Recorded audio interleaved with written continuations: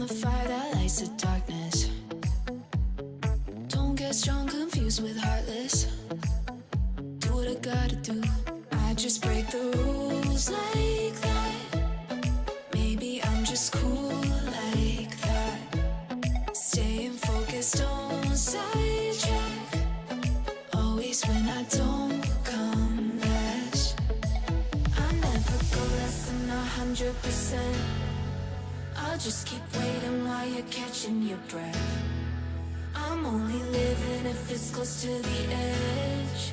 So come and dive into the deep end, cause the best is yet to come. I'm like a song you can't get out of your head. You press rewind when you get close to the end. Each time you leave I know you'll come back again. So come and dive into the deep end.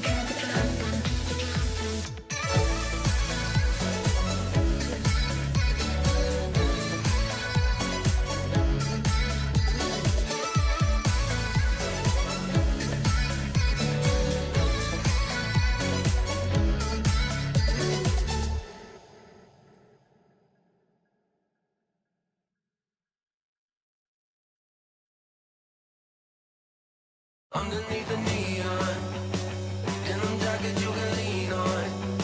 In the drop we can be gone. Like a dream, I think I see one. On the reg, you know I need that. On my neck, your name is ink black. Got your hands up on your hip like a pin up in that fit. I be lying through my lips, say anything to see it dip. Drop it low, let it show. Do your thing out on the floor. I'ma count to 1, 2, 3, chorus on the phone. I'm better when I'm with you. I feel it in my bloodline. Ice cold with the go-to, but you the one shining bright. Bump it like woo, baby. Better get your thing ready. I'm better when I'm with you. So would you be mine tonight? Too bad we breaking woke pink. Might have take it slow. Back into the moment when the summer had a summer glow. Body like somebody gon' be missing, ain't somebody. Zombie. I'm better when I'm with you. I feel it in my bloodline. Ice cold with the go-to, but you the one shining bright. Bump it like woo, baby. Better get your thing ready. I'm better when I'm with you. So would you be mine tonight? Too bad we breaking woke pink. Might have take it slow. Back into the moment when the summer had a summer glow. Underneath the neon, denim jacket you can lean on. In the drop we can be gone. Like a dream, I think I see one. I'm better when I'm with you. I feel it in my bloodline. Ice cold with the go-to, but you the one shining bright. I'm better when I'm with you. I feel it in my bloodline. Ice cold with the go-to, but you the one shining bright. Bump it like woo, baby. Better get your thing ready. I'm better when I'm with you. So would you be mine tonight? I'm better when I'm with you. So would you be mine tonight? I'm better when I'm with you. So would you be mine tonight? Body like somebody gon' be missing, ain't somebody. Twerk it like a ratty, I'ma eat it like a zombie.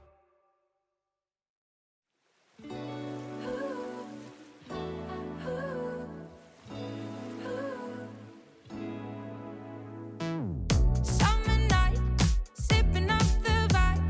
Here to make you dance now. Feel the heat, taste of something sweet. Wanna take a chance now. We don't care if it's a weekday. Well,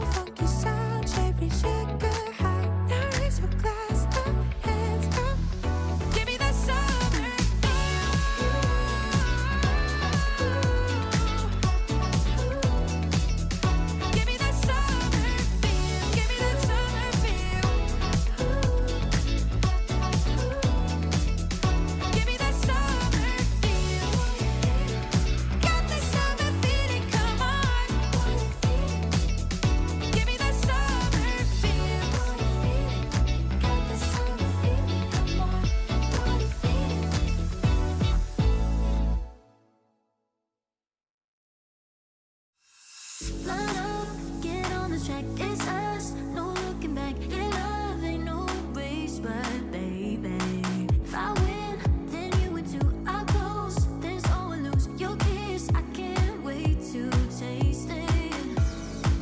Oh, it's running through my mind, oh. But we're running out of time. Just tell me that you're mine. Gotta get you, once your hands on my skin. Gotta get you, need you pulling me in. Gotta get you, let the games begin. Games begin, games.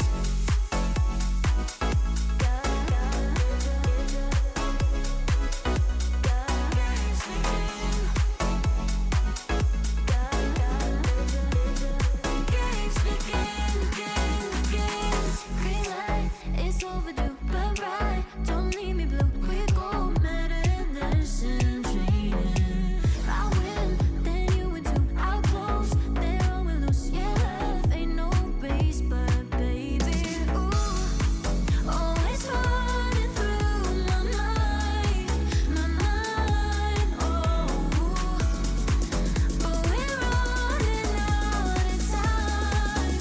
Just tell me that you're mine. Gotta get you, once your hands on my skin. Gotta get you, need you pulling me in. Gotta get you, let the games begin. Games begin, games.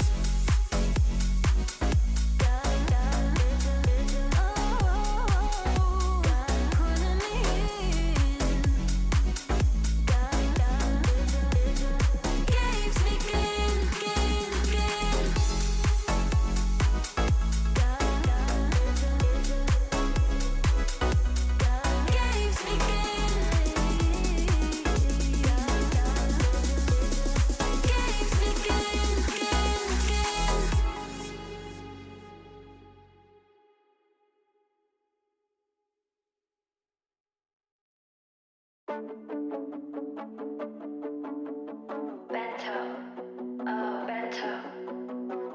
I can feel the walls closing in.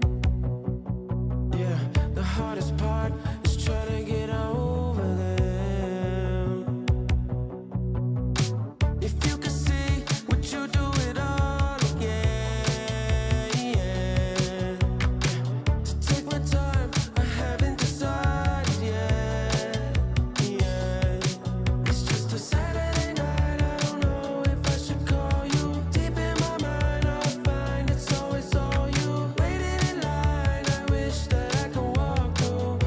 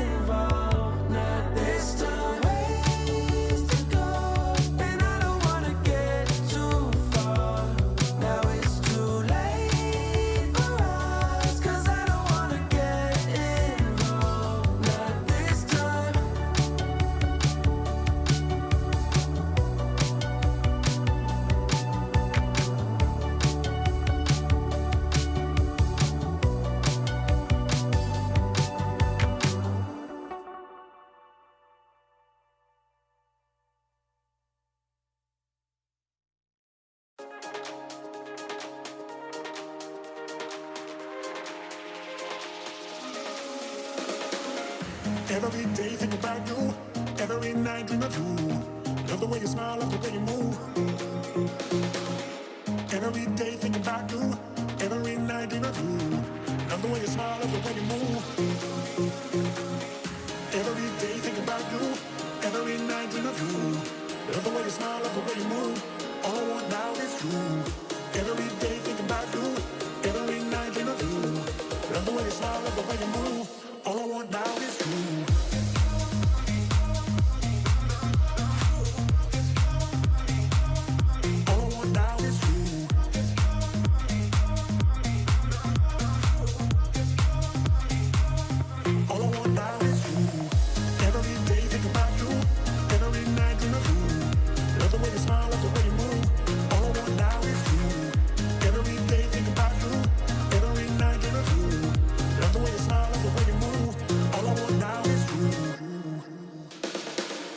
Doesn't really matter if the stars don't shine.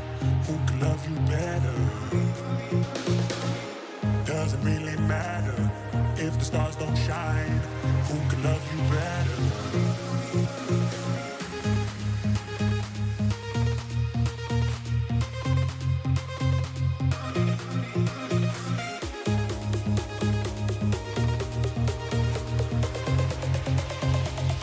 All I want now is you.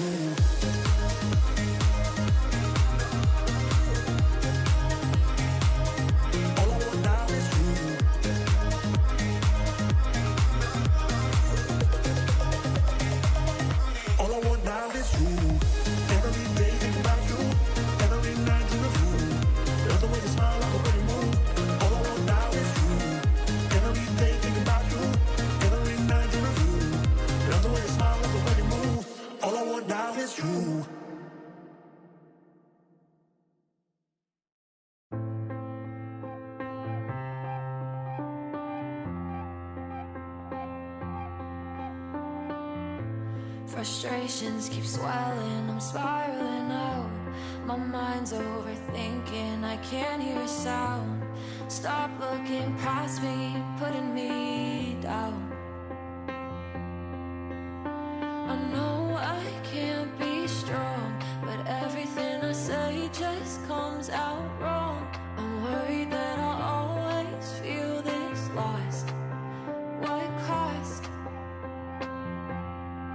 I was drowning in a sea of my doubts, in a sea of my doubts. Now I'm shouting just to let it all out, just to let it all out. I was falling and I couldn't look down, and I couldn't look down. Now I'm shouting just to let it all out, just to let it all out.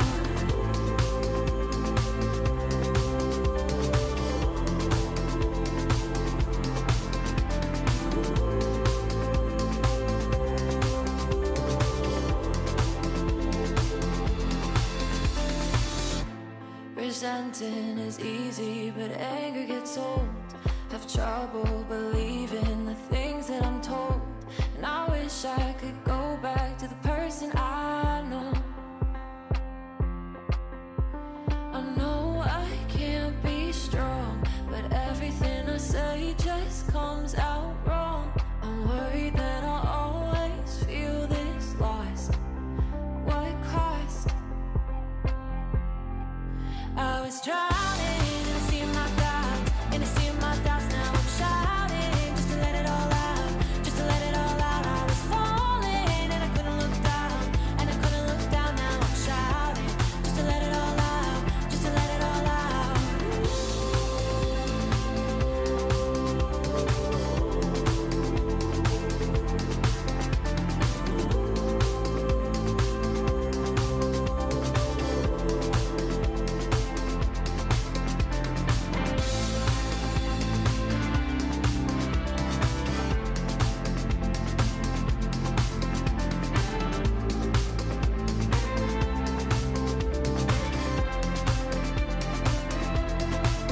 I was drowning, now I'm shouting. I was falling, now I'm shouting. I was drowning in a sea of my doubts, in a sea of my doubts. Now I'm shouting just to let it all out, just to let it all out.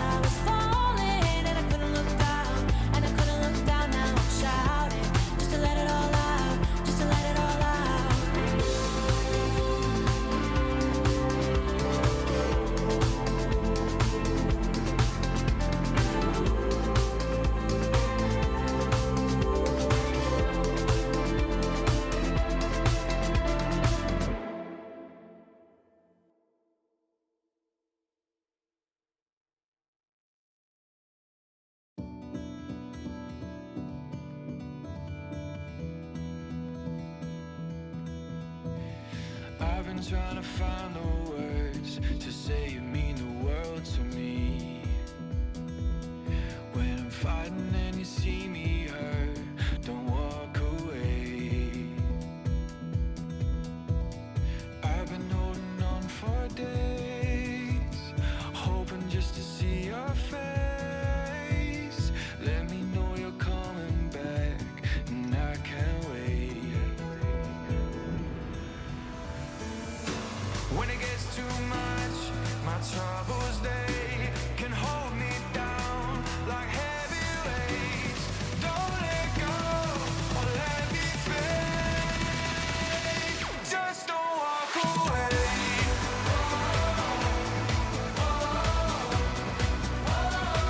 Just don't walk away. Just don't walk away. Hoping that I found the words to say you mean the world to me. When it's getting dark, you make it turn to brighter days.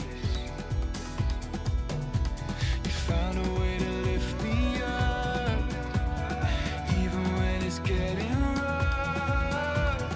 You don't ever turn your back or walk away. When it gets too much, my troubles, they can hold me down like heavy weights. Don't let go or let me fade. Just don't walk away.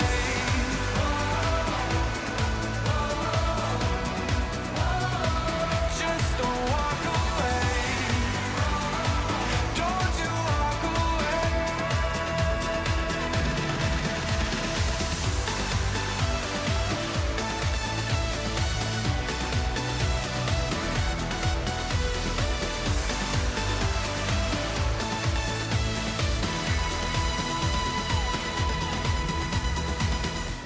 When it gets too much, my troubles, they can hold me down like heavy weights.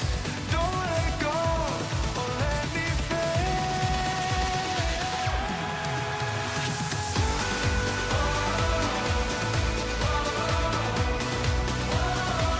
Don't you walk away.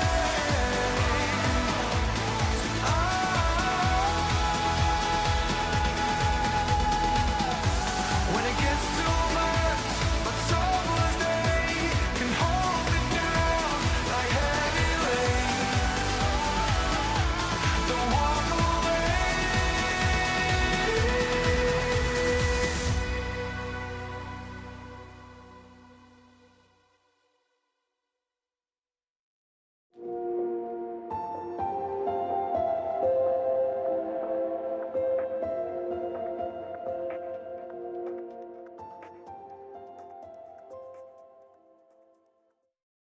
Paris, the city of art, culture, and now freestyle chess. Welcome to the 2025 Freestyle Chess Grand Slam Tour. I'm your host, James Dash, and over the next 8 days, we will watch 12 of the world's top-rated grandmasters will compete at the highest level. Freestyle chess is unlike anything the world has ever seen. And who better to bring in this fantastic event than my incredible friends, David Howell and Tanya Sachdev. James, it's great to be back with you boys. Paris is the perfect city for the second leg of the Grand Slam Tour. Of course, Paris has emblematic architecture and incredible art. But this city is also home to iconic chess history, from casual matches in Jardin de Luxembourg to 3 global chess tournaments in the 19th century, to chess cafes that have attracted the likes of Voltaire, Rousseau, Ben Franklin, and even a young Napoleon. You're absolutely right, Tanya. Paris has been the setting for some thrilling chess tournaments throughout history, from famous artists like Eugene Delacroix to legendary chess players like La Bourdonnaise and Alexander Alekhine. Freestyle chess is now going to write the next chapter in Paris's chess legacy.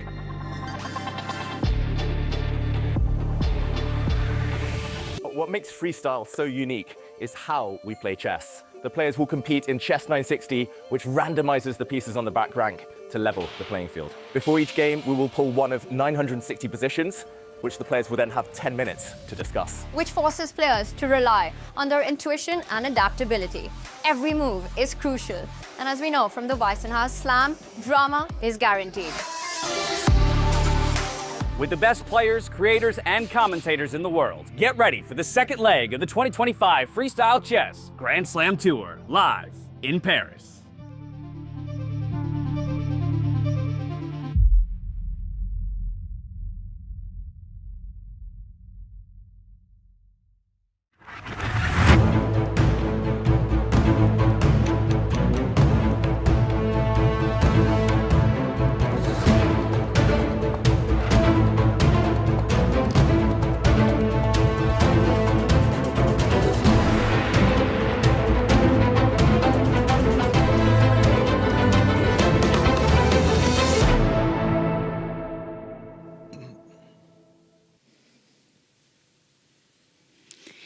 Hi everyone, welcome to Paris for the Grand Slam of Chess Freestyle event. What an amazing event. I'm Grandmaster Judith Polgar, and we had the first day yesterday of extreme excitement. Out of 36 games the players played, only 6 were drawn. And today again I'm going to be together with experts. Hi Peter. Super Grandmaster, what do you take of yesterday? What was something that caught your eyes?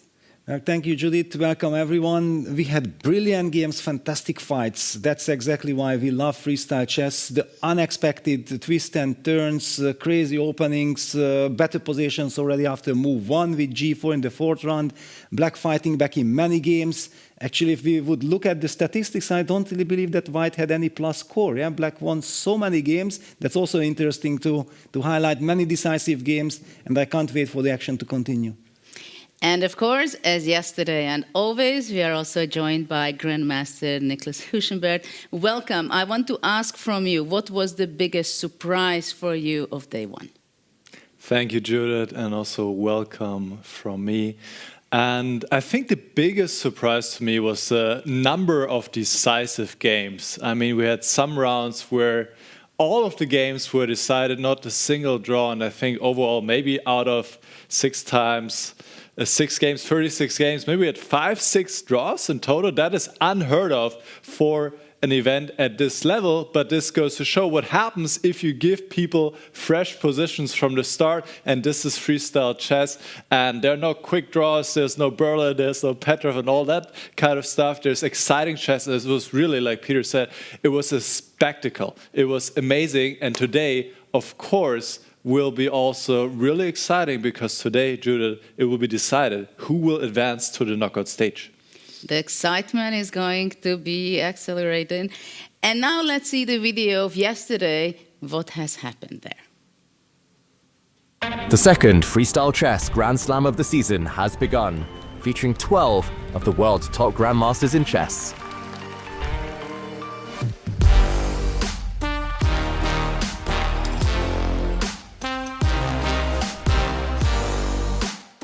In Paris, the city of art, history, and now freestyle chess. The action takes place at the Pavillon Chesnay du Roy, right in the heart of Paris's Bois de Vincennes, a venue with style and history. 6 new players have joined the field, fresh faces, full of ambition. But can they take down the season's stars? From Magnus Carlsen to Gukesh Dommaraju, from Caruana to Hikaru Nakamura, every name is a giant. Oh, I'm very, very happy to be here. I think it's very good for chess that more new people come into the sport, and there's a uniqueness about this tournament, and very nice to see a tournament being organized so professionally. The first 2 days is the round-robin phase. Every grandmaster plays each other once, over 11 rounds. All eyes are on Vincent Keymer, the 20-year-old who stunned the chess world in Weissenhaus. Can he do it again? I don't feel the pressure of having to win this event. Of course I'm going to try, yeah? That's not the point. I'm going to give it my absolute everything to perform as good as possible and play good games and hopefully even win. But that's not something I expect Or will Magnus Carlsen, the world #1, take back control? Freestyle is very important to me. It's something I've wanted to do for a long time, and I really, really want everything to work out great, and I'm very happy with the way things have gone so far. The first day went perfectly for Magnus Carlsen, with 5 games won. Vincent Keymer gets off to an average start with a total of 2 points. The surprise of the day, Nodirbek Abdusattorov, the last-minute replacement from Uzbekistan, with 4 games won and just 2 draws. The player of the day. I'm very satisfied with my result and really looking forward for tomorrow. Chess is back. Bigger, bolder, and more unpredictable than ever. Paris 2025, day 1. The race is on. Stay tuned. And, well, it was what a day, first day. And let's see the standings, how it is right now after day 1, because there's going to be a lot of excitement. Who is going to be the top 8 who qualifies? Basically, we can see the Magnus and Abdusattorov, they are leading, and probably the first 5, 6, we can say that they are going to be qualifying, unless they have a really bad day, right? So what we see on the right-hand side from 7 to 12, there can be a kind of a shift. What do you think, Peter? Who might be coming back from the disaster?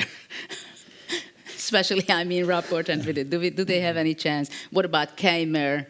Yes, well, I think that everybody who comes to today's fights, they are hoping. Yeah, they know that, yeah, if I win one game, I'm getting closer, then I will be in striking distance.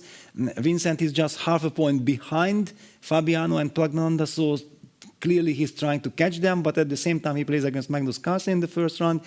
I also believe that getting a very good start so that your inner balance is there, that you believe that you have a chance, that will really help. In this regard, then the first round of today will be super important. What do you think, Nicholas, about who is going to give a surprise today to us? Let's see. I mean, the first round is already very important, the first round of today, because Vidit and Rapport are facing off. So whoever wins this game, they are coming back a little bit, whereas the other one, if somebody loses, they are obviously having very bad chances. But even for the players 5 to 8, they want to have a good performance, because let's not forget that the players 1 to 3, they pick their opponent for the knockout phase. So you really want to have a good placement so you can have some control over who you're going to play in the quarterfinals. So everybody is going to try their absolute best to advance and score the maximum points today. So we're going to see a huge fight, I think, on all boards. Absolutely. I'm very much looking forward. And now let's see the format. How do they play? What is the time control here in Paris? So day 1, yesterday and today, the players are playing many games. Yesterday it was 6 games, today 5 games, and the time control is 10 minutes and 10 seconds per move. So it means it's really almost a blitz game. And from tomorrow on, when we're already entering to the knockout system, it's going to be a classical game, 90 minutes and 30 seconds, a very different form of the game. And let's move on. What are the prizes of the event? Because, of course, the players are playing to win the game, score the Grand Slam points, just as well as taking home big cash prizes.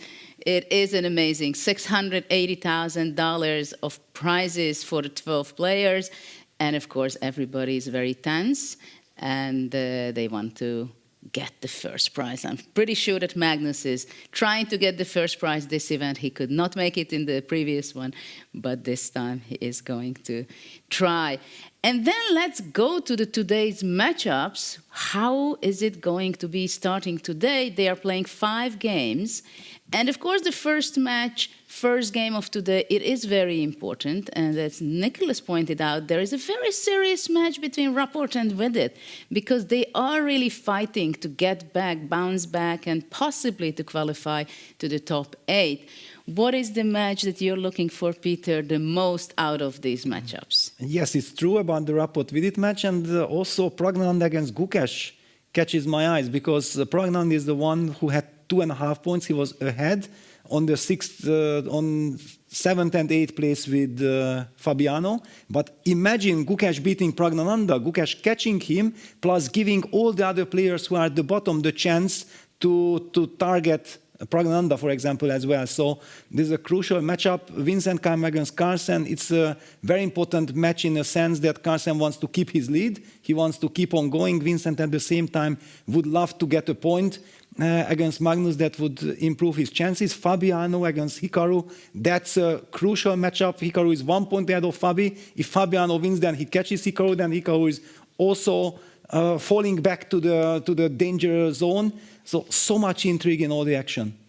Yeah, it's quite amazing that we have 5 games to go today. At the same time, I feel now that we are talking about the matchup, I do have a feeling that this first game of today is kind of crucial for some of the players. What do you think, Nicholas? No, absolutely. I mean, as Peter was just highlighting, a lot of the matchups, they have a very direct implication for the standings, and it's very important for the players on the lower half of the standings to get back. The only one where you have 2 leaders more or less is between Nepomniachtchi and Vachier-Lagrave, but all the other matchups, they're really crucial, and also they're just really, I mean, look at these matchups. Nakamura, Caruana, the American duel, Praggnanandhaa, Gukesh, the 2 Indians, Keymer versus Carlsen.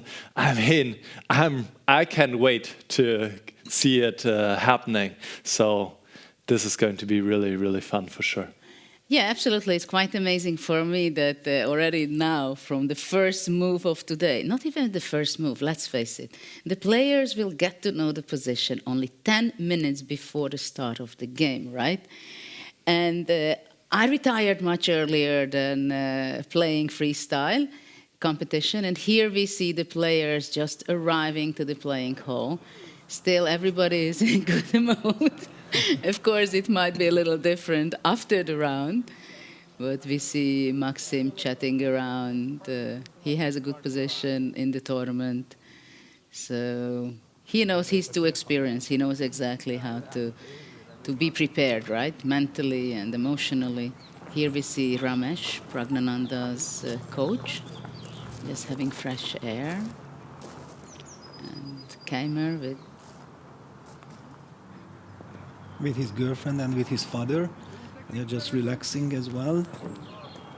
Yeah, MVL, the local hero, was doing extremely good job on the first day. And I was even, and here we see Magnus Carlsen arriving, I was laughing that there was a matchup Abdusattorov against Arjun Erigaisi, and we did not even mention it because they both had a fantastic first day and they are kind of safe. Magnus in very good mood.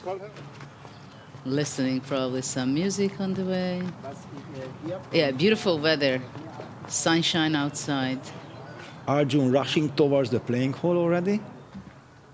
Interesting. Arriving alone? No, he was actually together with me in the van, and also Fabiano with Christian.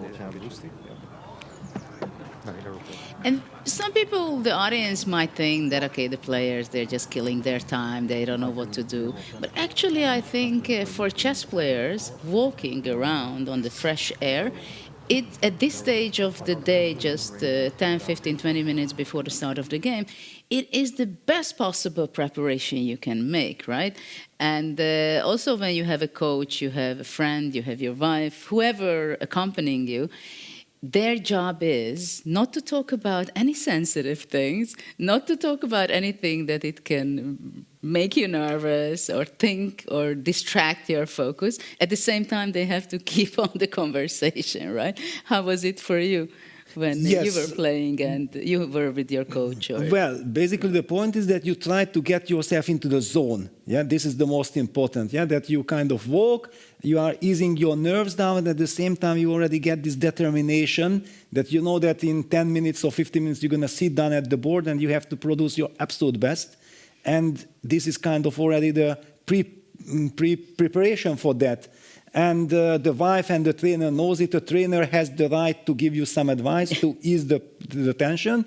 Normally, wives are, very quiet. They don't want to interfere because they know exactly that no distraction is allowed. Yes, exactly. This was the same thing with my husband. He knew exactly that he can just say there are several topics we can talk about, but he was very supportive, very good from this respect. But of course, the players are very nervous at this point, yes. Right? Even if you don't show it necessarily. And but the players are. The players, after they went for a walk, they are entering and they are having a security check. Just these days, it's very common that in tournaments you do have a security check. I wanted to bring up Nepomniachtchi from yesterday because I was very much amazed by his play. First of all, he played incredibly fast, right? And we see on the screen. Which is shared for us from Take, a great podcast which is running. You can check it. And David Havel was making these stats. And Peter, we were discussing about this, that how objective are these? What is the attacking skill, defensive, calculation, strategy, intuition, and time management? What do you think of this? Because you know Nepo very well, because you were working with him. Yes, well, my first feeling was when Nepo got the wild card, that, wow, a beast enters the Grand Slam, yeah, because I know exactly that Jan is, first of all, an incredible player, secondly, freestyle chess, and also the quick kind of control suits him perfectly. We have seen yesterday this incredible kind of the Speedy Gonzalez mode, yeah, that he was on, that he had more time on the clock than he started the game in freestyle when you don't know what to do on move one. And he kept a very high level. Also here we see that basically according to the numbers, he doesn't really have a weakness. The time management, 94. Yes, the time management is kind of tricky. Nicholas highlighted yesterday as well that, yeah, on one side it's fantastic that if you can play quickly and good, that's brilliant. But sometimes you also need to slow down, not to rush to. With Richie, we have seen it, yeah? Yes. That Richie paid very heavy price for rushing at critical moments. Nepo wasn't punished because of this. And if it works, then it's a fantastic system. You just put pressure on the opponent and you keep on going and you feel like you're unbeatable. Well, absolutely. And today I was looking back some of Nepo's game. And he plays sometimes incredible plans, you know? I mean, with his rooks, he's playing some very strange maneuvers. And somehow his attacking skill shows, and his resourcefulness shows very much. Like he's very aggressive. At the same time, he's maneuvering his pieces. You don't know which side is what actually happening, shifting from here to there. And it was quite amazing to see him be able to handle the event. And just in a few seconds, we're going to go to the opening ceremony. So let's see what the position will be.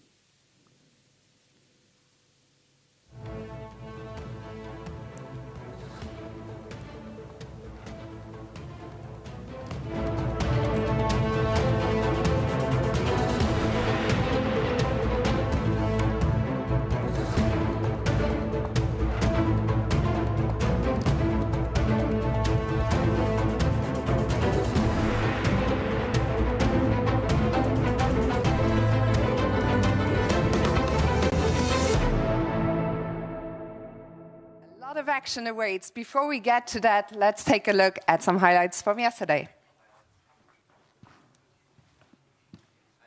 The second Freestyle Chess Grand Slam of the season has begun, featuring 12 of the world's top grandmasters in chess.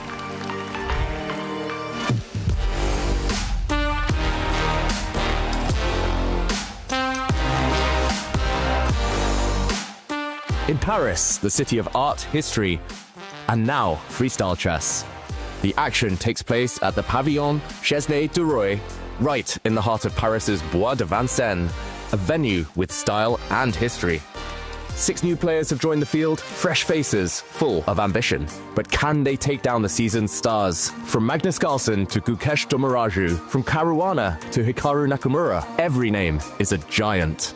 Oh, I'm very happy to be here. I think it's very good for chess that more new people come into the sport, and there's a uniqueness about this tournament, and very nice to see a tournament being organized so professionally.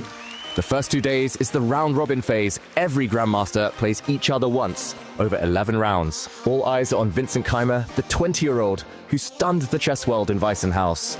Can he do it again? I don't feel the pressure of having to win this event. Of course, I'm going to try, yeah? That's not the point. I'm going to give it my absolute everything to perform as good as possible and play good games and hopefully even win.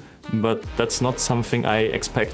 Or will Magnus Carlsen, the world #1, take back control? Freestyle is very important to me. It's something I've wanted to do for a long time, and I really want everything to work out great, and I'm very happy with the way things have gone so far. The first day went perfectly for Magnus Carlsen, with 5 games won. Vincent Keymer gets off to an average start, with a total of 2 points. The surprise of the day, Nodirbek Abdusattorov, the last-minute replacement from Uzbekistan, with 4 games won and just 2 draws. The player of the day. I'm very satisfied with my result and really looking forward for tomorrow.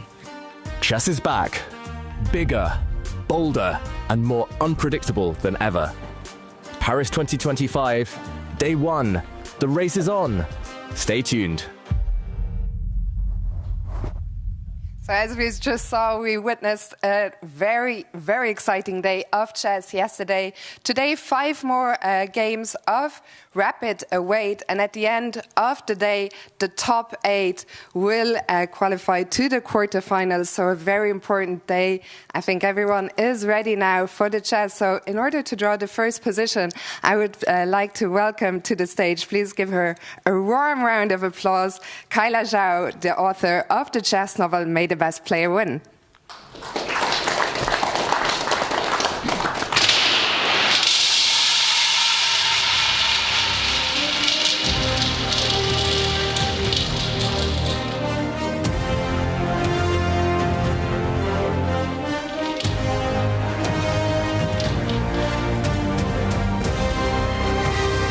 It is 692.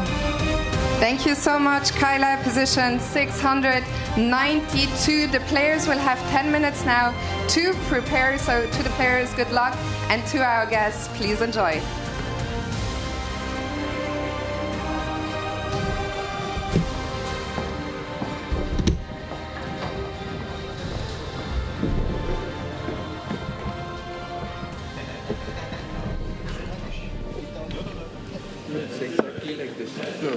King and queen. Bishop and... Wait, like really? King is here, no? Yeah. Is this black? Oh, sorry. No, this is black side. This is the right position. Oh, this come? Oh, just... Yeah, this is hilarious. But does the king... yeah, king is here. Yes. Okay. This is just like... What happens at White basically has like a perfect... This It's like a perfect Italian, yeah? It's a 93, perfect C3. Wait, is this just dubious for black? Or I mean, maybe... it's probably not that much. Also, you can play C5. Yeah, I was wondering, can you... Yeah, but isn't this like... But now you have no check. Yeah. But there's this take at 93, or maybe it doesn't matter. Takes knight f6. Also, d4 is very tempting in this version, right? Why? Takes 96, knight f6. Maybe C4 with the idea What about C5, D4. e6? No, okay, that's incredibly stupid. I take that back. It says e4 instead of c4 instead of e4? But c4, c5 doesn't it? D4, no. No, e4's got to Take 96. E4's got to be. But no queen C3, like I want kind of feeling. E4, d5 seems bad, so maybe just Sicilian. E4, I think we should just go. Why is D5 so bad? We should just Maybe go Caro E5. makes sense. What? Caro? I was thinking it was But then d4, e5, and then D4, this yeah. knight. Because white is kind of ideally placed for this. Caro is never really good. Yeah, but black is too. Yeah. Why? No, but I'm just saying, like. I thought... Knight f3? Knight f3, knight g6. C6 even, I guess. Maybe now this. Yeah, but is this a big deal at all? Go h5? I think white is calling the shots here, no?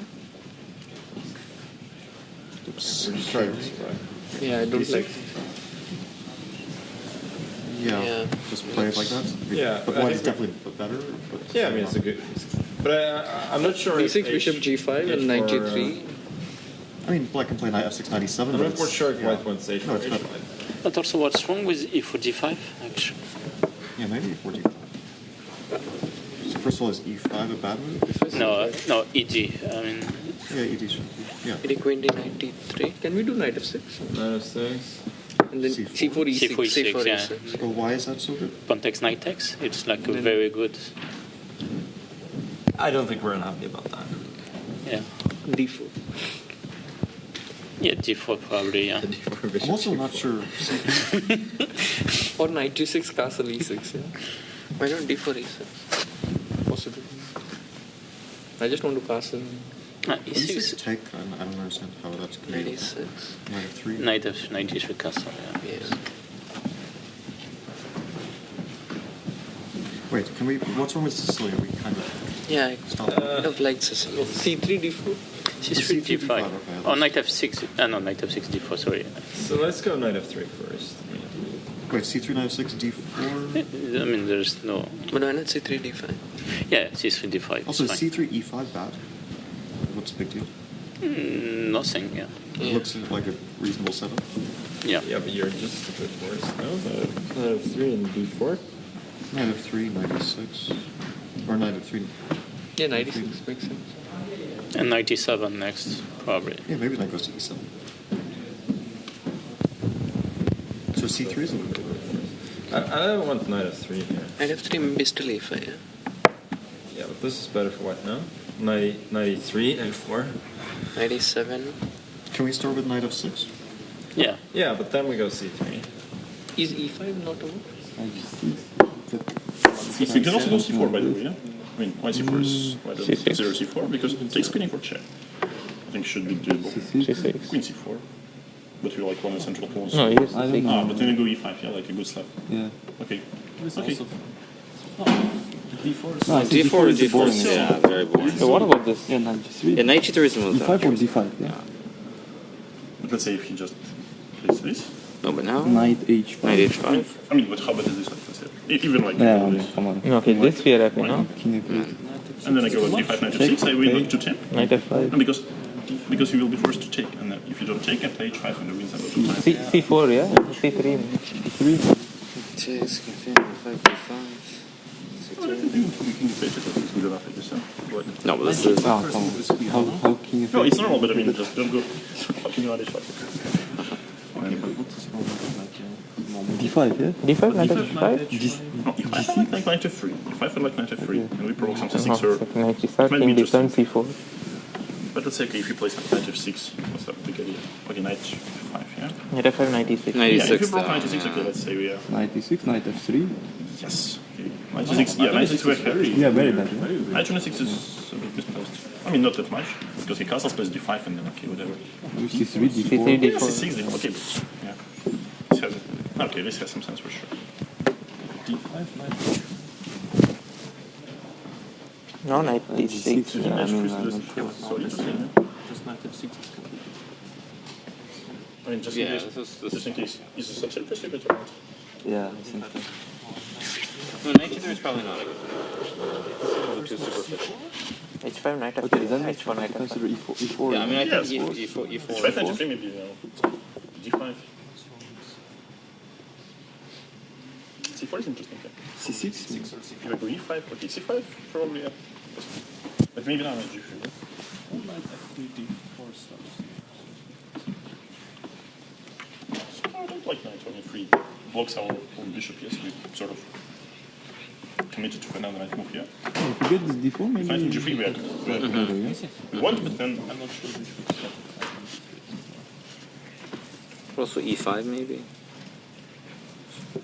Yeah, e5 should be quite decent, yeah. But then we go e3, d4 probably, yeah. Knight f6. So some Knight e6. castles, knight e6, e3. I'm not sure. Yeah, this will just draw e3, like castles, d4 takes, d5. Yeah, probably everything comes off. No, I like e4 looks like principle, yeah? Yeah, e4 I mean, if we seems like can the... dragon take that, then Yeah. it's good because we are like first. Yeah, no, I think e4 is probably. E4, C5. Yeah, E4, I'm not C5 sure. is the question. Always, already like. Yeah, this side is weak. Okay, but our main concern is like d5. Yeah, so d5 is happening, we are not happy. So let's like play around with it. And it's like once again. Like What about 93? d4? Yeah, 93. Maybe 93 first. Okay, if we go like c3, the problem is d5 immediately. Yeah? Why not? Okay, so 93. Okay, let's see. No, actually, I like black here. Yeah, I'm not so sure. happy. Yeah, I think maybe C4 is the best. C4 or something else, yes. Okay, we start C4, G4 feels like we'll have some slight advantage. I mean. Yeah, I have a feeling C4. I have a feeling C4 is probably the best. C4, C6. So. Yeah, very boring. I don't know. I still like E4, like C5. Okay, 93, C3, like. It's like you can try. Yes, okay, I will. That's what I will do. Okay, C4 is makes a lot of sense also, of course. This is just very boring. D4, D5. No, but D4, yeah, E4 we can set forward a little bit for the knight. What about C5? Yeah, we sort of throwing like knight H5. 86 again? No, take the knight 4 and G4. Not much. Strange position.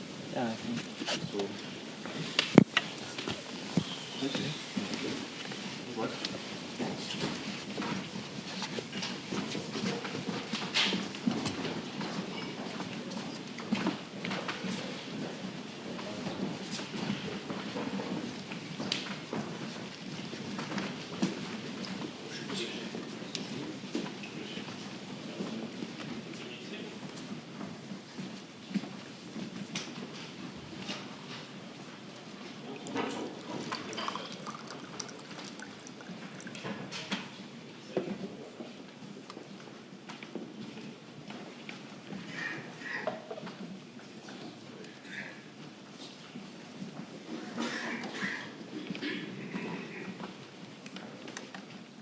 We are ready for round 7. You may start your clocks. Good luck.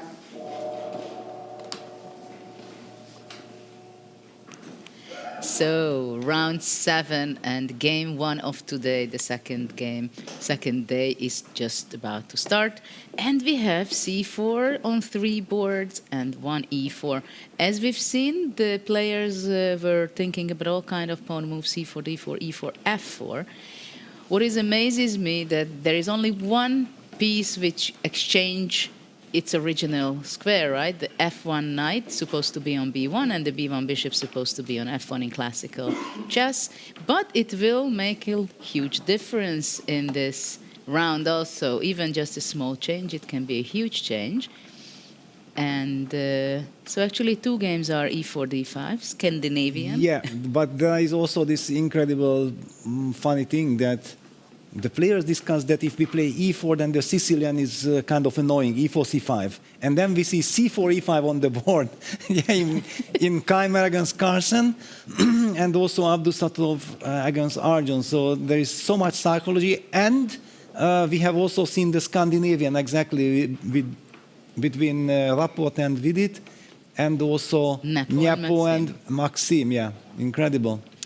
I like to throw the opportunity for Nicholas to share his thoughts because he was analyzing, and I think he has more to say to us regarding the evaluation of the starting position and also what was objectively considered the best move. Yes, objectively the best move was D4 apparently, which was discussed by the players but not chosen in the end. And C4 or knight F3 was second best. E4 the computer didn't like so much because of the Sicilian, in fact. So going E4, C5, which also the white players did discuss, but in the end Nepomniachtchi still decided to go for E4. However, none of the, I guess the black team did not come to a conclusion that the Sicilian was best, but rather chose D5 as Vidit and Vachier-Lagrave have done it. And it's interesting to see also how the players reacted to C4. Fabi taking a very solid approach. We have like a somewhat Slav exchange variation, you could say, and Nakamura against Caruana, whereas Carlsen and Gukesh and Erigaisi, they have gone for the more combative e5 in the first move. I think it's amazing how the players want immediately to get advantage of the differences, right? Because from this perspective, I think c4 is a very logical opening move when you have your bishop on b1. You think, okay, c4, I open up the diagonal for my bishop, and only after that I play the other moves. So from this point of view, e4, logically, I think is not so logical, having the bishop on b1. And also I see the players immediately try to see the benefits of the drawback or the changes of the bishop. Like, for example, Arjun, he has c6, his bishop on b8 is kind of opened up and kind of wants to drive the game into the direction that the b8 bishop is beneficial. Contrary to the Scandinavian type of position, I'm not sure, for example, that Vidit will have enough time to free his bishop on b8 when he already took a, I don't know whether it's poisoned, but we usually say that the b2 pawn is a poisoned pawn. Yes, there is also this big surprise between Jan Nepomniachtchi and Maxime Vachier-Lagrave. Nepo going for e4, and I would have bet everything on the fact that Maxime will play c5. You know that he's a knight-off player, and instead he goes for the Scandinavian, and after 10 moves, he seems to be in a lot of trouble. Look at this. Where is this queen going to h5? Nepo with h4 restricted the pieces. g3 is a threat. He's coming out with his pieces. He has the space advantage. I'm basically shocked. The same Scandinavian between Vidit. It's somehow a very solid strategical player like Vidit going pawn hunting with queen on b2. I would say no, never. Vidit will never in his life do this. But this is what happens when you get to the opening that doesn't suit your style. You are not a Scandinavian player. g3 on the board by Nepo. The knight is kicked away from f4. Wow, knight g2 check. Brilliancy. Does it work? Knight takes g2. And bishop g4. Maxime is laughing. Look at that. Because wait a second, knight f4. Then knight takes f4. No, then I just looked on the wrong square. Yes, let's go there. And let's go there. It's Queen quite b3 rare. looks good, no? Sorry? Queen b3 looks good. I mean, I haven't checked it, but it looks good. But it's a very unexpected way of playing by Maxime, I believe. Queen b3 not just win? We have to go there. Yeah. Yes. Let's get our board out of Nepomniachtchi and Vachier-Lagrave, because there is some action already just after a few minutes of the start of the round. Yeah, exactly. So basically, bishop e4. Bishop e4 played, defended. Yes. Black has sacrificed the knight with knight f4 going to g2. The knight from e3 captured. Yeah, let me even bring that back because everything was so small there. Yeah, basically this was the situation when I was highlighting that, okay, white will play g3 next. And what did Maxime rely on? Rely on this phenomenal tactic of knight g2 check, sacrificing knight just like this. With the idea knight take g2, bishop g4, setting up a deadly pin.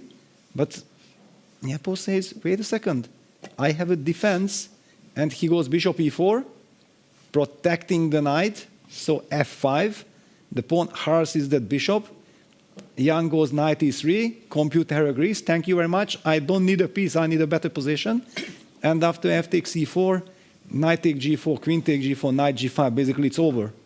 Black will lose a pawn, and his pawn structure will be compromised. The gamble didn't pay off for Maxime.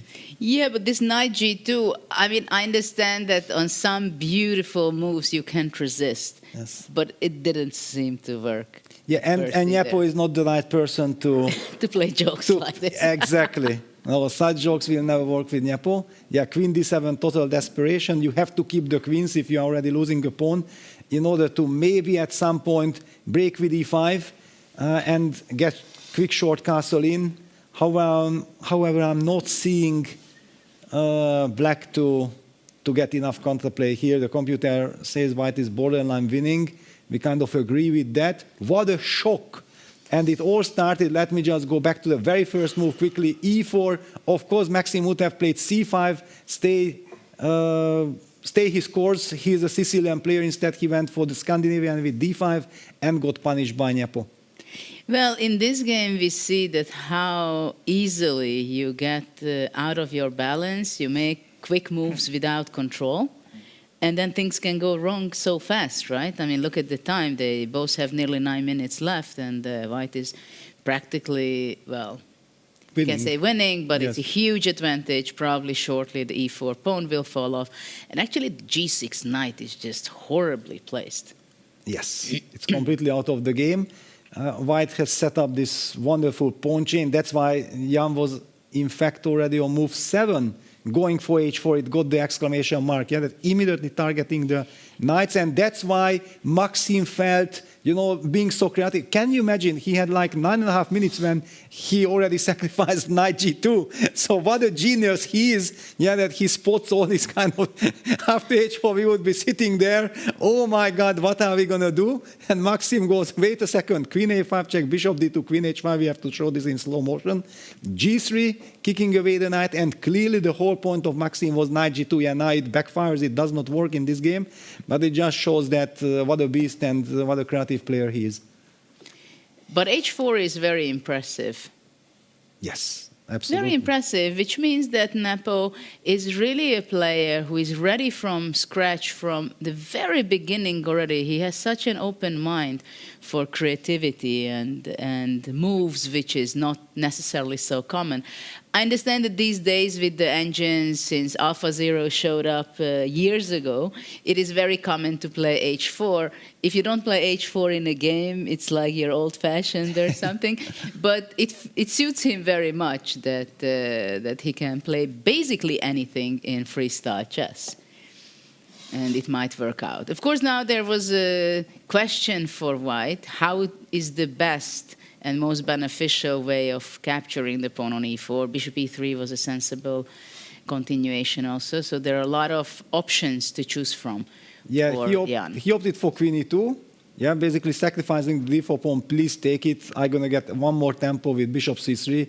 Then the pawn on g7 will also fall. So clearly Maxime played the move e5. I already highlighted as well, black needs to try to break things up. However, the move h5, kicking away that knight on g6, knight goes back to e7.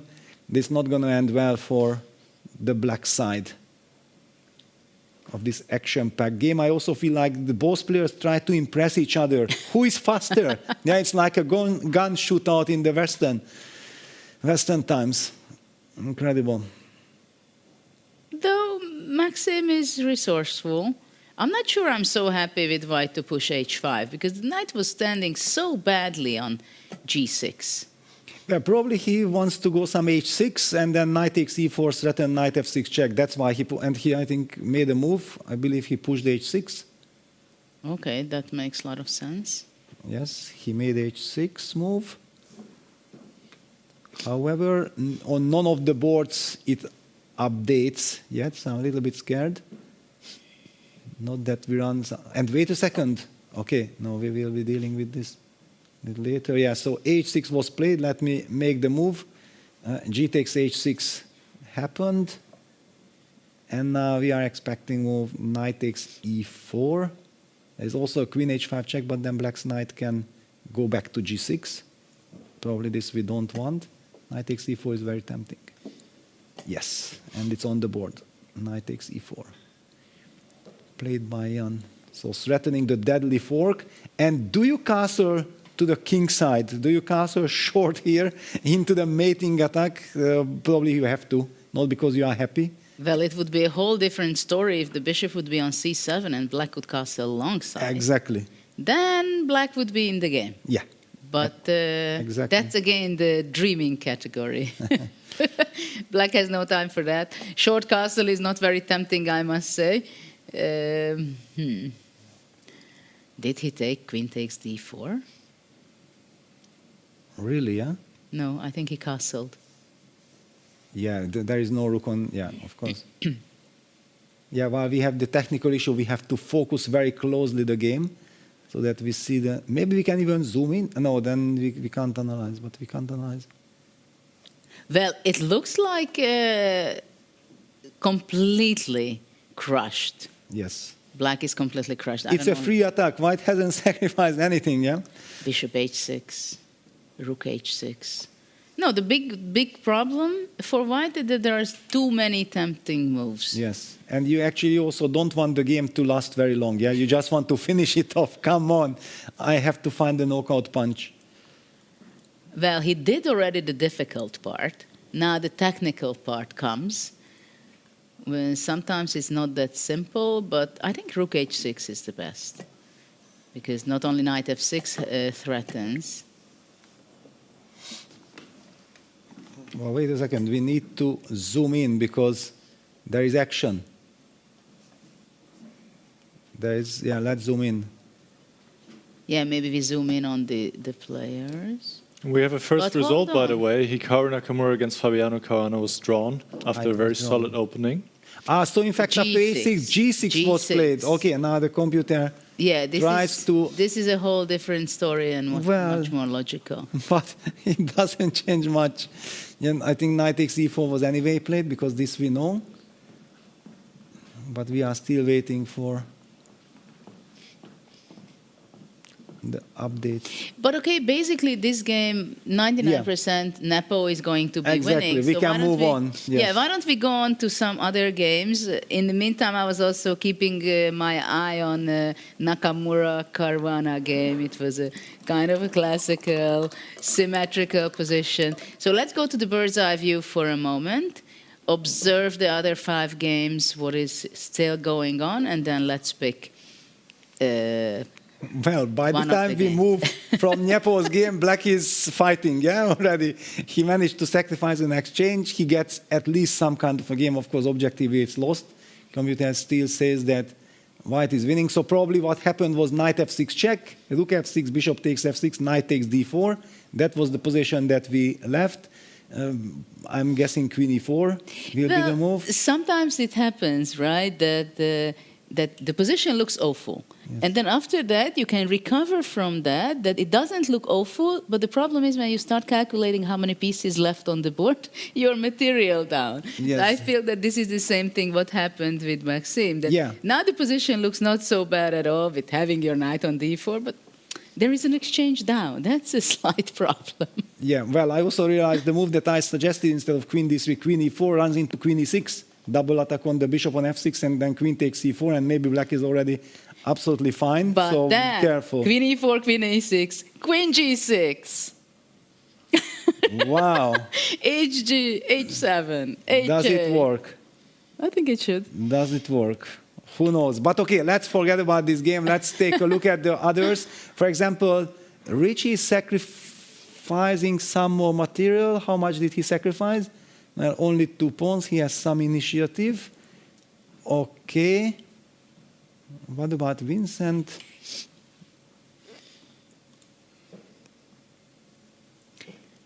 Rapport and Vidit's game is extremely interesting, and they are probably who wins. The other one is basically out of the tournament, and the other one has still some chance. What do you think? Let's focus in there?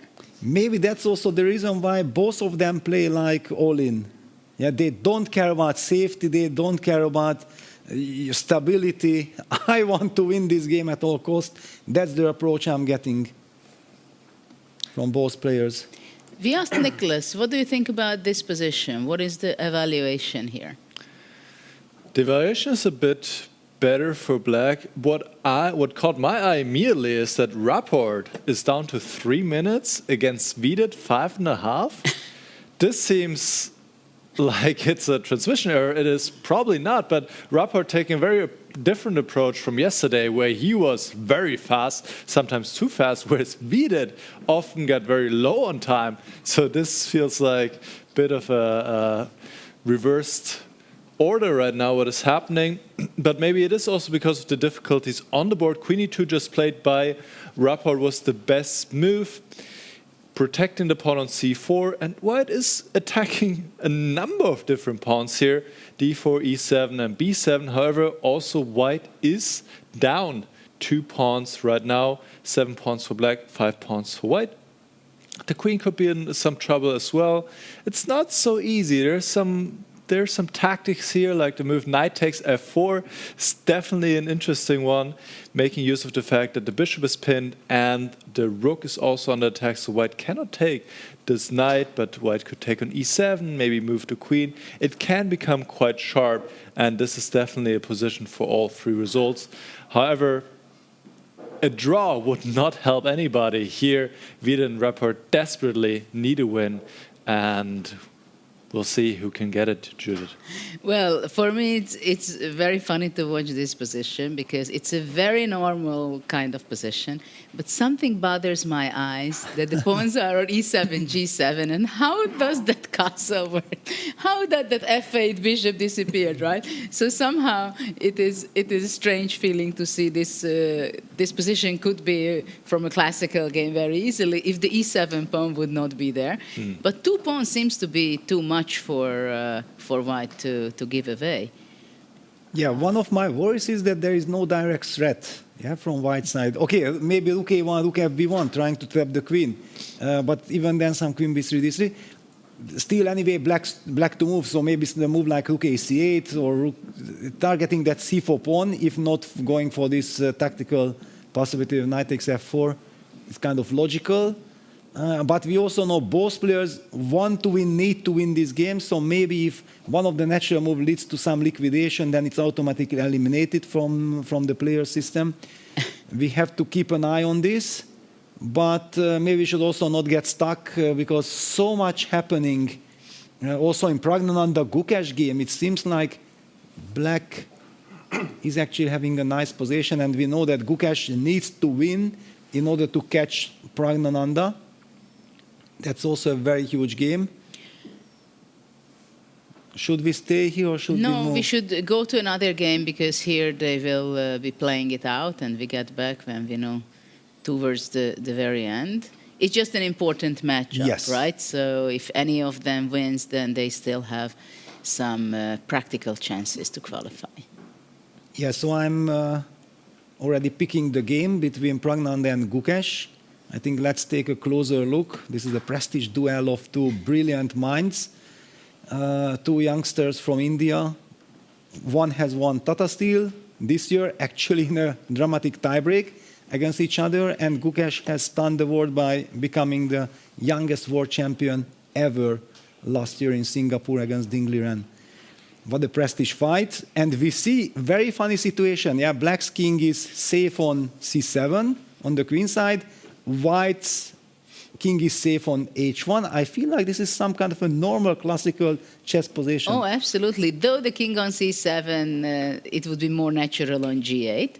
At the same time, it fits good on c7. The question is whether can white benefit from the bishop pair? This is a big question. Yeah, also the last move from white, rook a1 to b1, sets up the b4, b5 idea. The reason why I thought like black is having a nice position that it looks like the bishops are not doing that much, and black's rooks seems to be perfectly placed. Yeah, so I was worried that maybe black's rooks will enter. However, this rook b1 followed by b4, b5 was a very smart idea and forces Gukesh to burn time. Yeah, somehow we can say, I think, that black is better developed in this position because white could not develop properly. And yeah, the question is whether... I was also thinking to play bishop c5, b4, bishop d4. Yes, centralizing exactly. the bishop and then knight d5 I'm ready to play. At the same time, after bishop c5, of course, b4, bishop d4, b5 would be on the board. Yes, and if we have to push c5, then we weaken the light squares too much. That's why I wasn't 100% sure. Also, bishop c5 was my first reaction, but I wasn't so happy.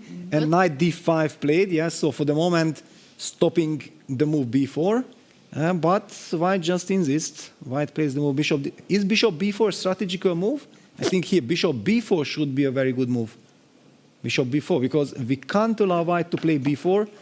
A trade of bishops would benefit black, then suddenly also black's rook from a8 can join the party with rook a d8. I like bishop b4 reaction a lot to get the black square bishop eliminated.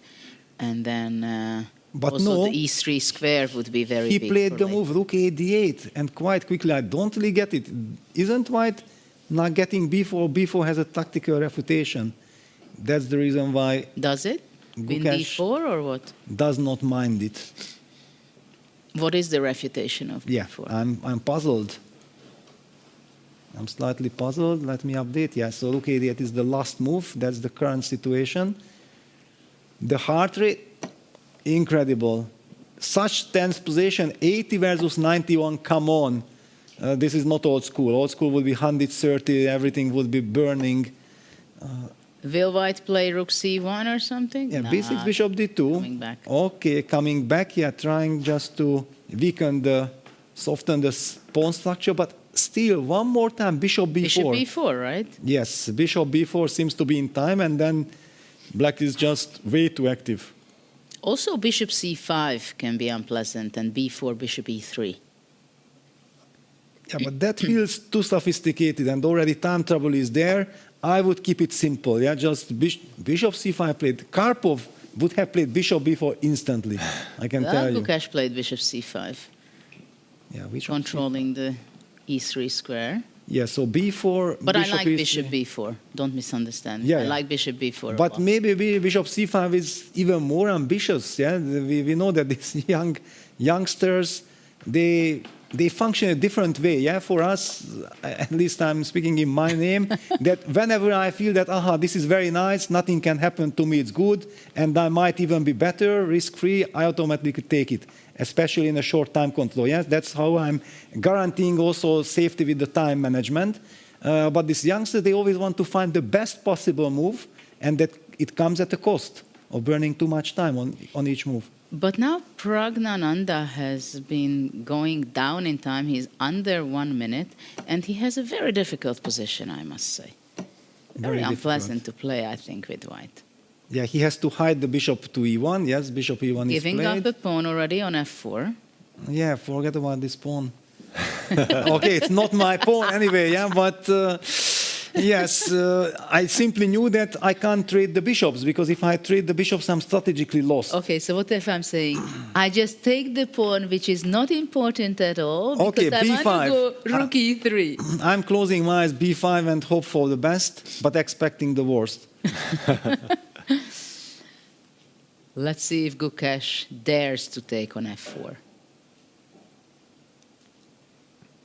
Of course, after grabbing the pawn on f4, bishop g3 shows up at some point. And he goes bishop d4. Yeah, he wants to make sure to use this e3 square, maybe with the knight, maybe the rook. Black has perfect harmony, and white is just 1-2 tempi short of creating counterplay against black's king on c7. The e3 square, it's all about the dark squares. Exactly. So the question is, after bishop d2, what is the plan of Then Gukesh? maybe bishop Knight c3. Or finally bishop d3? Well, Once that's again. what we are thinking, but probably we are wrong. Bishop e4 played. b4. So he wants to get rid of his horrible bishop from c2. He's also done to... But isn't it knight e3? I'm not going to take some materials? But knight is... and rook c1, rook e4, yeah? That's your reaction. I don't know. Yeah, that's something to calculate. Knight e3. Okay, maybe I just play rook f2. Rook f2, what can you do? Yes, and then trying to hope that I can activate that rook. I don't like it for white, I have to admit. I don't like it at all. I'm even thinking about all kind of strange moves like knight d1 or something. But then rook c2. I'm activating, I'm hitting the c6 pawn. Knight is replayed. We're going to see rook f2 blitzed out. There we have it. By the way, Rapport is just checkmating Vidit right now. Wow, that's a huge win for Richie. We have to reveal the secret. By the way, also, Jan Nepomniachtchi has already beaten Maxime Vachier-Lagrave. That Richie received reinforcement today. Jovanka, his wife, arrived. And I think now Richie will be very dangerous. No fooling around, no mercy, just using every single chance. And he took his time in that game. That's a very different approach. It paid off. Rook e2. What's going on the e file? I'm not sure I like the rook on d6. No, not at all. And now also the knight on e3 is loose. Pragga is fighting back exactly when also Gukesh gets very low on the clock. This whole operation with bishop e3, bishop d4, knight e3, why just go bishop b4 and there you see already the evil bar suggests that white is better, but g4. Oh, okay. Pragg can find it. I would not be able to find it because it's not a stabilizer. G4 is my move. I should be able to find exactly. it. G4, but I would play it in desperation. Well, let's focus on Pragg. Will he play because G4? I think it will be better already for white. Let's see, because he can. He's Ramesh student, very dynamic, very creative. He should be able to find. Maybe we zoom on the players, yes, because they go already very much on seconds. On the board, of course. There you have it. 4 seconds on the clock plays G4. Even with 1 second, Pragg will play G4. No other way. But the heat is on. Nothing has changed. The rook c1, the game is just very sharp. Queen e6. With few seconds on the clock, how do you play this type of position? Very difficult. Very difficult, yeah. So many factors. Bishop b1, somewhere the panic also sits in when you don't know exactly what to do. The 40 seconds that Gukesh has extra on his clock right now could really make a difference. But while he's thinking, Pragg is also thinking. Yeah, that's his benefit. The only problem that maybe he already missed his golden opportunity. And I also want to point for our audience that suddenly there is an iPad you can see next to the chessboard, and the reason is because the players are not allowed to offer a draw before 40, move 40. So there they can follow and control, not to offer a draw. It's not that any of the players would want to too much, but that's the reason they have the iPad to see which number they are. Pragg is fighting for his life because now after the trade of queens, it's clear that Black is calling the shots once again in the game. But there are some tricks, there are some pins. When you are down to 18 seconds, you can very easily lose the control. Why bishop f2 is such a bad move? I don't see it. It was not a bad move, just a miss. He should have taken the pawn on h7, but that would obviously. Disqualification on the spot. Yeah. Once again, he should take the pawn. In fact, here, no, but he will never do this. Yeah, he will never take on h7. Rook e1. It's logical. Yeah, insisting on the pin. Fischer regretted capturing a pawn like that. On h2. I think all generations learned it forever. You don't take pawns like on h7 unless you're an engine. But this is the problem. Now you cannot use the pin. It was super solid strategy by Gukesh. But now maybe it's time to take on h7. Yeah, he takes on e3, so we gonna see a... It was unnecessary to capture it yet, I believe. Well, but we're gonna see an opposite colored bishop. Endgame, how many rooks do we trade? I think Gukesh... Wow, he trades everything, so he relies on his very active king and the weakness on b4. Well, he's also going to win one more pawn. Exactly. Bishop, and now white takes on h7 because there is no other chance. But a pawn on b4 is the problem, because on a dark square, black will attack this pawn with his bishop. Will he take the pawn or bishop d2? Oh, you can take on f4 first. I think the other one doesn't run away, yeah? Yes. And then whenever bishop d3, black plays b5, fixes the pawn on b4. Yeah, he takes on f4. And now bishop d3 with the idea going b5 is kind of almost saving, but I believe black can just block that pawn on b4. King is coming closer, so Pragg will just give up the b4 pawn and try to run with his king, and b5 is played anyway, not allowing white to push b5 and then double the pawns. White goes h4. Yeah, this is lost because white cannot even create a pass pawn. And the heat is on. Gukesh is fighting back. Pragg gets into the danger zone.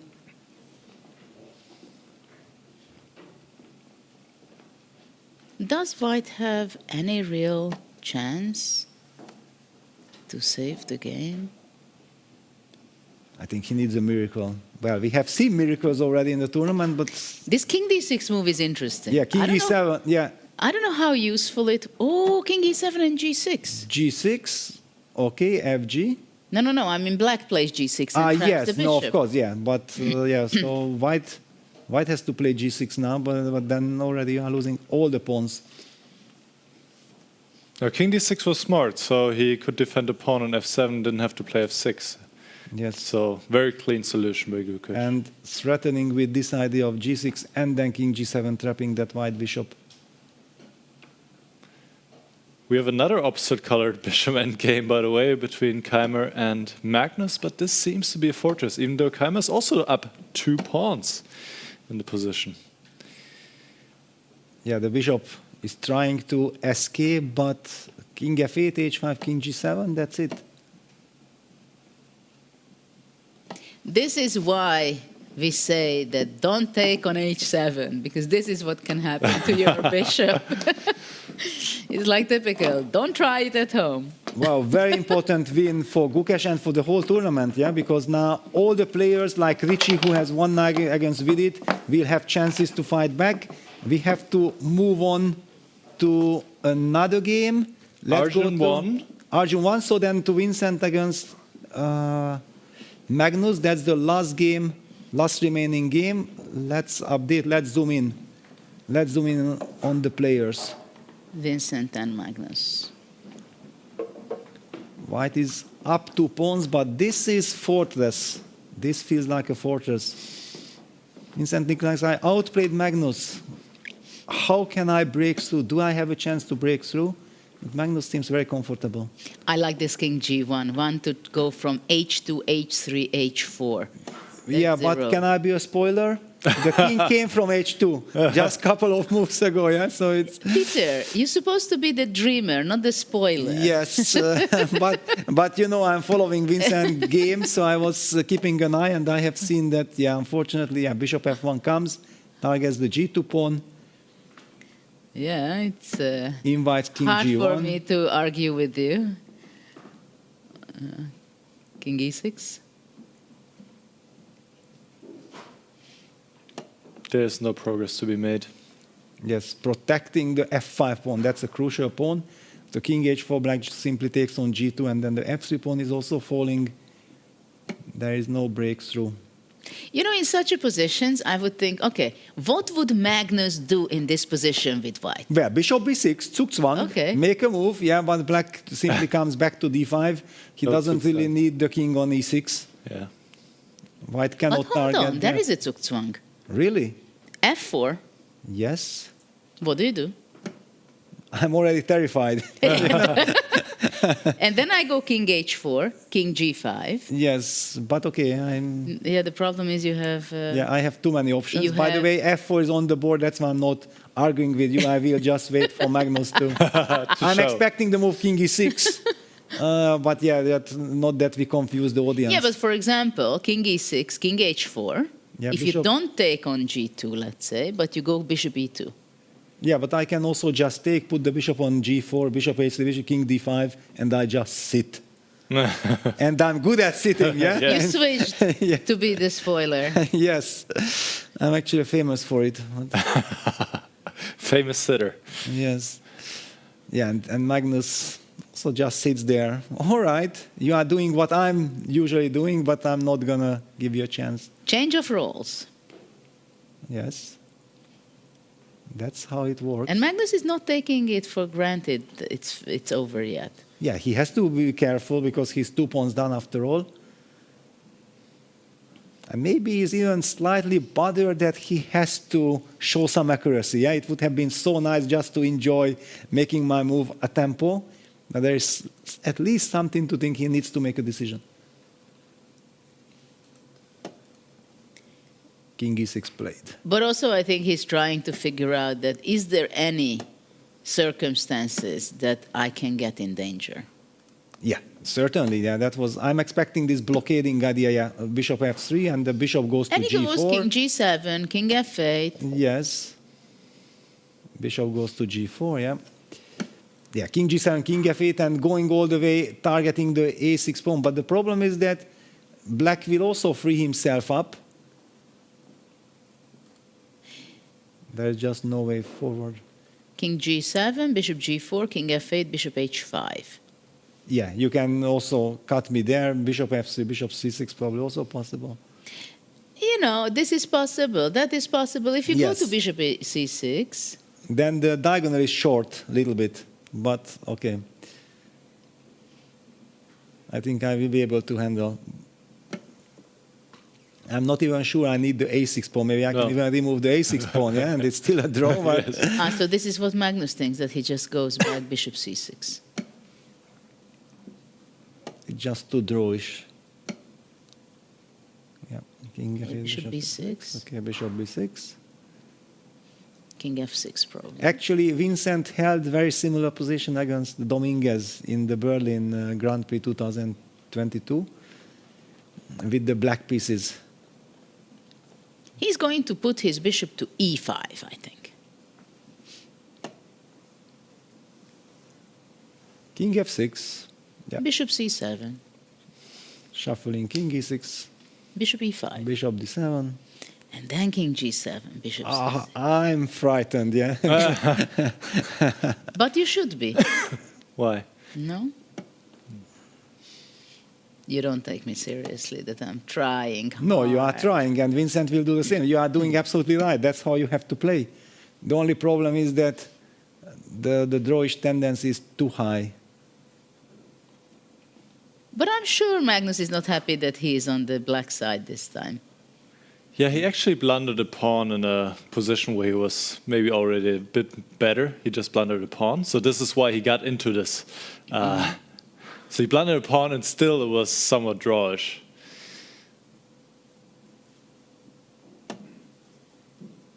Bishop d7 looks very sensible. Yes. Yeah. Yeah, but at least Vincent achieved something. Yeah, achieved something. Well. Not in progress, in advantage, but... Wow. Basically, the king g8 finesse shows that there is no idea. Okay. It just doesn't make any difference. So I'm gonna put the king to g8, bishop c6 back. White will have to play king g7 anyway. Now it's Zugzwang. Yes. The famous Zugzwang. But I only have 10 good options to draw. Any bishop move. Yes. Basically. Yes. Exactly. But now I'm already, again, tempted to stay on the long diagonal, yeah, so that I'm controlling g4, yeah. Of course. Bishop f3. Yeah. Or bishop g2, king g6, bishop f3, just making sure that white will never get this g4 break.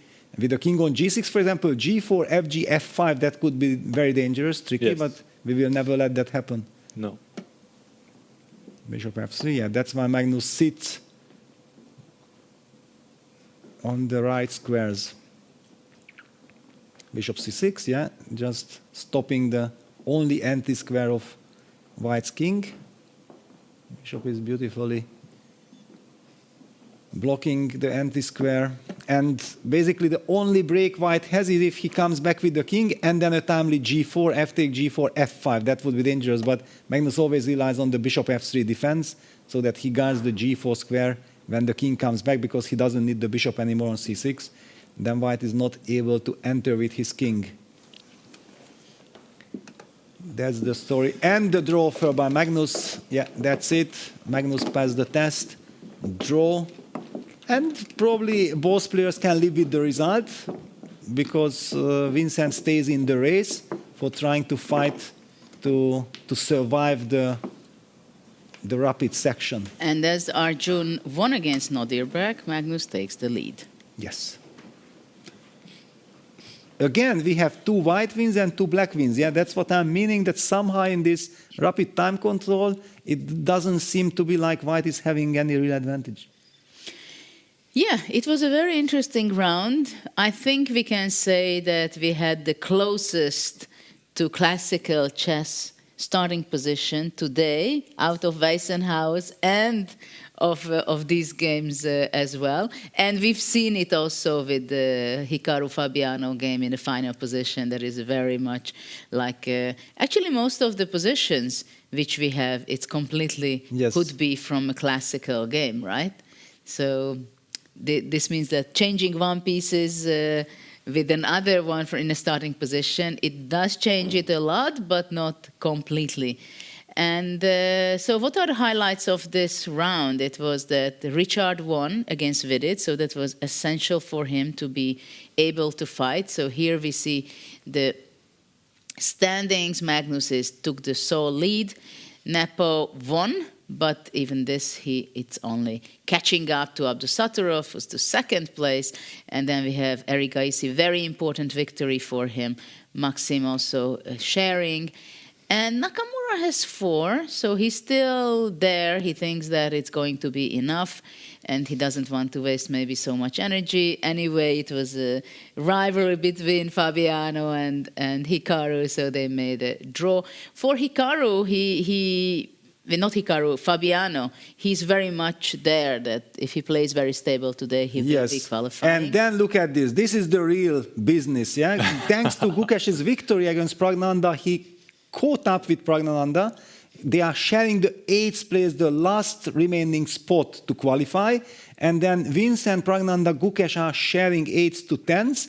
And Richie, thanks to that very important crucial win against Vidit, is very much in the race also for the 8th spot. We will see hell of a fight there. Absolutely. Very exciting things happening already in round 1. And now let's see the highlights of the last round. Inside me and you, dreams to reality. All of my worries and fears fade away with you. There is no limit to all of the things we can do. Let's go, take my hand and hold it tight. I won't ever stop dreaming.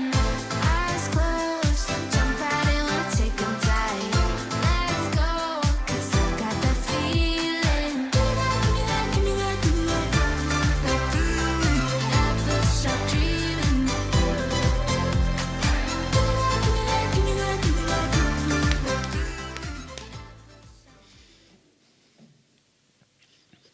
Nice and tense moments from round 7. And what do you think, Peter? If you would have to guess and say who is going to be qualifying from the bottom 5? Like we see right now a tie between Praggnanandhaa, Keymer, Gukesh. Well, my feeling is that Vidit is kind of out. I don't see him mounting this comeback after this bad start. Losing a direct encounter to one of your main rivals, it sets you back. Of course, I'm wishing for Vidit, if he can do this heroic comeback, then it's fantastic. After all, if you just look at the numbers, he's 1.5 points behind. So it's not impossible, just psychologically, yeah? Because I think that after being in the last place, you are trying to calm yourself down, you try to get ready that, yes, I need to win that very first game, and then you believe that I will have all the chances. And if you lose that, I don't know, you have to be a superhero to overcome. But all the other players now, Vincent, Praggnanandhaa, Gukesh, and Richie, very much, because Richie is carrying now all the positive emotions. Jovanka arrived, he won the first game. We just talked in the VIP lunch before the start. I was also trying to get him in the right mood that, okay, come on, Richie, just show what you are capable of. There is nothing extraordinary you have to do. Just play as you can. Yeah, this is kind of also usually my advice to Vincent. Yeah, that, okay, just play your best. If it's enough, it's fantastic. If not, what to do? The opponents are also brilliant players. But we see today that, Nodirbek, who came into the tournament in the last minute, we are not exaggerating by that, really few hours just before the whole event started, he arrived and he had incredible kickoff in the tournament, and he played so well, fighting chess. He was even in positions where you would think he would give up. He was going, and scoring. And today he started with a loss. How can it affect him? Well, I think that actually if you qualify, it doesn't really matter where you qualify. Nicholas highlighted one thing that he thinks it's very important to be in the top 3. I might slightly disagree, which I'm not really doing often with Nicholas.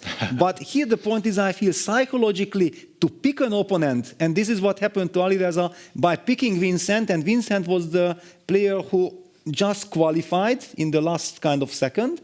And Alireza picked him. I remember seeing Vincent's face. My wife Sophie told me, you know, Vincent will become a monster now. That's what she told me when going back from that dinner, because the effect that you are so-called the weakest link, psychologically it changes everything. Yeah, Vincent became so determined that I'm going to prove that Alireza was wrong and so on. Yeah, you take it personally.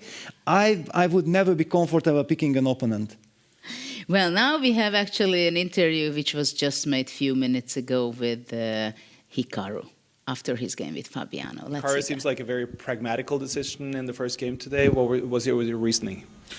Well, I mean, in some ways chess players can be very smart. In some ways they can be very stupid. I don't think that's any secret out there. But one thing chess players are very good at is understanding the name of the game, meaning what the tournament strategy should be. And before the game, I mean, I basically came into today feeling that if I don't lose any games, let's just say I draw all the games, I'll finish in the top 8. That's the first thing. But secondarily, when we started looking at the opening, it was pretty funny because there was something of a disagreement.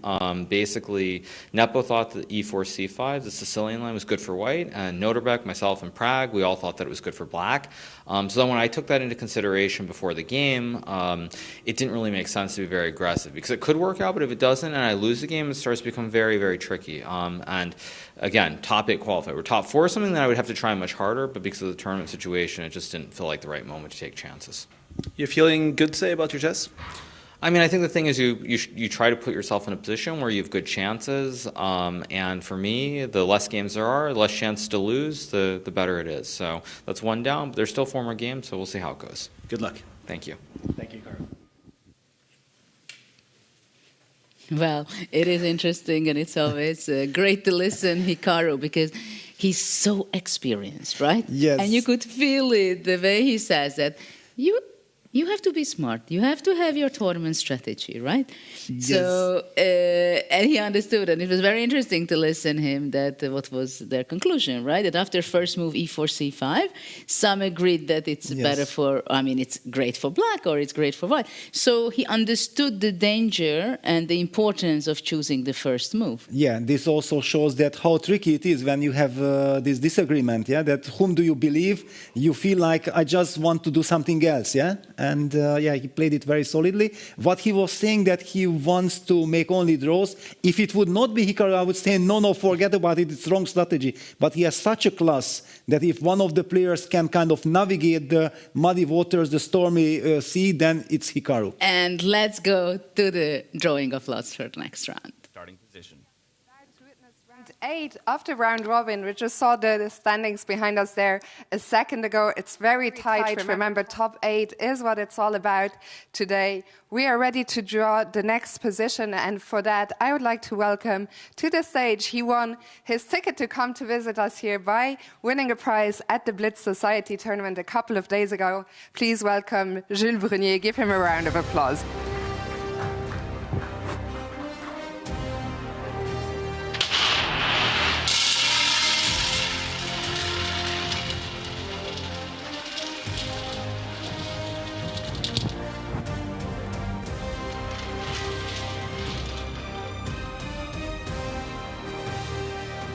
Number is 636. Thank you very much. Position 636. I will take that off you. Thank you so much, Jules. The players will have 10 minutes. As always, we are going to listen in. So have fun and good luck to the players.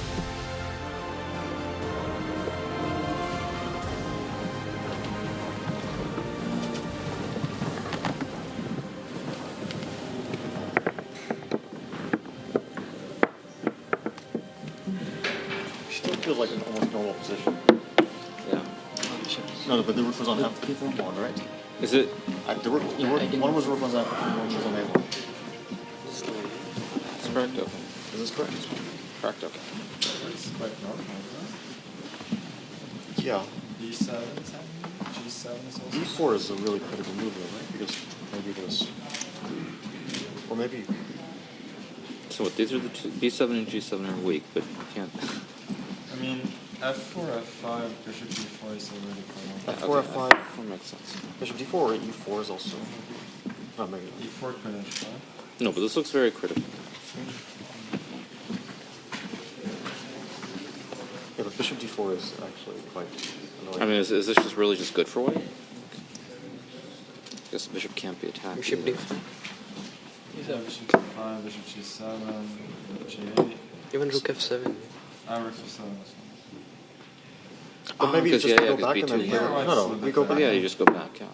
Wait, here or here? D4. D4 probably Because better. I'm C3. Yeah, D4 makes sense. Yeah. I think you should take the knight. And bishop. Queen takes H8? Because then B2 is hanging. Yeah, yeah. Is that 4 D5 only? E4, yeah? No. E4? Take a knight to 6 and We need queen. to... Feels better for white there. Yes. Yeah, just D4 is coming and... D4, C3. And the bishop on B8 is stupid. No, but... Oh, yeah. No, this should just be great for white. F4 maybe F6, yeah? No, D, yeah, so... what's this? Okay, so it's typical now, E4, F5, yeah? Same. E4, E5. Wait, E4, E5? E4, Take E5? and Queen H4? Oh, no, but knight it... E7. Yeah. But also E4, E5. F5, right? Yeah, this is... D5, D3. But D5, we also have... Bishop C5 or Yeah. something? Knight E7. Even knight D6. I don't understand why this is good for us. I think this is good for white. Just Why? development. Development? Again, I don't know. structure Or knight, again. or knight B3 maybe. But we don't have to play it. No. Maybe knight D3. Knight G3. Knight G3 looks reasonable. Knight G3, actually. And the knight belongs here, I think, right? Most likely. Because we can also prepare D4. Yeah, we're kind of... Or what if C6? hinting at B. I think C6 we can at least take F8, Knight B3. Should be a little something, huh? I like F5 though in general. I think that white is really suited for F5. I mean, C6 helps our cause for sure. Yeah. No, this looks good. But this is certainly a little bit less I do like F5 though. Yeah, you like F5? I mean, knight, like here, if C6 and C6 then F5. Like, yeah. Okay. Yeah, Or maybe okay. knight D3 first, I don't know. Maybe this is... Or... Can't black go E4? Takes. And C6, D5. Yeah, this... Yeah, I think Knight G3 is a lot. But even after knight G3 maybe Knight E4. C5? Knight G3? E4. E4, Rook F4. C6. C6, Rook goes back. D5. Knight C5 which one? Yeah, knight C5. D5, like Knight Yeah, Knight C3. C5 makes I sense. think But still Knight D6. No, it's guarded, it's guarded. No, but it's still, yeah, annoying. it's still a check. It's still a check, yeah, it's But I still don't a know if check. it's so annoying, but it Doesn't matter. Okay. Super solid for us, no? Yes, it is. Is C6, Please, kind of C6 D5 like looks like very Solid, but maybe worth it. Yeah, it was, huh? Okay, like two bishops, but okay, it's a matter of taste, I guess, yeah. I mean, okay, here, but okay, oh, this bishop is also not so great, yeah, like, What do you play? okay, like, play chess. I don't know, C6. Bishop quite Okay, maybe it's worse, yeah. Maybe A6, I don't know, bishop A7. Okay, but do we have to play F5? I mean, we get into some complications, yeah? Do we have something more, like, stable? Okay. I think Like, what is... D5, yeah, I also think in D5. If we go D5, because then we go like knight D6, F6, yeah? This will be the setup. I don't think it's so... Then we give this, no? I have a knight on D6, right? Oh yes, let's say D3, yeah. C3. C5 would be white, it would like... My custom play D3. C5, C5 always, okay, just not an idea. Maybe knight G3 for E4, yeah? A bit strange. So now, with this knight, E4, E5, we will have a problem, yeah? Okay. What about F5, F6? Just... E4? Yeah, D5. Yeah, but with this check we can take back here, like a normal push. dangerous. You can. You have 97. 97 always, yeah. It's not as dangerous. But I don't like the general idea. Like, so like. Yeah. I mean, it's like. Knight d3. Because in this game, space advantages. D6. We can also go like maybe a6, bishop a7, yeah, later. Yeah, maybe d6. D6, bishop a7. At d6 we're also like. How does it happen? Like f4, like. F4 is very and let's say natural if we are like. And we have. No, I mean, okay, then e4, d4, yeah. No, I mean like just to make maybe d6, e5, and then b6 because here e4, d4 the problem. To get this guy out.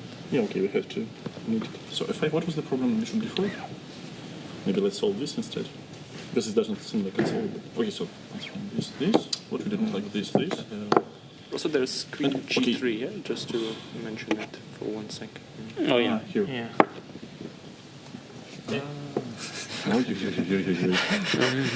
Okay, before g8, and g3.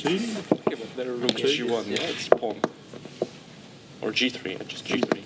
Yeah, Yeah, okay. Bishop d4 is very annoying. Okay, at least I wouldn't want to risk it.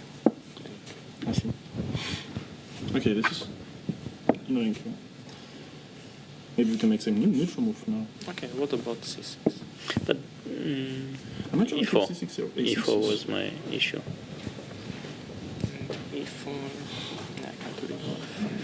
No, it's super tricky. Okay, 6 is fine. I think we have two good moves, like d5 or f6, I don't know. Yeah. d5 is decent here. d5 is decent, f6s.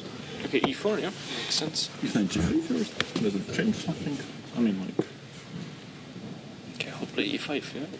Here, it's like 2 minutes to the start of round 5, like takes. number So 8. d4 maybe.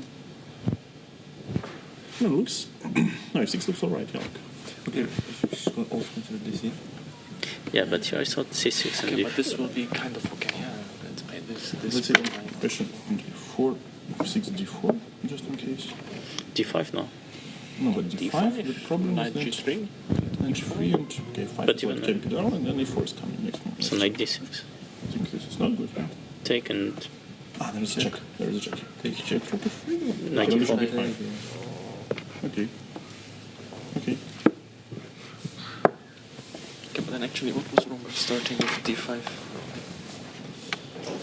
Nothing too wrong.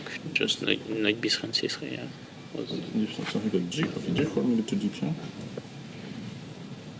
Okay, we can play knight b3, yeah, against knight h.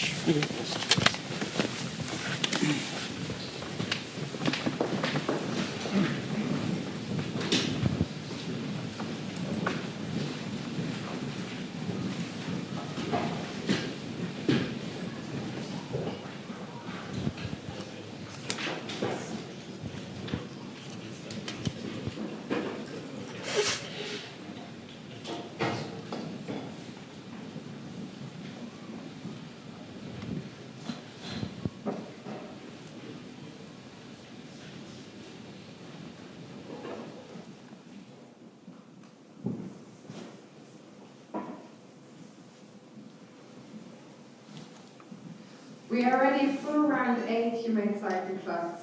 Good luck.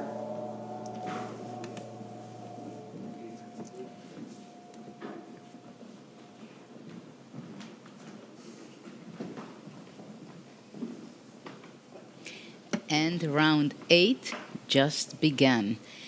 And immediately I think I will pose my question to Nicholas. What do we know about the evaluation of the position of 636, which the players are just started to play out? I see that all the games started with f4. Are they correct?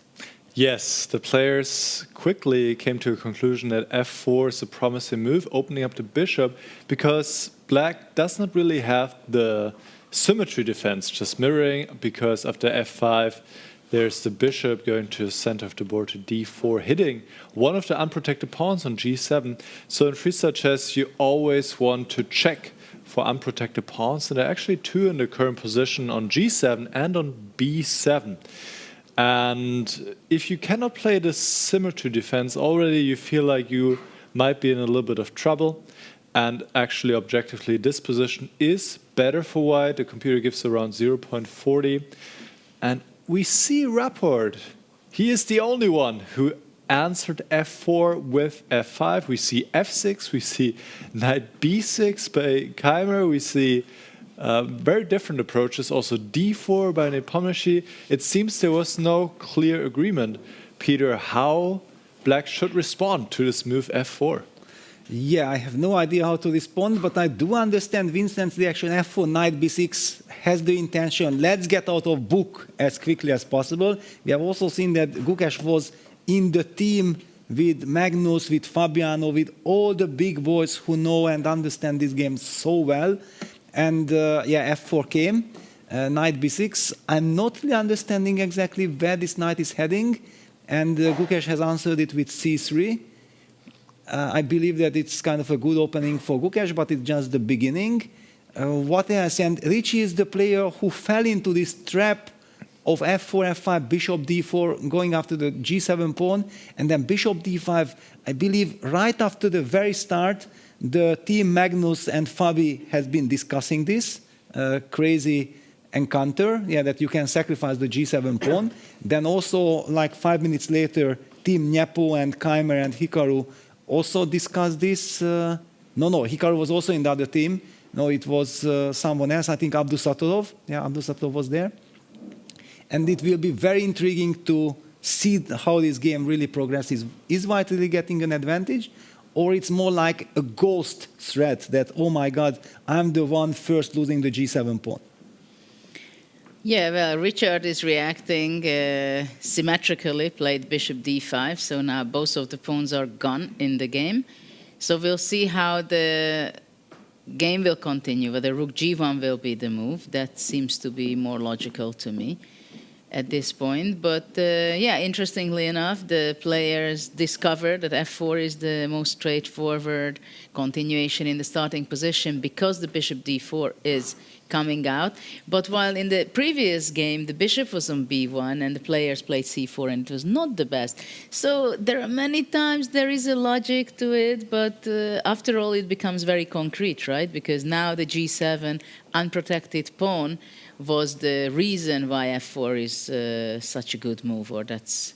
Yeah, well, my feeling is that looking at the positions, I love the reaction of Maxime and this d5, f6, knight d6 kind of move. And I believe that he is kind of absolutely fine. And he's also playing very quickly. I just feel that this format also suits Maxime fantastically. And he was here with us. He was sharing his feelings that the first couple of games were a little bit difficult. But once he settled in, I feel like he plays with so much ease and with so much confidence that I wouldn't be surprised if we will see him being extremely successful in this format. Well, we also see an interesting game between Hikaru and Praggnanandhaa. Close setup, but both of the knights are out, b3 and g3. Probably the idea is just to get ready to jump. Well, knight h5 is not possible, and knight f5. So far, black is defending all the opportunities for white to target the unprotected pawns, the b7 and the g7. And bishop c7 also. Black is kind of getting ready to castle on the left side. But it can be a quite reasonable game for white, castling and then e4, and the bishop on g1 stands fantastic, isn't it? Yeah, well, I also feel that we have to kind of pick a game, yeah, so that we can get in a little bit deeper, focus on something, because yeah, we have so much action, and if we are just jumping around, we might confuse our viewers. Even we are not really sure what we are seeing. The players themselves are not sure how to deal with the challenge, because this is freestyle chess. You have the uncertainty, the unknown factor right from the move one.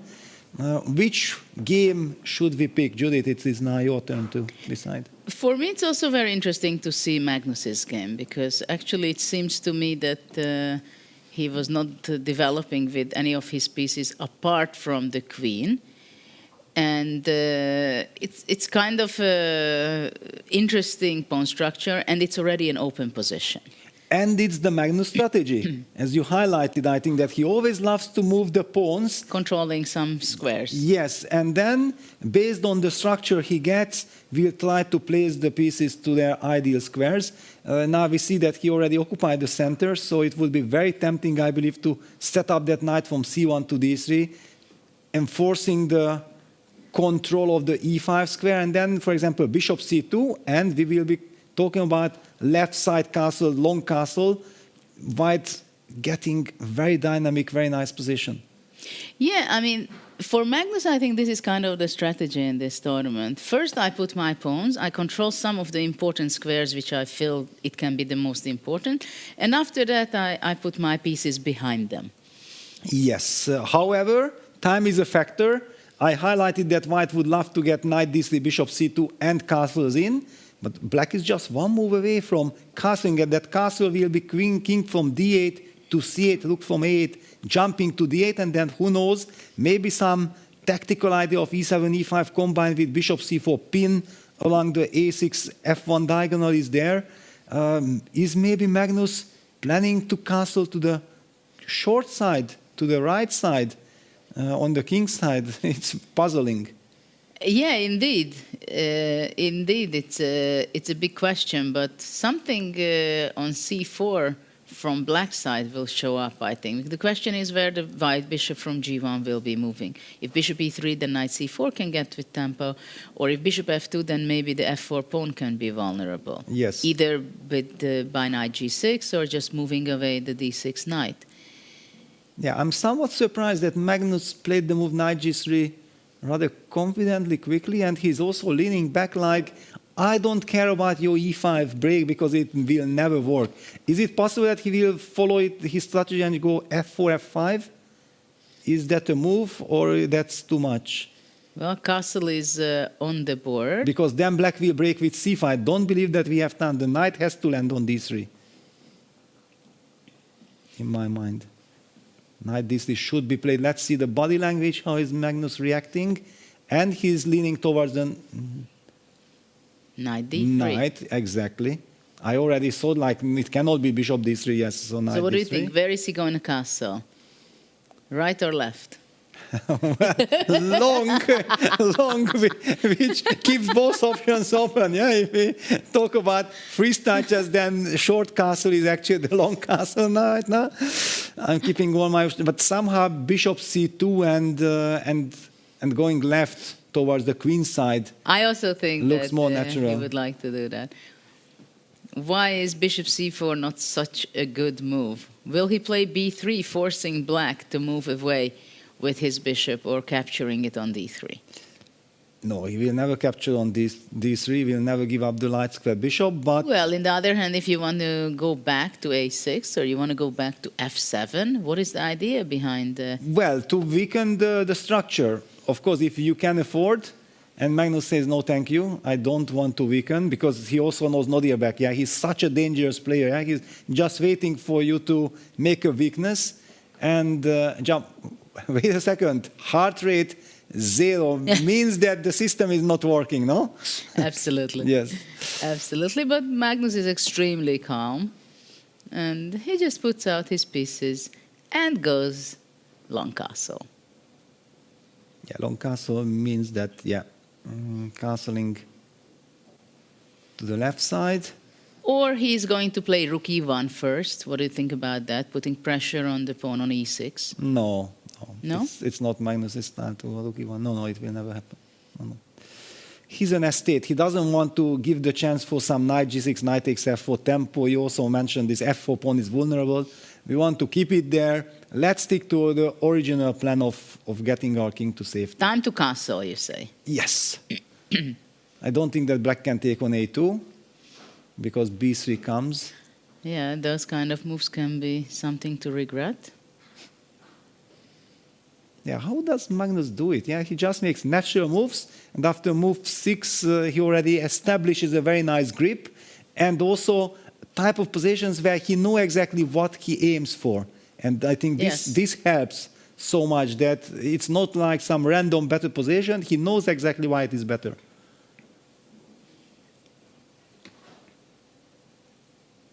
interesting that he's having a dilemma whether should I castle or I should be waiting. But what other move can be logical if you don't like the rook e1 kind of move? Yeah, no, I don't like it. And he goes b3, yeah. Now it's the time, because he already got his bishop back to c2. He wants to ask a question, like you as well asked me, yeah, that where do I go with the bishop? Because bishop takes this strategically such a bad move that I feel like I can't do it. But if I go bishop a6, you might even play a move like c4, completely burying my bishop. Then moves like knight c5 might also come with devastating threat. Black is just in a very bad situation here. But can black do now knight b5? Yes, okay, but... and after you defend on c3, I don't know how exactly. Yes, I wasn't sure, because king d2 already one time backfired in Richie's game against Vincent. Yeah, it was actually objectively good, but you can never be sure with a king like this. Because after king d2, maybe bishop a5 is a move. Yeah, of course. Yeah, there is king d2, bishop a5 business. It's a little bit too murky for my taste. Of course, knight b5. Of course, knight b5 on the board. Yes. The good news is that is knight e4 possible? Then you have to calculate all these f5 ideas. I don't know exactly where this boom, boom, boom leads. I think queen e2. Though after queen e2... You mean queen d2? Queen d2, yes. I'm sorry. Yes. If queen d2, then bishop d3. And no matter with what you take back, I go c5. Yeah, you break. Yeah. Yes, queen d2 played. I don't really understand why Magnus went for this adventure with b3 unless he really calculates like a machine and understands that these are no big issues, nothing to worry about. So on bishop d3, what white is capturing with? Bishop? Actually, maybe just bishop. Yeah, bishop takes and after bishop c5, just simply a4. Push it back. Yeah, yeah. And it's very wow, hard to bishop grab. a5. What else? Yeah, but against king d2 it was understandable, but after queen d2 I just couldn't believe. So will a5. b takes c4 be the move? So after bishop c3, just giving up the queen, c takes b5? Yeah, that's lovely. I even thought like black should take with the knight on c3 to create some... King e1. Yeah, king e1. And there is a pin. The a5 bishop is... Exactly, that's why I'm not a believer. Yeah, bc, knight c3, king e1, we are just walking away. Maybe it's time to ask Nicholas, what is the evaluation on the computer? Well, the queen sacrifice just happened, and now it's up to Nicholas to highlight everything. Yes, so Abdusattorov, true to his style, goes for a sacrifice. Very dynamic play here. We saw the double question mark on the screen. However, after b takes c4, bishop takes c3, of course, Carlsen cannot resist a queen sacrifice like this. Peter also immediately highlighted it. Looks great, but it wasn't the best choice. He should have moved the queen here to e2 or to c1, which should have given him a clear advantage. For example, knight takes d4, rook b1. And yes, black has some compensation, but the white position is quite stable, and white is up a piece and pretty much winning. So after c takes b5, which was played instantly by Carlsen, so sure he was of this decision, bishop takes d2, king takes d2. He has 3 minor pieces for the queen, but in this position, also with the king on d2, this is far from clear. The computer gives a slight edge. However, I think Abdusattorov is quite happy how this developed. King b8, and now after rook a e1, which is a mistake here given by the computer, now c5 seems to be a strong move, opening up the queen to take the pawn on b5. And honestly, it's a big mess. Instead, we see knight f7. Just goes to show how difficult the position is. Every move is a bit of an inaccuracy here. And still, knight f7, bishop b3. Now it seems like white established some control. There's some harmony. Still, I'm not so happy with this king on d2. And I think it will be a great fight, Jude. Well, thanks for updating us on this, but it was so clear that Magnus is going to sacrifice the queen. He loves doing that. It was my first intention also that, okay, just give up the queen because it's good. But exactly, when you said queen c1 was just simply much better and simpler because the king on d1 with having the bishop and knight in the center, black really doesn't have any serious counter chances. But in other hand, maybe objectively it's not the best to give up the queen. At the same time, from practical point of view, it's extremely difficult to find all those exceptionally accurate moves with black like c5. It came to my mind while you were showing us the line. But it's logical that when you have your knight on h8, you want to bring it to f7 and hoping that you show up. Well, and on now d6. c5 appeared, yeah? So he had c5 on his radar, but he felt like, I have to activate that knight from h8. This is the human feeling, yeah? You know that you have to do this. And yeah, now we see all this knight takes c5, queen takes b5 on the board. Well, knight takes e6 is very tempting because we are getting out of the pin. Now queen takes c5 is a big threat due to the pin. And the knight takes e6 not only forks the rooks, but it also protects back on d4. It's just a very nice kind of stabilizer. It looks extremely good for white. And probably it looks better than it is, but it looks amazing for white. True that the king on d2 should be better placed on b2, for example. I would be more happy there. Yeah, queen b4 check gets a question mark, but it was very human that you want to touch this king on d2. And also it's very difficult to understand why queen a5 or rook c8 or some other move would be much better, right? Yes. I mean, the players don't have enough time to figure out that what are in connection with some other ideas that where your pieces has to be standing. And Nodirbek also has to decide when to spend time. And he decides to give a check and spend the time while Magnus is thinking where to hide with the king. Well, now again, right? King c2 or king d1? Yes, yes, it's logical. I mean, it goes by intuition, generally speaking. But what if Magnus just goes king e2, king f3 to surprise us?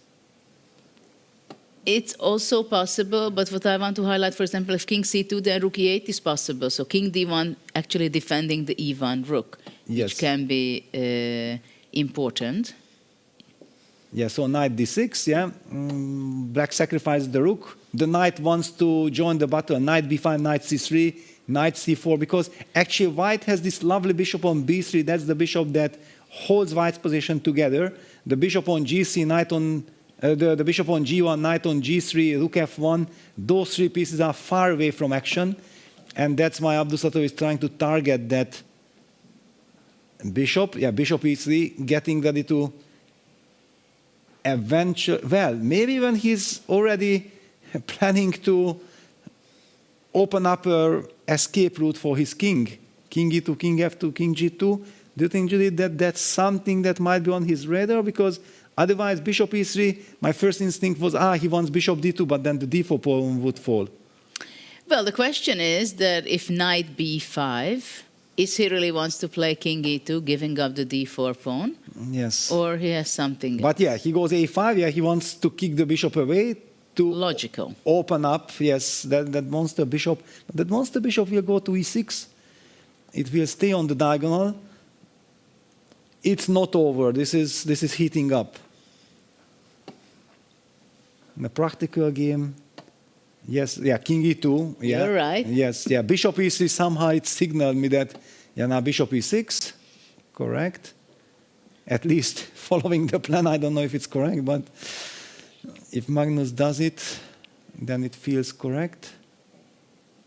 Yeah, in the next few moves, it can be already decisive. Yeah. Because if white can go f5 or d5 and rook c1 and some few moves stabilizing, covering some important squares, and hide on f2, I think it's enough to go to f2. You don't even have to go to g1. Yeah, and the body language also tells it all. I believe that the way we see Magnus sitting there, he thinks like, this is in my bag. Yeah, this really looked good. I have everything under control. I have a rook and two pieces for the queen. This outweighs the queen. And also, slowly the piece harmony and the safe king will bring the perfect harmony that Magnus so much loves and enjoys. Well, probably just king f2, giving up the d4 pawn. And then rook b1. Yeah, that's kind of a very tempting option. Just play king f2, knight takes d4, and then harass that queen with a tempo. because black's queen is also overloaded by defending the knight on d4. I just don't see Abdusattorov creating enough counterplay in time. He's just one move too short. Yeah, I guess Magnus is really comfortable being the leader of the tournament, having this fantastic position. And he doesn't want to give this pawn. Why is he so greedy? Wow. Well, probably he thinks that he can afford it. That's the reason. He just wants to cement this bishop on e6, making sure that black's rook will be out of the game, and believes that since now his king is already very stable on the king side, just one move away, the queen-knight combo cannot do any harm. Well, with such a pair of bishop on e6, e3, and you'll show off with your rook on b1, c1 probably, it just looks so deadly dangerous. And we did not talk about the g3 knight, which eventually might get into place through e4 or f5. Exactly, it just looks very bad. And there are going to be less and less counterplay for black. That's the biggest problem. Not only that it's very dangerous for black, but as the king is escaping through f2, it means that black has very little. Queen b2 check, king f3. I even feel that the f6 square is the perfect square. Now white doesn't need to think about the king anymore. It reached its final destination, and now the knight and the rooks will start to join the party, and then it will be over. And I think after queen a2, even d6 is possible. Some nice tactics, queen e6, bishop a7, and then reached with the pawn to d7. Nicholas, is it completely winning for white already? Yeah, I think the biggest issue for white was for a long time the king. And now that the king has escaped to f3, the king is fairly safe. White has good harmony for the pieces. The black pieces are not really threatening, especially the rook on f8 is not in the game at all. It's not really having any impact. And at this point, it looks really, really good for Magnus. I think also with the time advantage being up 4 minutes against 1 minute here, he should win this game and be very much on course to win the round robin. So he is in good shape. Nodirbek, the sacrifices were very interesting, but he didn't really have the best follow-up. And then in some critical moments, he missed some chance to keep the king more in the center. And now it seems Magnus will cruise to victory. Judith. Yes, and I think we can maybe switch to some other game, because we see that most likely what will be the outcome of this game. And I think it's Magnus is the person who is going to finish off this the way it seems it should finish, because he has a huge advantage, winning position. So which other game should we be picking? Gukesh Vincent, for example, seems to be very interesting. And very important for the tournament standing, yes. Let's zoom in to and let's get to the game between Gukesh and Keymer.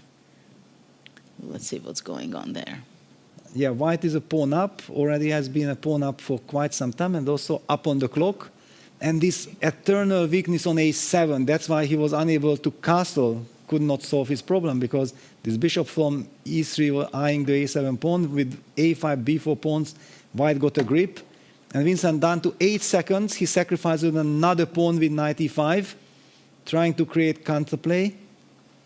Is there any counterplay? That's the big question. Yeah, I'm just wondering, after knight e5, if white is just capturing on a7, what is the idea behind it?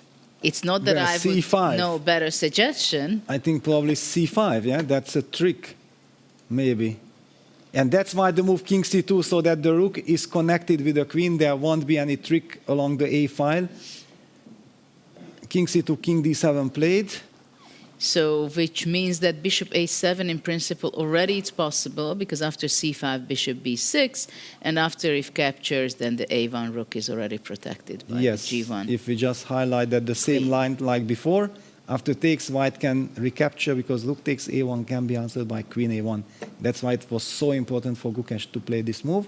But Gukesh goes h3, he stops knight g4. Interesting.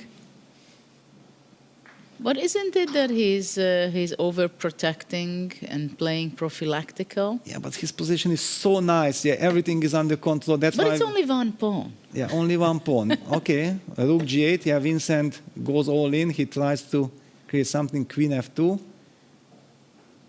Maybe Looking eventually. to keep the control. The point is that whenever the rook, rook g7, trying to go rook f7. If the rook moves from a1, then suddenly queen a2 can enter. Yeah, if you move that rook, queen a2, knight c4 in time trouble. That's one of the things that white should never allow, I believe. But it's not so easy with white because you have a b2 knight, which I understand that it protects the king and also the very important c4 square. At the same time, black is much more active. And the g2 pawn, finally it's taken. But now I think queen g6 is possible, threatening with e3 and attacking the g2. But then knight e3 comes. Sorry, bishop e3. Knight. Sorry. Yes. I wanted to jump with the knight to c, protecting freestyle. Everything. The c4 square. Yes. But not freestyle. Yeah. It's not allowed. Yeah, even not in freestyle chess. Yeah, I'm just so worried for Vincent that I'm losing my mind. That will be an upgrade. Yeah, queen g6 fighting, but bishop e3. Unfortunately, this will be an endgame with pawn down for Vincent. And Gukesh, if he wins this, and Vincent doesn't want to take the pawn, he wants to hope for some counterplay, but where is the counterplay? White has a very solid construction. I would have taken on g2 before. Yeah, but takes and then rook g1 was very annoying. Then you have to trade the rooks, because otherwise e2 rook was g7. hanging. Yeah, okay. Not a believer. Yeah, g4 played. Queen e6. Yeah, unfortunately, the rook from a1 does not need to move. It's perfectly placed. White might also play a6 at some point, opening up the a file, and then the rook enters with rook a7 in the future. That knight on b2 is a monster. Stops any kind of counterplay, and this bishop on e3. Lovely harmony for Gukesh. Well, incredibly important game because both are on the edge of not qualifying or qualifying, so... Yeah, takes h5. There is a lot at stake. Yeah, a lot at stake. Good fighting by Vincent. He needs to fight, but... At the same time, rook a7 seems to be quite unpleasant, yes. Or even bishop b6 immediately. Yeah, targeting already black's king. It's time to target the king. Rook a7 played. Unpleasant. Yeah, bishop b6 is a huge threat. Probably it's game over. Yeah, back there where he gave up the pawn on a7, I thought a6 would have been a better try. Because... he did not want to weaken the b6 square, but if you lose the pawn, you weaken the b6 square anyway. I understand, but the g2, h3 setup with the pawn, it was not so easy to progress, I think. Yeah, king c8, queen f2. Now the queen enters from the king side. Rook f7, queen h4. After hg, queen h8, queen b8, bishop b6. Yeah, and also the rook is protected on a7, yeah, so you can't even kick it away with king b8. It does not help. Yeah, Vincent desperately searching for some last trick, but you can't touch white's pawn position.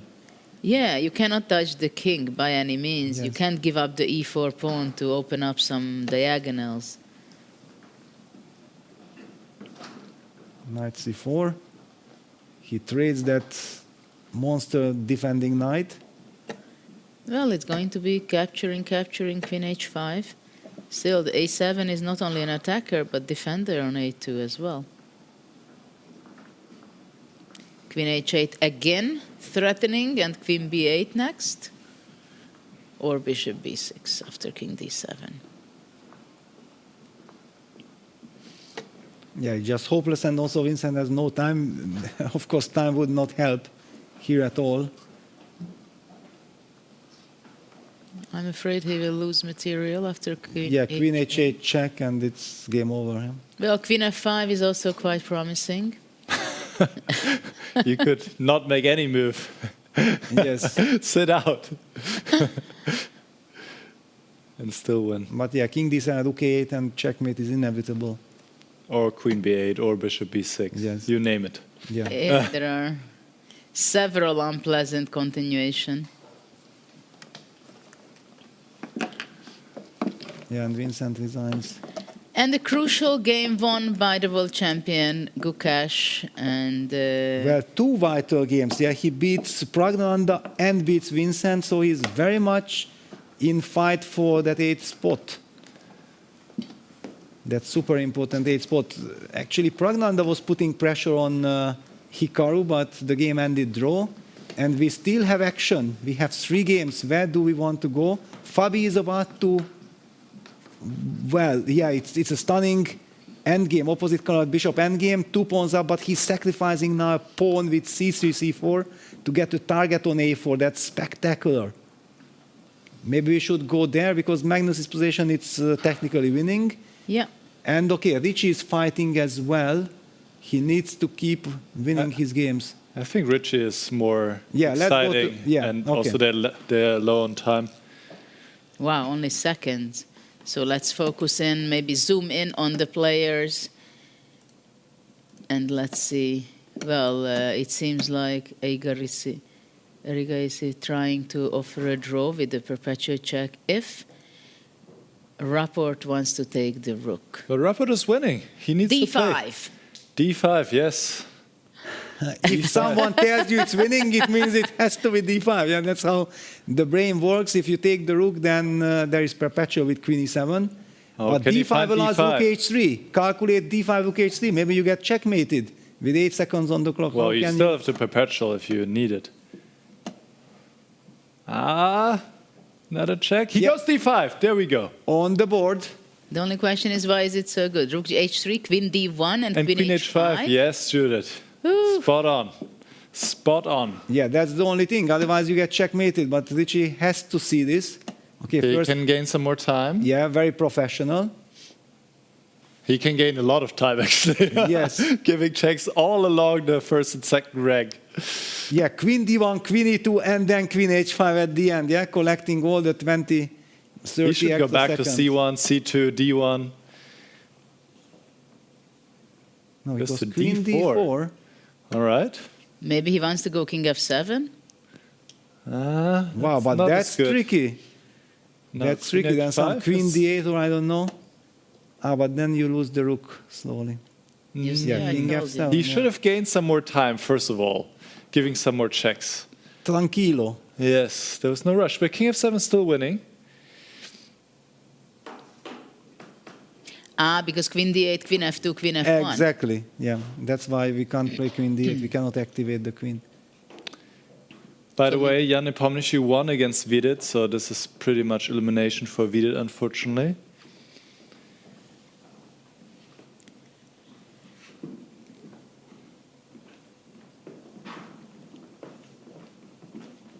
What a tension. What a tension. Yeah, we are searching for a move. But I don't see a move. How important situation is for Rapport if he wins again. Yes. Then maybe he will win more games and tries to get into the qualification area in the top 8.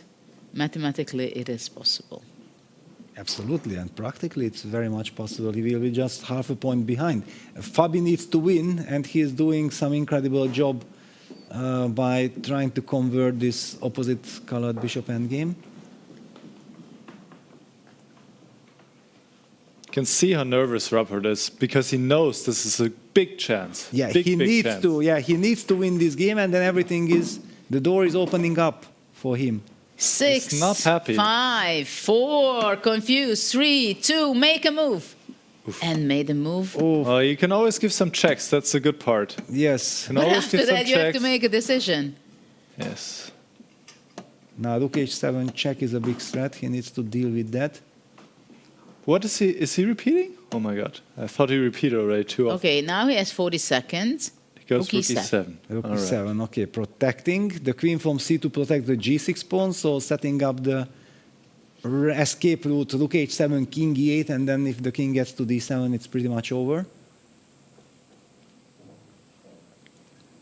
So You know, with these guys, it's never over until they shake Yes. hands. Yes. But the problem is I wanted to suggest queen g5, but then again the rook on h3 will be hanging, yeah? All these crazy checks and What then about f5? f5 and... You figure out my tricks. Yes, so shortly. ef, then rook h7, Rook h7. check, king f8, Rook h8, king g7. queen d4. Ah, there is the check. You opened up this diagonal. I want to go f5, exchange the rook, and then it's stalemate. Ah, you want stalemate. I thought you can want I do? Yeah, no, it's fun. No, you have to No, play f5. stalemate is my Specialty, favorite. yes. My favorite, so let's go in that direction.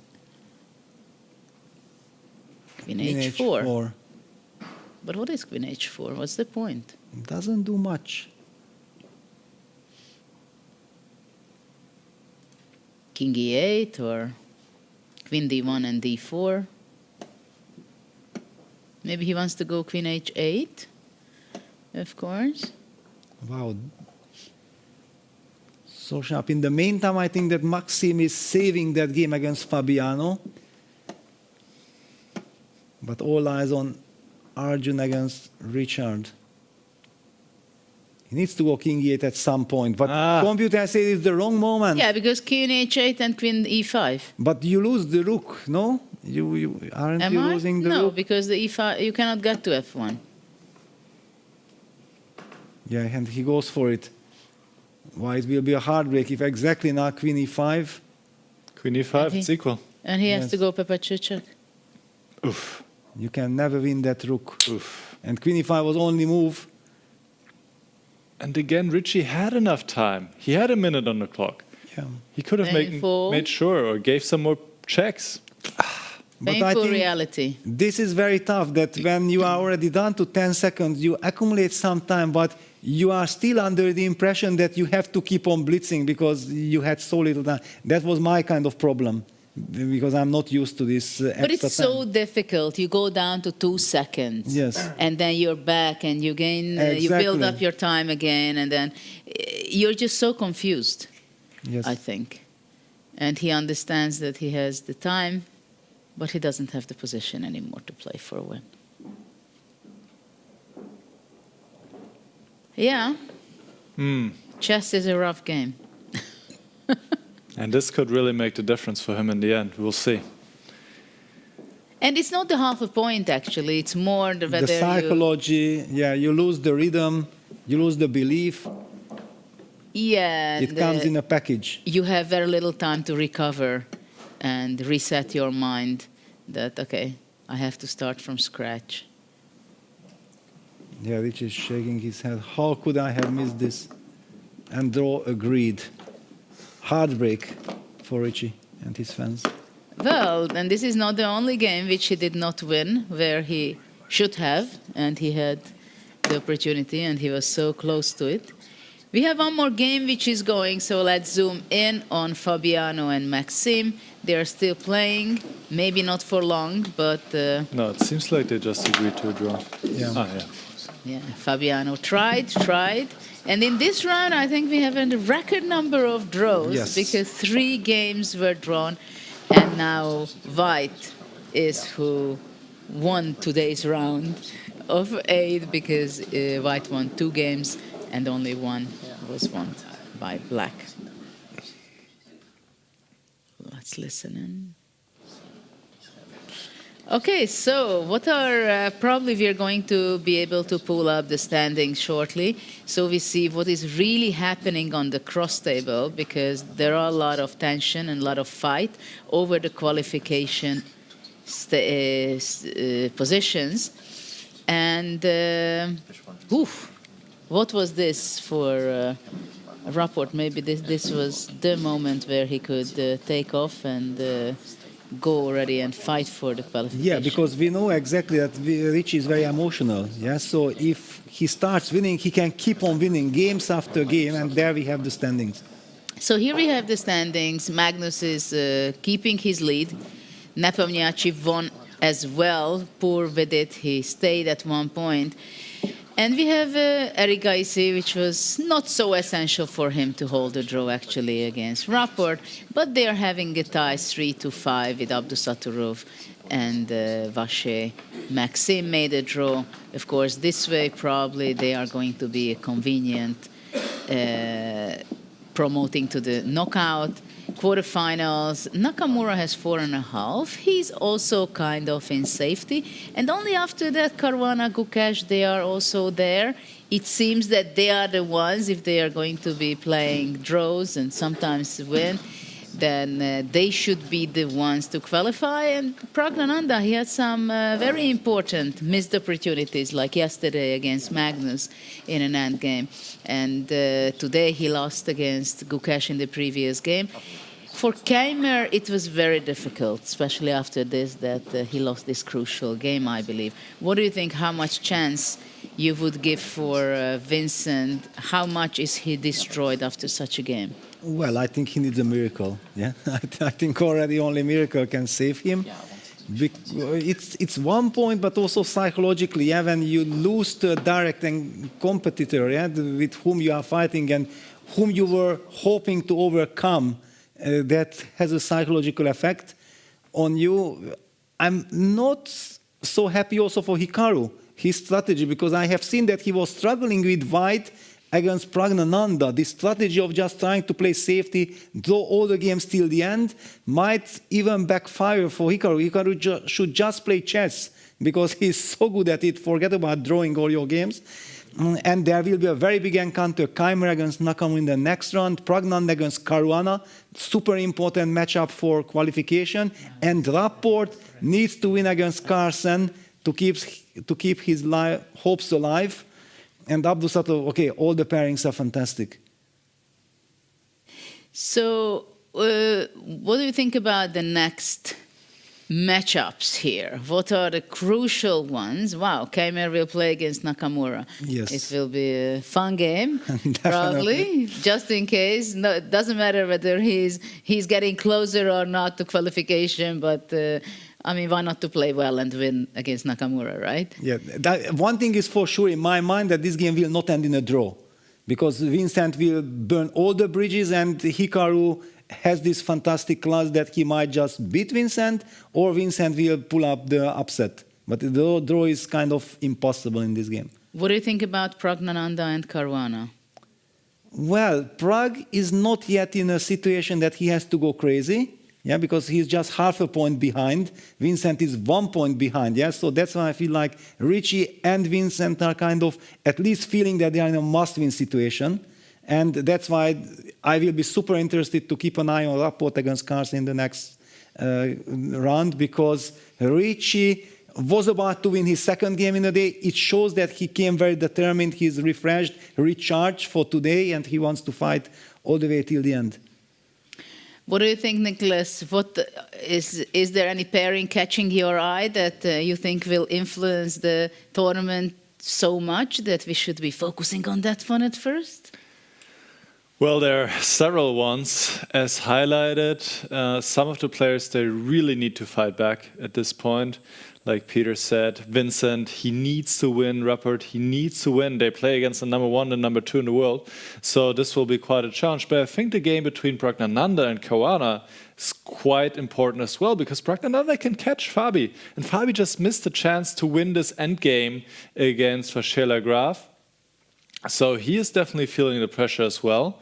And, well, it's just 3 more rounds to go. And now the nerves also really play a big role. Oh, absolutely. We have 3 rounds to go, right? So everybody has to be in turbo mode who wants to qualify, and they are not there yet. So it's getting even more exciting, the upcoming 3 rounds. It seems like Gukesh is doing very fine.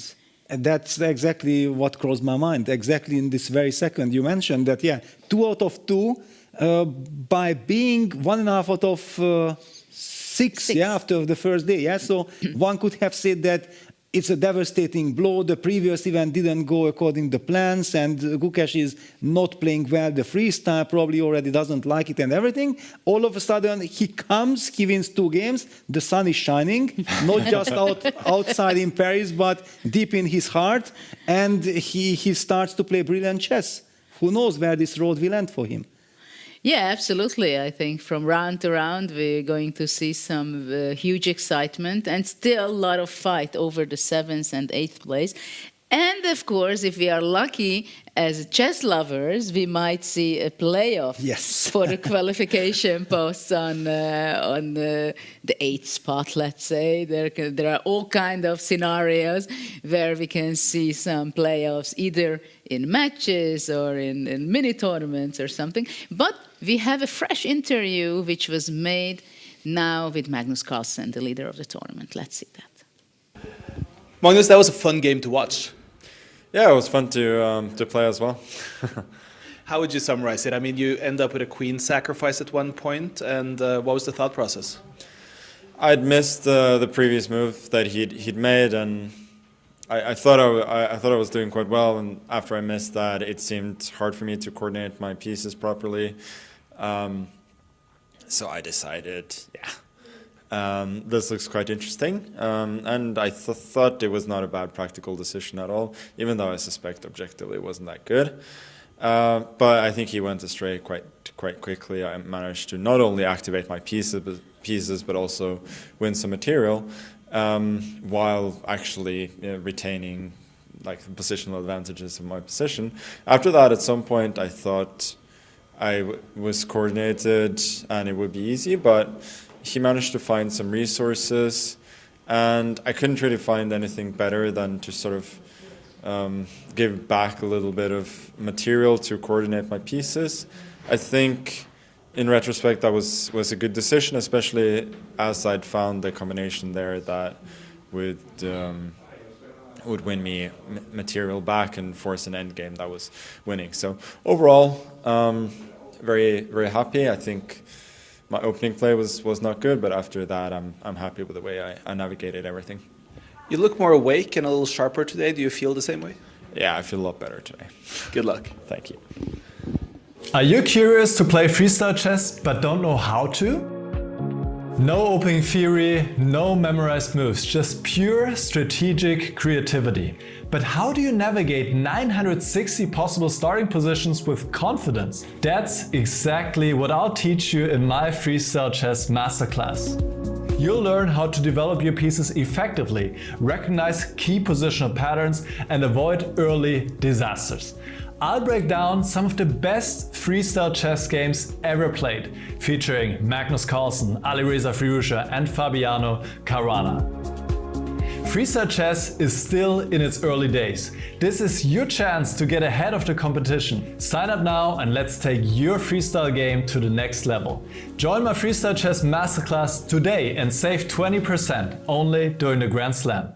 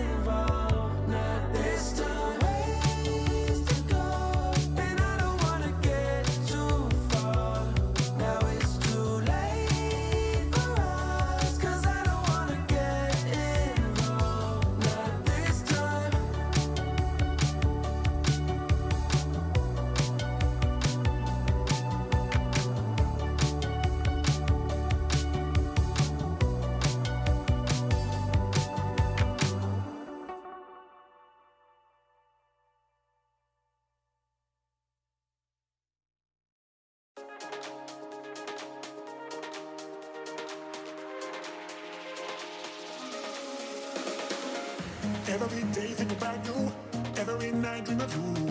Love the way you smile, love the way you move. Every day think about you, every night dream of you. Love the way you smile, love the way you move. Every day think about you, every night dream of you. Love the way you smile, love the way you move. All I want now is you. Every day think about you, every night dream of you. Love the way you smile, love the way you move. All I want now is you.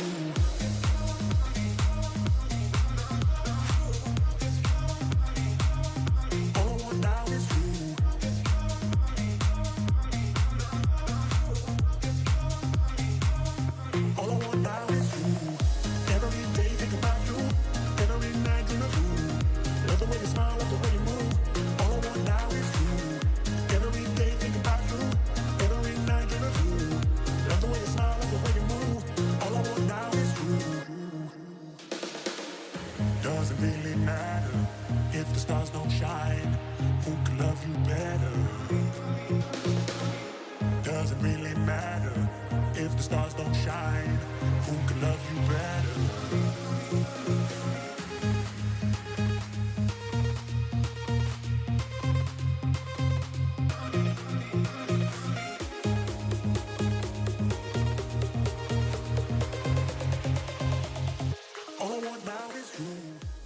Welcome back. So after 8 rounds, we have a sole leader in Magnus Carlsen.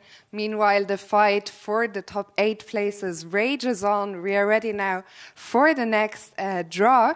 And in order to help me, I would like to welcome France's first ever Grandmaster, as well as the owner of this magazine, Europe Échec, which I'm sure you all know. Please give him a warm round of applause, Bachar Quatli.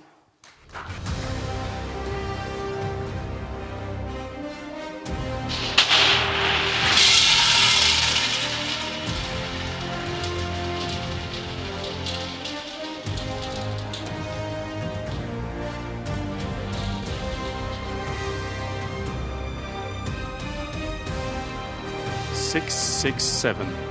And you just told me that Europe Échec is 66 years old, so that is a funny coincidence. 6, yeah, which is to, yeah. Thank you very much, Bachar. The players will have 10 minutes to prepare. We're gonna listen in. Have fun.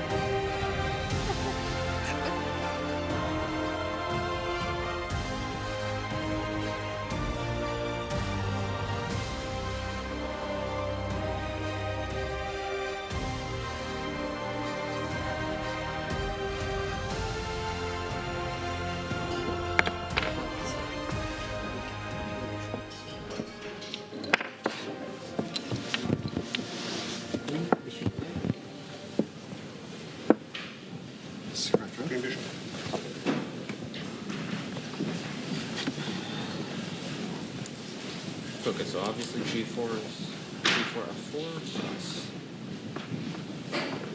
G4 F4 D4 probably, right? It's probably 3 moves. D4 doesn't. No, I'm not saying it's a good move. I'm just thinking it makes sense. G4. Yeah, G4 to me looks like the most. G4 G5. F4. Okay, so say F4. Let's just start because you can always play G3 or G4 later.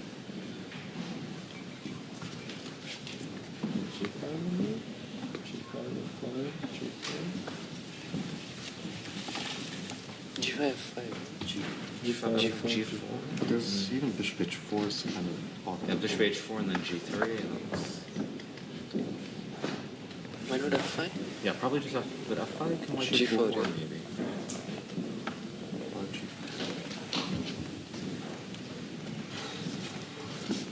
G6. The G6, G4. Yeah. It might be dangerous. It looks kind of ugly. Oh wait, maybe we should play F5. Yeah, F5, G4, G6, GF5, Queen G7.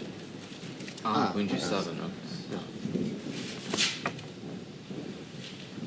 So we can start with G6. Yeah. But maybe F5 makes more sense. But G6, No, but G6, E4. E4. But I mean, white kind of has to play G4, right?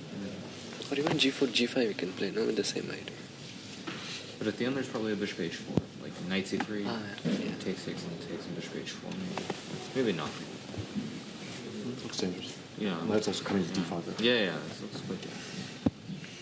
But isn't it this? So G4 first. No, why not just G takes a 5? Knight C3, take, and bishop H4. But there's knight G6. Bishop H1, knight G6. Ah, knight G6, yeah, okay. Okay, so If there's knight H3 instead of bishop H4. Ah, yeah. which may be a bit impossible.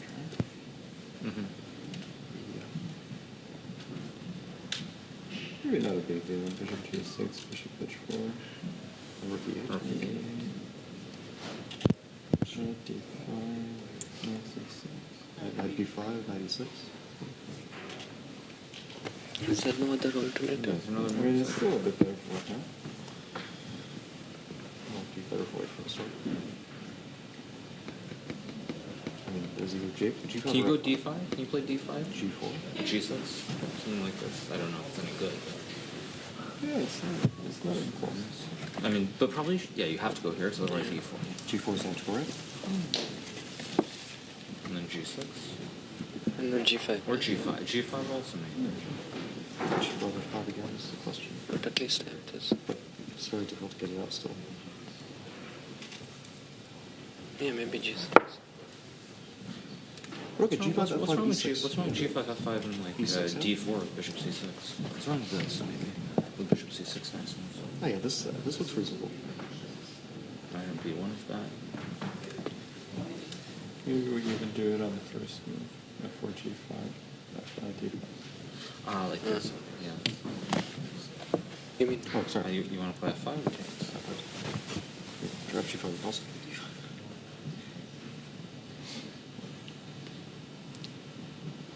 D4? I mean, well, you should probably go D4, I assume.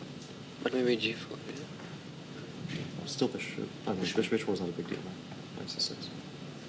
Even I don't know bishop F6. Ah, even that one. Yeah, maybe that's better too. But scared of that structure though, because knight is. Yeah, that's I think maybe that's not so maybe. good.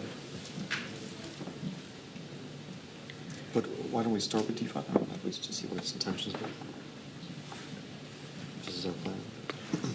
But white has to play G4, G3. There's nothing else that makes sense, right?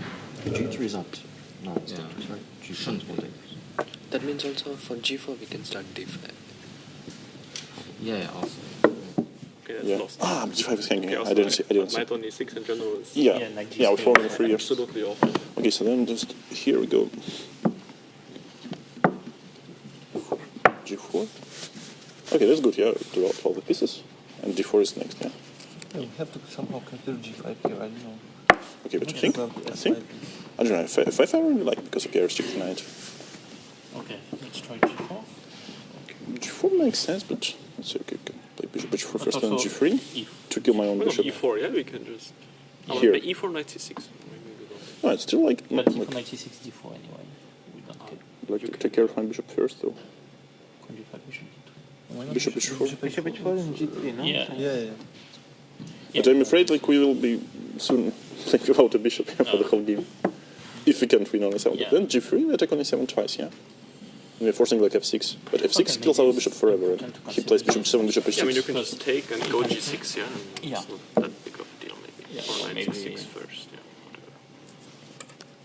Whatever. Why do we need to take it? Yeah, like, I mean, we can take it later. And we white. No, like, I mean, seriously, like, something like this moves, like, Why are you H5? but it's like, whatever, like, we will be superior in the center, no? Okay, we can, maybe it's more important now? Why? Like D4, E4, and Okay, but maybe the problem is we're about D4, I don't know. What's this, like, very dark winning. No, this is like completely winning for it, no? I don't know. Maybe not. It looks super good, yeah? it looks playable, but You can do all these things after taking the pawn. Like his castle. Yeah, I mean, okay, it's a matter of fate, of course. Yeah, let's just take the... Not... First it's committal. So Knight C6. And probably G6, yeah. So this bishop belongs to what? To G3, to F2, and it's helping for D4. So we normally want E3 plus D4 here, yeah, with this setup. So keeping the bishop sharp, maybe E3, yeah. Yeah, because we have a problem with this knight. Maybe Knight C6, D4 we can Yeah, start I think with. we should push D4 as soon as possible. Maybe even now, though, yeah. Okay, now it's Why like... not D4 after Knight C6? Because we're threatening D5, yeah? Yeah. Yeah. So G5 was the problem once again, yeah? What did you go after G5? F5? And then G4? I mean, Bishop H4 I don't like. I don't like. Knight C6. I have a stupid idea. G3 F6.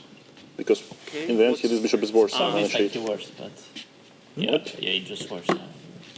Too much tempo. Oh, big maestro. Yeah, that's even. Maybe not that bad, yeah. D5 is next, yeah? Wow. Gentlemen, round 9. Some spoiled all No, we take on. No, sorry. We take on G7 and go knight E3 and then bishop H4 and knight D5. This is huge. So we have to play bishop yeah, G6. yeah, that's good, yeah. Chop knight E3, yeah. Yeah, okay, that's good, yeah. It's very good. Okay. Oops, I'll report.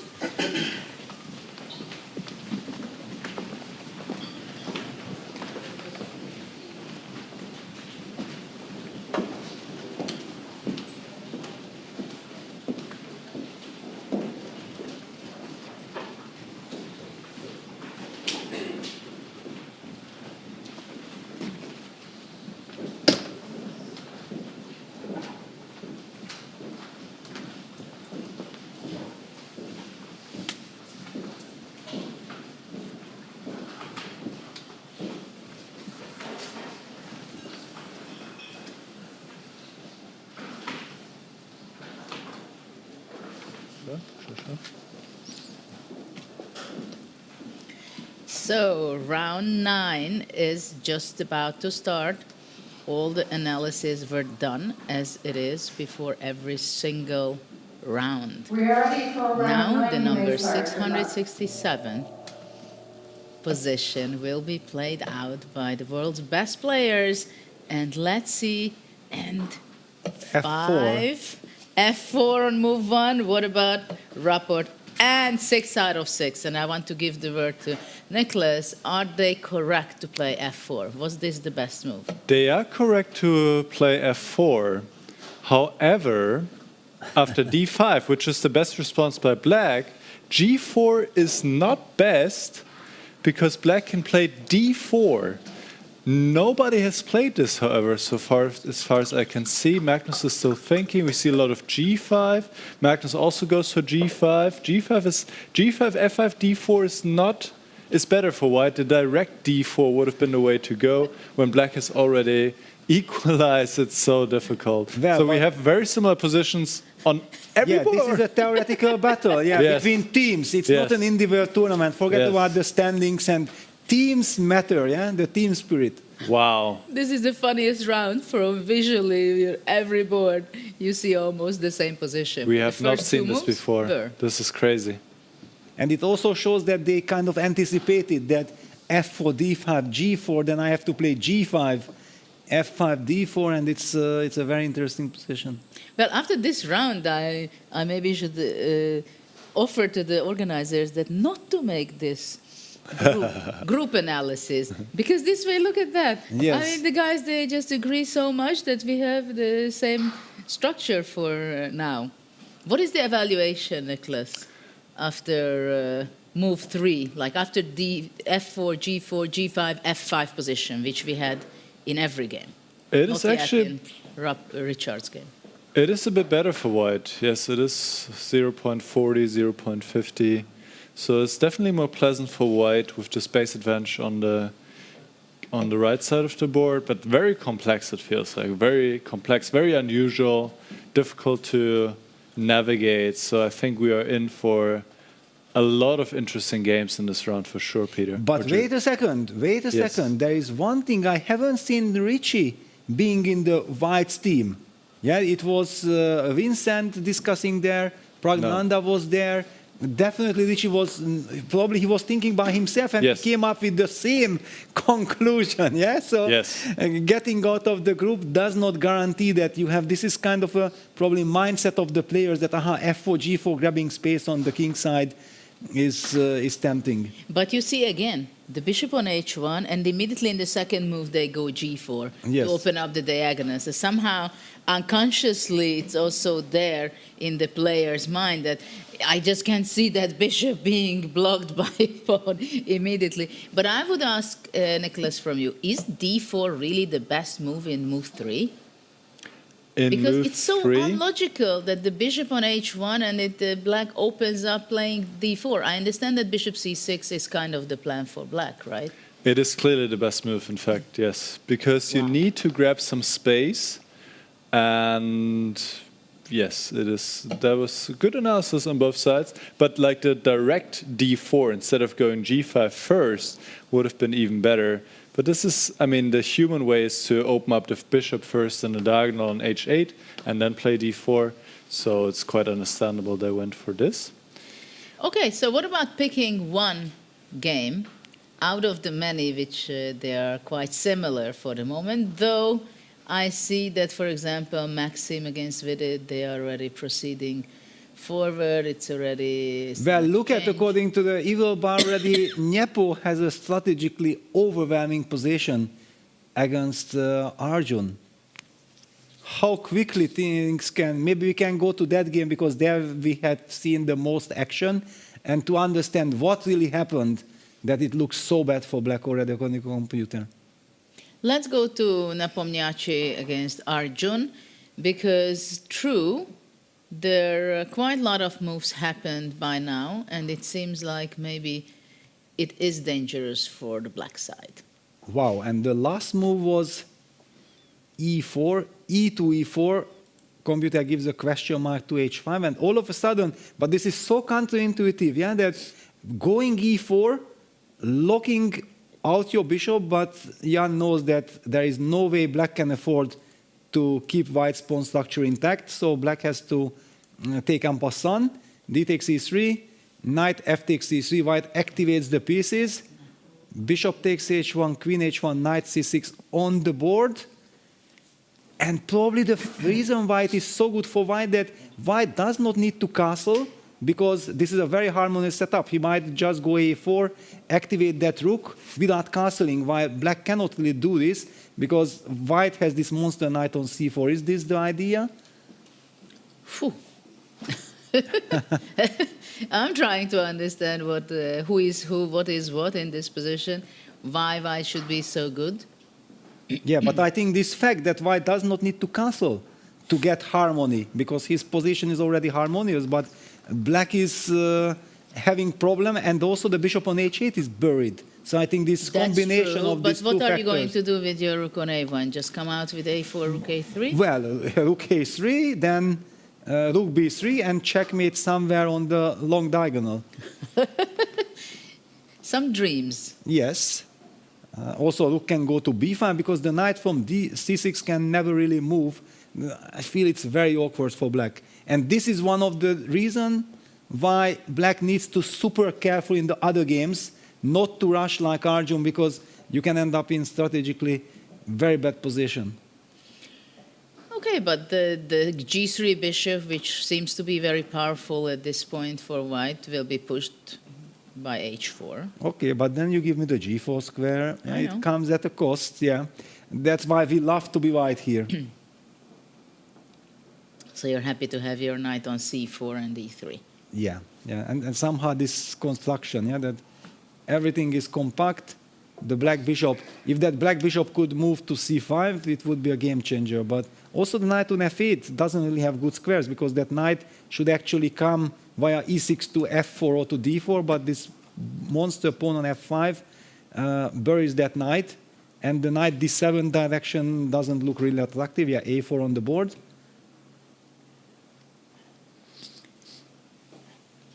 Yeah, the problem for black is that knight d7 is not possible, is it? Because the d5 square suddenly will be...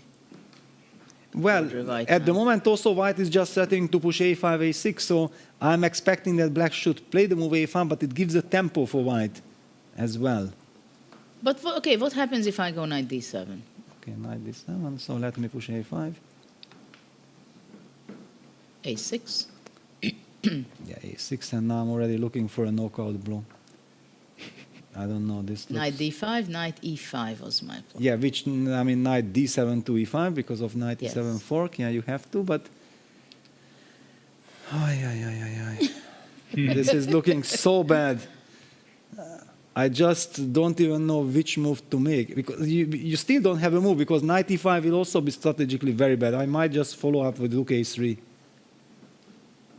No, okay, at least computer doesn't think I can go knight c5. It's not a knockout punch, rook a3, that's true, but it still looks very promising. I don't like my rook on a8. Yeah, now, for example, I do rook c3 business, maybe, setting up somewhere some Knight a4. Yeah, and then some knight b6. Yeah, that was the party is starting. Idea that I wanted. Yeah, just to highlight this queen on h1. The sleeping queen is doing an incredible job hitting on c6. No, it's too awkward. We have seen it. We have established this is what black needs to avoid in the other games. Now we can go back and pick any other game, just to compare also where other games were leading. And since I chose this one, now it's up to you, Judith or Nicholas, to highlight where you want to go next. It's interesting that in 3 games, actually, we have a black bishop set up on c6 and e5. This is kind of interesting. Yes. Praggnanandhaa Fabiano game is very interesting. I would be interested to jump over there. Praggnanandhaa Fabiano. We know it's also a lot at stake. Pragg needs to win as well. If he can beat Fabi, that would be a huge step forward. At the same time, Fabi thinks like, okay, let me keep my lead. And Fabiano has a huge lead in time. But let's see what is the position. It's a little crumpy there for black with the a8 rook, b8 knight. But the good news for black is that that bishop from h8 got activated. Yeah? We have seen, and it was so nice, I think, that we took a look at the Arjun game first to see that how bad things can get if your bishop gets buried. Yeah. So all the other players who had the same position made sure to get the bishop out. Of course, we have to be fair. White's knight moved to b5 in this game. In the other game, the knight was heading towards c4, which had much bigger control of the e5 square. So we cannot exactly compare the games, but this position certainly looks much better than the other one. Fabiano is on a move. Yeah, now white played the move c2, c3. The position is so complex that I think we have to ask Nicholas, please take it away, tell us what's really going on. This is really one of the wildest freestyle chess positions we have seen today and yesterday. And c3 was a genius move, honestly, by Praggnanandhaa, setting up incredible ideas here. So, for example, if black takes this pawn on c3, then white takes back with the rook. Takes back with the rook, not being afraid of black taking on c3, because white takes back with the pawn, and now the bishop attacks the pawn on c7, and if black takes on b5, well, white has great control over these diagonals. The black pieces are quite passive, and white has beautiful compensation here. So let's see what Caruana did. d3, this was actually the other move I want to cover. d3 is the better choice, but also here some crazy possibilities can arise. Let's say white takes the pawn. Also, watch out for this check at some point. This is also always in the air, which would force black to give the exchange. But for now, black takes on h1. The white queen takes. Black can go c6. And we might just go down this route, honestly. And here, white could actually just leave this knight on pre on b5, play a move like rook e1. And if black takes on b5, you just take back. And you play this position where the knight is not being developed. And also here, apparently you have great compensation. Super difficult, super complicated. I'm really glad we picked this game because I think it's just about to heat up. Curious moment now, if Praggnanandhaa indeed, this is the current position, goes for rook e1, the sacrifice.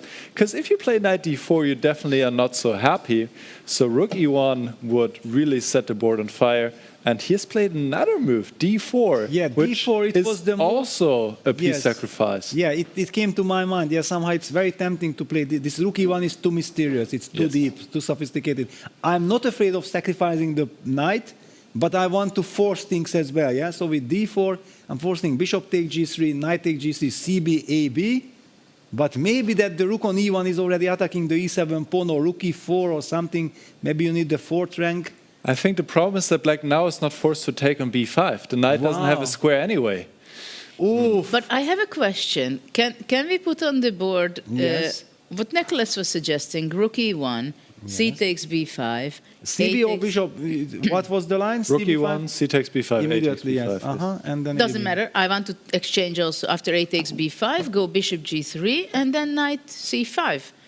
Because that could be something that possibly annoying if you play with white. Yeah, it's a very natural kind of reaction. Okay, but we see many moves, but this was something that was... Maybe that's why white played d4 to take away the c5 square.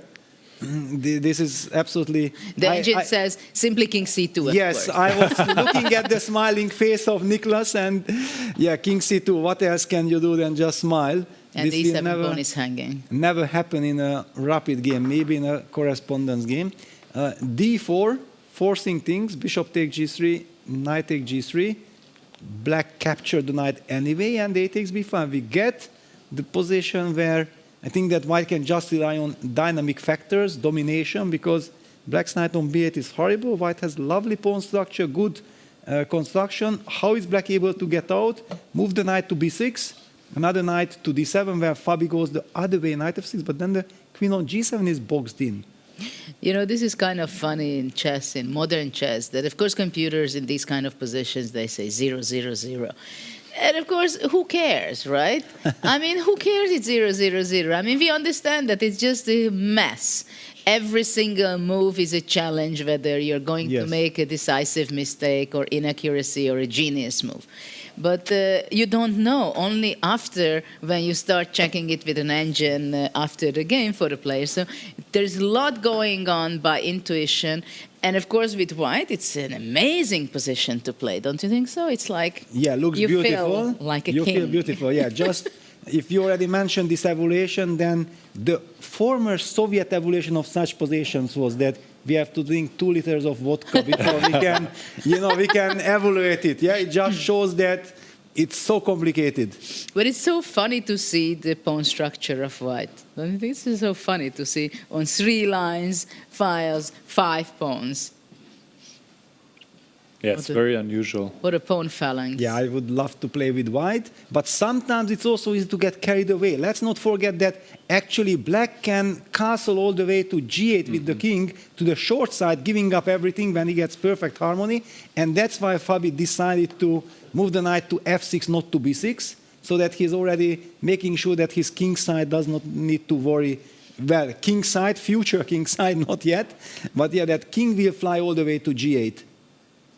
It's also a big question now that the e7 pawn is under attack, and it's possible for white to capture it.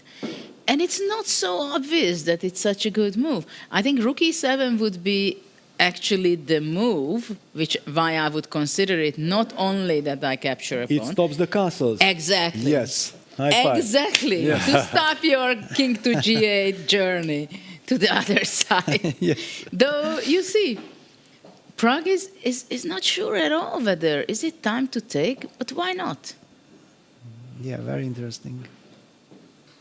The a3 rook is a little bit out of play, though. b4 is also something to be considered. I'm loving this round. Yeah, the whole starting position was already so intriguing. Yeah, white plays queen f3, just taking care of the g4 pawn. But black castles? Yeah, this seems too slow. It's queen too f3 slow. is too slow. You had to take on e7 or play c4. But please, Nicholas, tell us after rook e7, what was black's move at all? After what was he afraid of? Yes, rook takes e7, black probably goes queen f8 and then trades the rook on the e file. For example, queen e1, or let's say the rook goes back, and then you play maybe queen d6. That gets a lot more harmony, whereas the white rook is still out of the game. And here black is actually better. But instead, what he should have done is play c4, also to maybe activate the rook this way. And now if black castles, now you can take on b7. And yeah, this is a big mess. Yeah. Position is roughly equal, but of course very unclear. After queen f3, now castling looks very logical. And the black should actually be much better here. So let's see what Caruana comes up with. Well, I'm also looking at some other extremely interesting positions like Rapport against Magnus. Do we want to maybe get an update on that game? Because it's also so important. Richie needs to win against Magnus, none other than Magnus. Not only that, but it's shocking the time management, what's going on over there. Rapport is the opposite today. Yeah, let's jump right into it. I've never seen something like this before. He has 37 seconds versus Magnus's 6.5 minutes. What? Really? Unbelievable. I just looked at the position and it looked very promising for White. White has sacrificed the pawn on the queen side, because I can really call it like this, since White evacuated his king all the way to the king side. King g1 to the right side of the board. Look at this beautiful harmonious pawn structure. And once again, the problem is the buried bishop on h8, the monster knight on c4 in combination with the bishop on g3. It looks like very much Rapport's position. The only question, will he be able to control his nerves in the coming time trouble? Whew. What do you think, Nicholas, after this move, queen g2 came out from the corner? What is the evaluation here? Yes, Richard is indeed clearly better, but he did spend too much time to achieve this great position against Magnus. Queen g2 was also a good move. The last few moves, Rapport really played great chess. And yeah, there are some ideas here. For example, taking this pawn on a5 is in the air, setting up some pins along the a file. And maybe you can even think about something like this at some point. Of course, we should not forget black can still castle in both directions, but here you don't really want to castle short, because also this pawn on c7 is hanging. The white pieces are just way more harmoniously placed than the black pieces. The bishop is beautiful. White has a nice pawn chain. And knight takes d3. Whoa! Takes on d3. Tries to grab another pawn here. Not the best move. Very direct, concrete play. But White should be winning now. If Rapport can navigate this, it won't be easy with 30 seconds on the clock. He should take and the rook knight. c1. Take the knight, yes. I think he has done it, and play the rook to c1. Absolutely. Yes. Yes, rook f This c1. looks devastating for black. Actually, can we also zoom in on the play? I want to see body languages. Yes, let's see the players. The position, yeah, rook f c1 already played, and we know Richie being very energetic. He is a brilliant attacker. I want to see how Magnus is suffering there. He needs to play knight c5 now. It's the only move. Otherwise, he's busted. Rook takes a4 is a threat. It's very dangerous for black. On the other hand, Magnus made sure that if I survive, I will have a good position. Oh, and to point out, the rook on d8 has already moved to d5 and back, so black cannot castle short anymore. He cannot evacuate the king all the way to the right side of the board. Very important detail. Yes, super important detail. Because I was just trying to play castle here, and I couldn't. Fantastic. And then I realized. Amazing, yeah, and this is like a dire straits situation for black's king. The rook from c1 targets the king on c8. The bishop from g3 eyeing the c7 weak spot. Some tactic. The knight jumps away from the c4 square, like knight takes a5, opens up the road for rook takes c7. So yeah, that's why knight c5 had to be played. Richie is expecting the move, obviously, because there was nothing else. So rook a3. Yeah, rook a3 will be blitzed out, I guess. But no, knight d2. Knight d2. Wow. This is a mistake, which gives away queen big chunk of the advantage. But hang on, is he planning queen b5, b4? b4. Yes. Yeah. He wants to break everything on the queen side. Indeed, queen b5 would be a mistake for exactly that reason. On the board, and b4 Oh, he missed it. Carlsen rushed. b4. b4 was obvious. It was obvious, and that was the idea of Richie. Yeah. Of course, when he moves the knight back to d2, it means yeah, that but after queen b4, rook c4 and tempo, b4. and then b4, and you just massacre. Oof. Wow. The beast woke up. This would be a huge win if he can finish this off, Richard Rapport, for his chances to qualify after all. Now what can black do? Take on b4 with the queen and just allow the white pieces to come? Wow. It's definitely not a position where Magnus feels comfortable. Yeah, he has to take on b4. He can only hope that Richie has very little time. Rook a b1. Rook a b1, not the most precise. Rook c4 first was better. Okay, queen a3. Well, he can still go back if he wants, no? I'm not sure. After rook a1, there's maybe queen b2. Yeah, maybe queen b2. Yeah, Richie goes back. He doesn't have enough time. He doesn't, yeah. Feels like, to really find the most precise way. He's still winning, but... And now the big question for Magnus, how long should he be thinking? Because he might blitz out the move queen b4, but then Richie changes his mind, or he tries to think and then come up with this queen b2. I think probably he should find queen b2. It's very important now to disbalance Richie. He doesn't have enough time to work out all the subtleties of this crazy... But no, queen b4 is played, so Richie gets a chance to play rook c4. Both moves are actually quite promising. You need to play with e5 if you go with rook a b1 to open up the queen and target the pawn on b7. But that's so difficult. Yeah, closing the diagonal of the bishop. We were trying to checkmate on c7. Yes, it's 30 seconds. You will never change your mind. Rook b1 played. But wait a second. After queen a3, rook a1, queen b4, Magnus can claim a threefold repetition. So Richie cannot repeat forever. No, after queen a3, he needs to do something he will else. Go something. I mean, knight c4 is not a killer. Knight c4, queen d3. Rook b5. b6, it holds on somehow.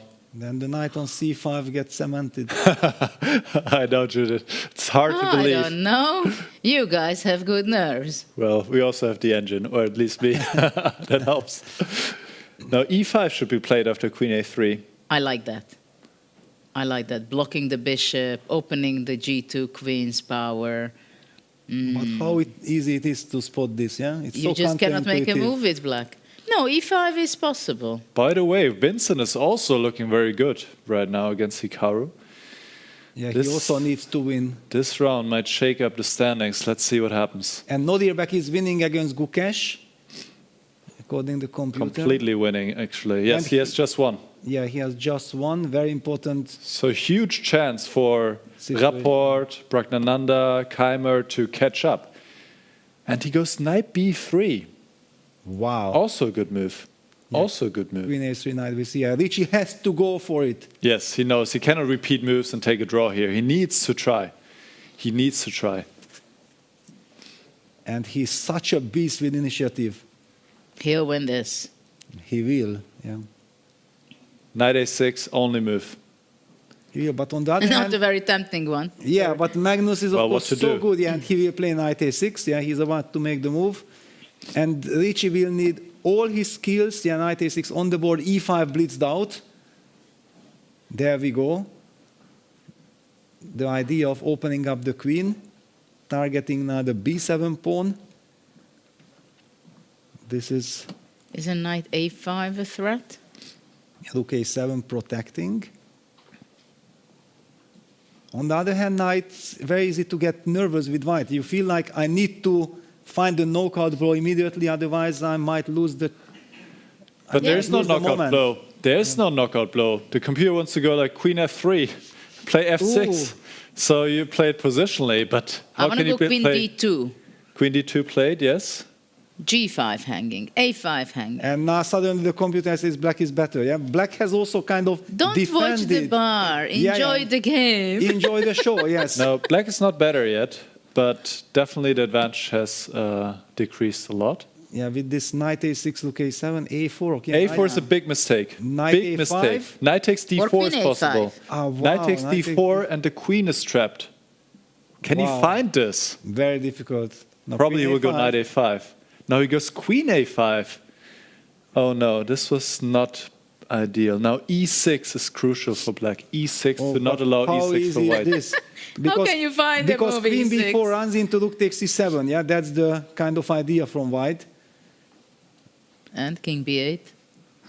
Still goes on. And yes. then e6. Yes. Yeah, I'm just guessing that's why black has to play But e6. also now rook takes c7 is a threat already, because the rook on a7 is undefended.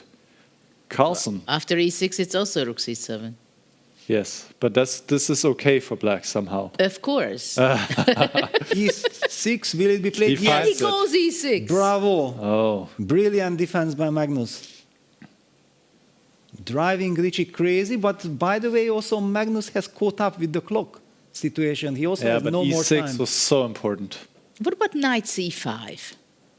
And look at the body language of Magnus. Yeah, like he feels that I'm about to save the whole this crazy construction together. Knight c5, b6, unfortunately. Does not work. He takes on e6. And then gaining what? 10 seconds. This is that kind of move, right? Yes. He takes on c7 now. Apparently this was a worse version than not taking on e6 first. Queen a2. Queen a2 is possible. Queen b4 is strong. Queen a2, knight d2, or what is it? Yes. Amazing defense by Magnus. Yeah.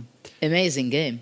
Yes. Unbelievable. Yeah, Richie needed 1 extra minute in the critical moment to find all this perfect way of continuing the attack. It looked very promising, but it was not easy.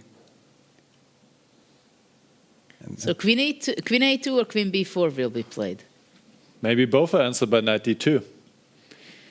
Yeah, it leads to the same. So takes. And then queen takes b7 and rook f1. Oh. Wow, rook f1. Okay, that's a very tough one. Well, got to get to the king somehow. Magnus down to 14 seconds.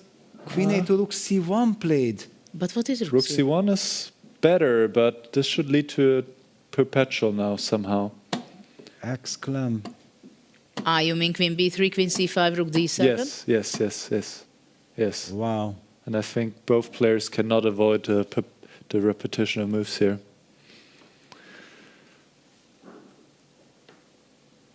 What a game. Unless you sacrifice the queen with queen c3 in this position. But I don't think Magnus feels the need to do something drastic like this. He does. He does it. Wow. Incredible. Yes. He likes to play on. He likes to play chess. Yes. Wow. Yes. But also he has such a stable construction, and if the bishop, I wanted to say, if that bishop comes to life, but the same applies for white. Yeah, black goes rook d5. If black can provoke d4, then everything is fantastic. Then white's bishop is unbelievable decision by Magnus.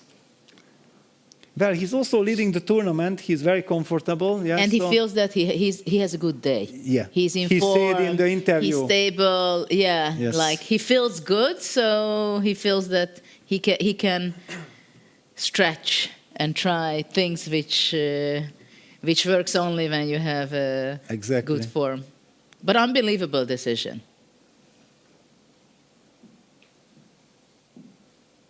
I'm now really worried for Richie. I hope that he will be able to control things, because it would be a heartbreak to lose this. Yeah, he had all the chances to come back in the tournament, but if he loses this, then it might be the end. Then it's over. Yes.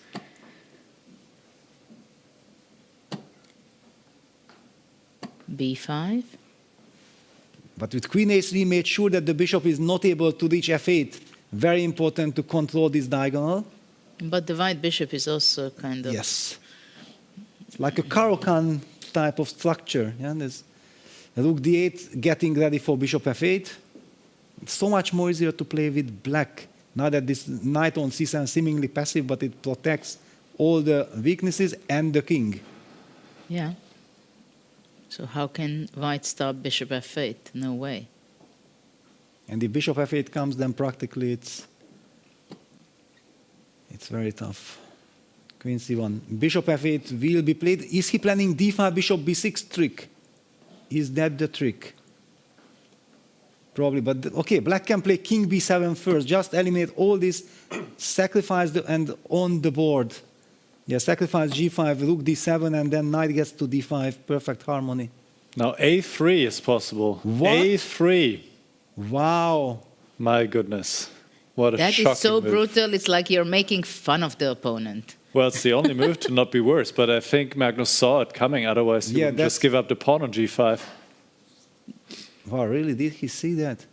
But He's D7 about to play also it. looks good. Yeah, look, He's about to play it. He's just double checking. Yes, about to. Wow, and Richie did not see this move yeah, at all. Did not see it coming. It was a shock. And now black is better. Black is clearly better. Double exclam. Oof. Magnus Carlsen working his magic. Incredible game. Very impressive. Unbelievable how he managed to He takes on d8. defend. Yeah, he's in a state of shock. But now black's just up a piece. Yes. He should have at least brought the queen back. Yeah, but it's so difficult to control your emotions. Oh my goodness. Well, probably he wants queen e7, taking the h7 pawn. Black plays b4, b3. No, bishop h6, just now already no fancy business. And I said there was enough adventure in this game. I just going professional. Queen h7, queen c1 will be played, yeah, and perfect harmony. d5, trying to muddy the waters, but it should not be enough. Logical try by Rapport. Queen f4. And all kinds of drama in other boards as well. Fabiano is apparently winning, but in a big, big time trouble. Well, he's up at knight and rook, so he will win for sure. Yes, okay. Vincent is also looking very good. So is Vidit, but it comes too late. Yeah, Vidit is bouncing back. We might see another 6 decisive games in this round. Just amazing. Yeah, he unfortunately, this knight on c7, what a monster this knight is. Yes. Protecting the king, guarding the e8 square so the e-pawn cannot really promote. Not even queen e4 check probably is good enough. Yes, that's it, basically. On the board. Too many passed pawns for black. h4, bishop to d4, can white fight? But bishop g7, opening up the way for b4, b3, b2.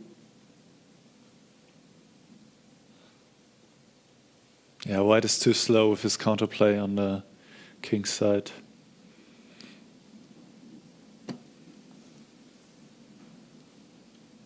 g5, okay. b4, h5, b3, h6. The game continues. Did Magnus relax a bit early? He needs to bring the king now. King c6, king d7. Take care of this e7 pawn so he can also use the knight. And with the king, knight, and bishop combined, the pawns on the connect pass pawns should be tamed. And on the board, yeah, masterfully played. Too good. h5, king d7. Just like against Vidit, when Vidit had those pawns against Magnus and he was bringing his king quietly closer to the dangerous pawns. Very much the same technique.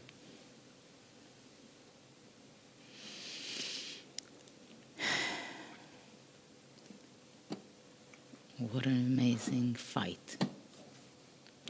Richard could have won this game and the previous one, and instead it seems like he will be pretty much eliminated if he loses this game. Heartbreaking. Yeah, the feeling is that he's playing such a good chess. Yeah, so creatively, dynamically, but he's not rewarding himself in the end. Yes. This is the painful part. And now g6, knight f4 check. Yes. That's a big problem. That is a big problem indeed. Yeah, poor Richie. Playing brilliantly and then losing like this.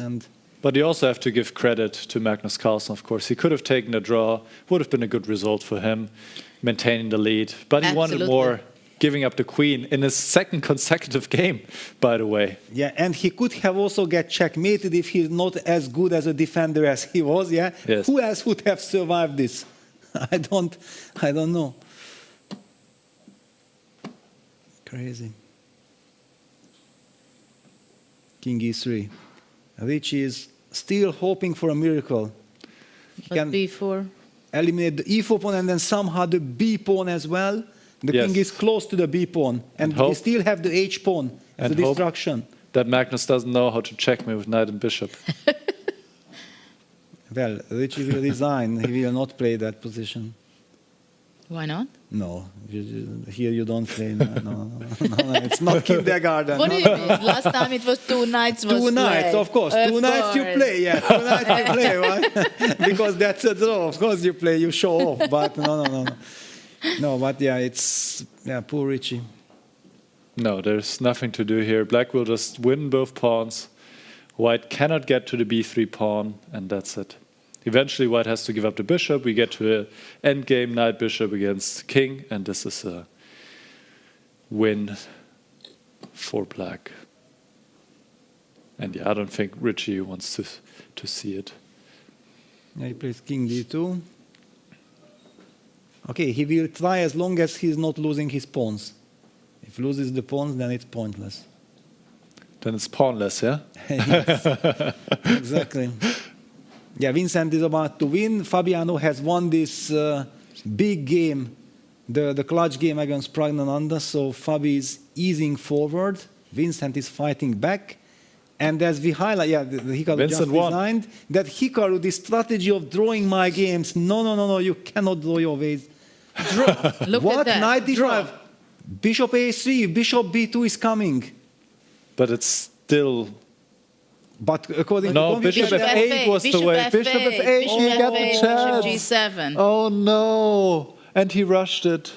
Oh, he could not believe it. He could get the chance. Now he will play bishop f8, but it's too late. Now king e8, king f7. And the knight reached the destination. Oh no. Yeah, you always have to be ready to grab the chance. Look at Magnus's face there. He kind of looks like, I'm sorry, but this is life. Yeah, he's coming with the king. He wants to go bishop. Checkmate. But he doesn't bishop have, b2. He no, wants. but knight b2. The problem is he can. Exactly. If White would go bishop c5 wherever bishop d4, it's a stalemate. But he can't make it. He can't make it. Yeah, bishop b2, bishop takes b2, h8, bishop h8, and stalemate. But the problem is bishop b2, knight. Yeah, just to highlight. Yeah, bishop b2. If Black takes with the bishop, then h8 we are able to sacrifice all our material. Bishop has to take the queen, and all of a sudden it's stalemate. So chess is a beautiful game. Unfortunately, Magnus will capture with the knight, and then there is no stalemate idea.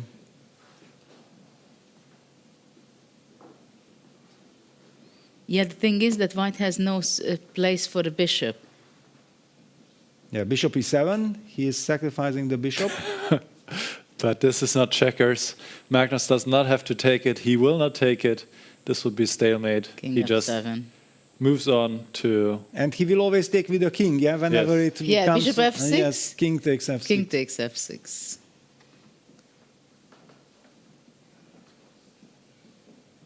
Whenever bishop f6, and if you go bishop h3, let's say bishop d8, king g7, bishop g5, king h7, bishop f6.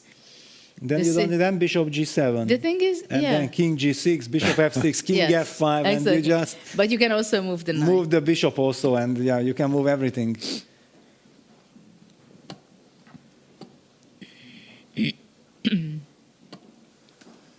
Bishop g7 will be played.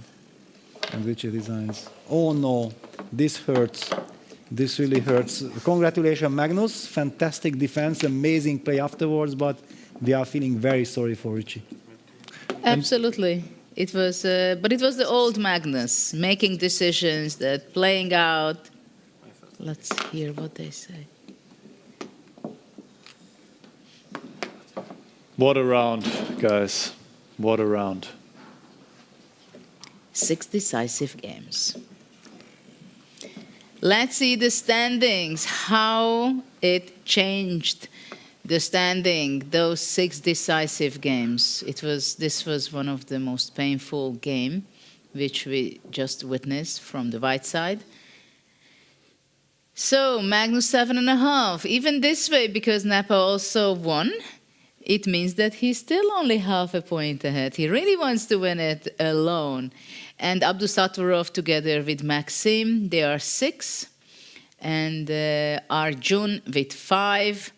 Caruana 4.5 tying with Nakamura because Nakamura lost. So this today is not the day of Hikaru, it seems. And then Gukesh is number 8 together with Keymer. Yes. And Praggnanandhaa 3. So... Well, actually, nothing is over yet because also right. Gukesh and Vincent will be super nervous. Yeah, and Richie is still in striking distance. Yeah, and Praggnanandhaa also. But the most important thing that they have to forget about what happened before, and that is, I think, the toughest. For example, for Richie, if he thinks back and he have seen the move and then the computer highlights that actually it was winning what he have seen, it is so difficult to get over. Well, and you will not believe what pairings we have in store in the next round. Because Gukesh will play against Rapport and Praggnanandhaa will play against Keymer.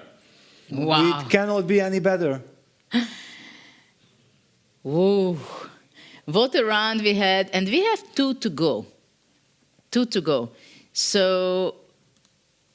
Vidit actually lost. Vidit was completely winning at some point, but it was a crazy time scramble. We don't know what happened there. Yeah. And that was important for Maxime. He blundered, a huge blunder over there. So, yeah, it's not Vidit's tournament, that's very clear. And if Rapport would have won, yes, he would be there tying and fighting. Oh, so let's see the next round matchup, which is the 4th round today. And this is what we have. Caruana against Vidit. Of course, Vidit is playing not well in this tournament, but it does not mean that Caruana will have an easy game to go. Arjun plays with Maxime. Magnus with Nepo. Yes. Big clash. Prestige They duel. have a past, right? Yes. And Gukesh with Rapport. Of course, still, if Richard wins, he still has some chances to come back. And Nakamura Abdusattorov, very tough game. So, but some of the players, of course, they can feel secured, like the top 4, I think, 4 or 5. But for 8th place, we're still going to see some blood in the upcoming round. And tons of blood. This Praggnanandhaa Keymer game will be very crucial, and Gukesh Rapport. Whoever wins here gets a chance to get to that desired 8th spot. One thing we have to also highlight that whoever ties for the 8th place, there will be tiebreak. It will be a playoff, so there is no direct encounter or whatever is deciding for the 8th spot, because this is so important.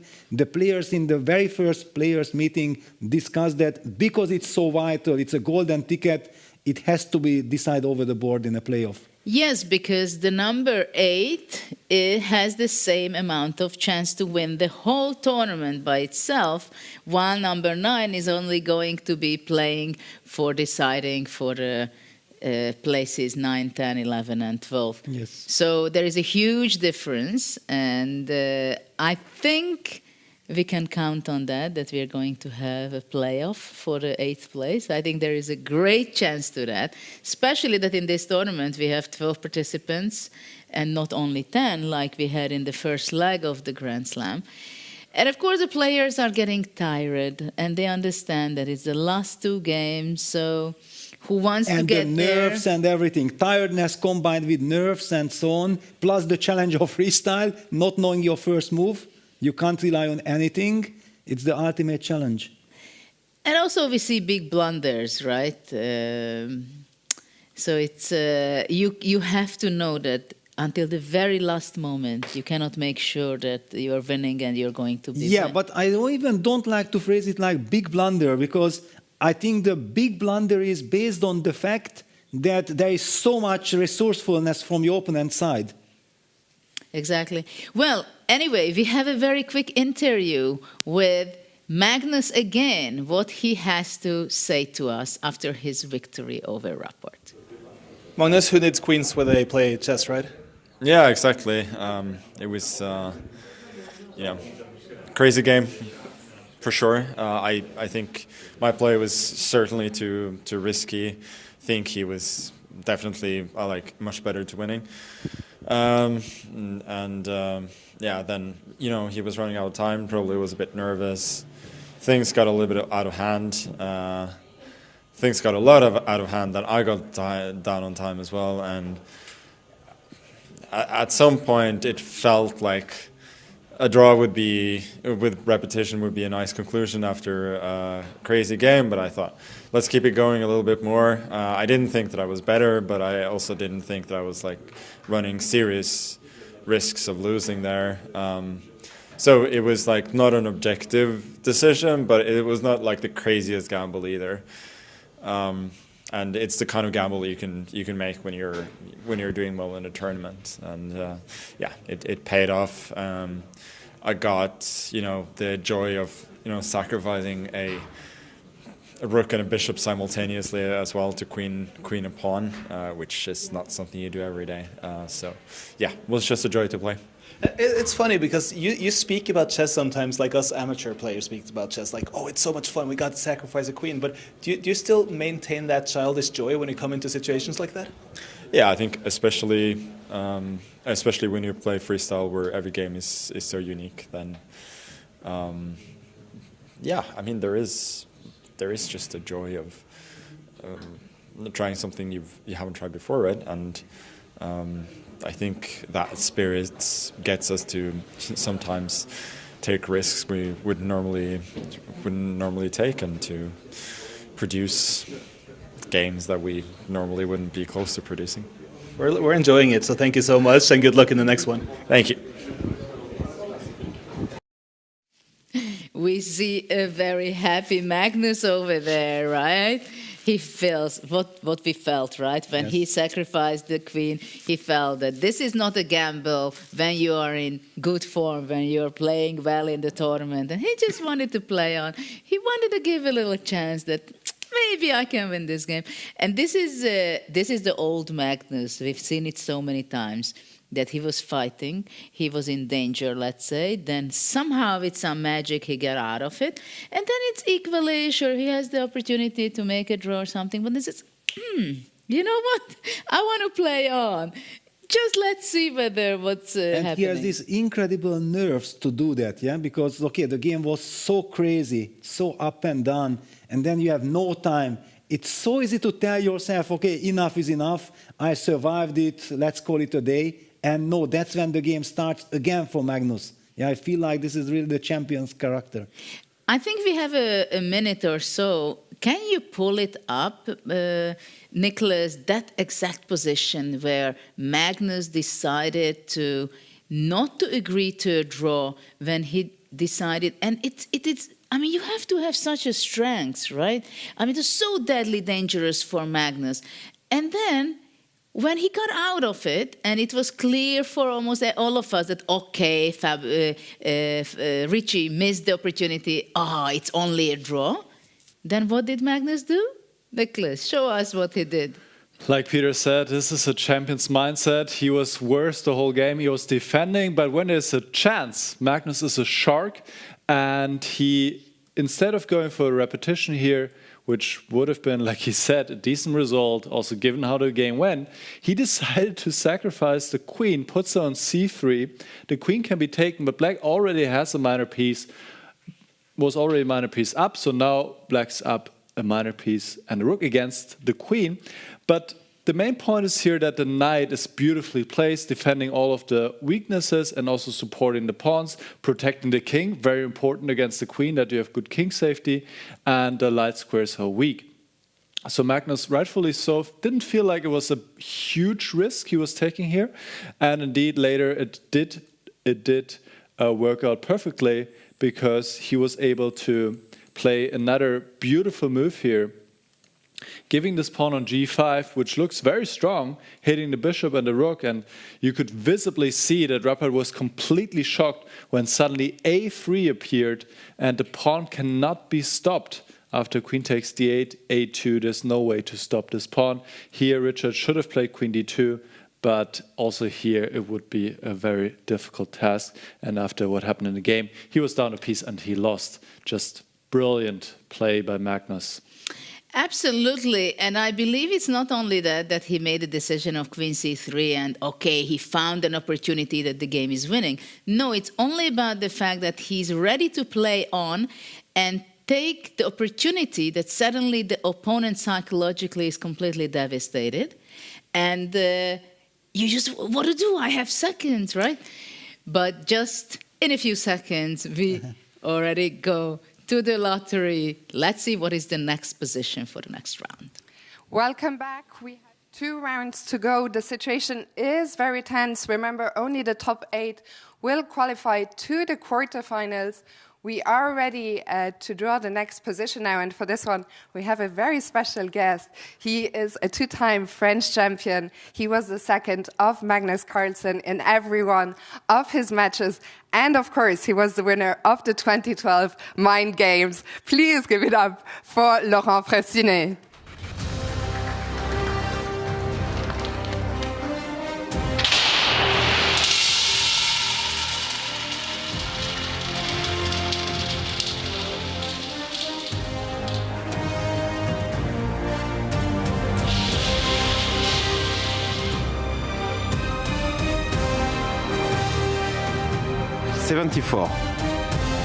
How familiar are you with the positions, the starting positions? No, I'm not familiar at all. I don't know. Yeah. Well, we're going to take it back. The players will have 10 minutes as always. Thank you, Laurent. Back to you.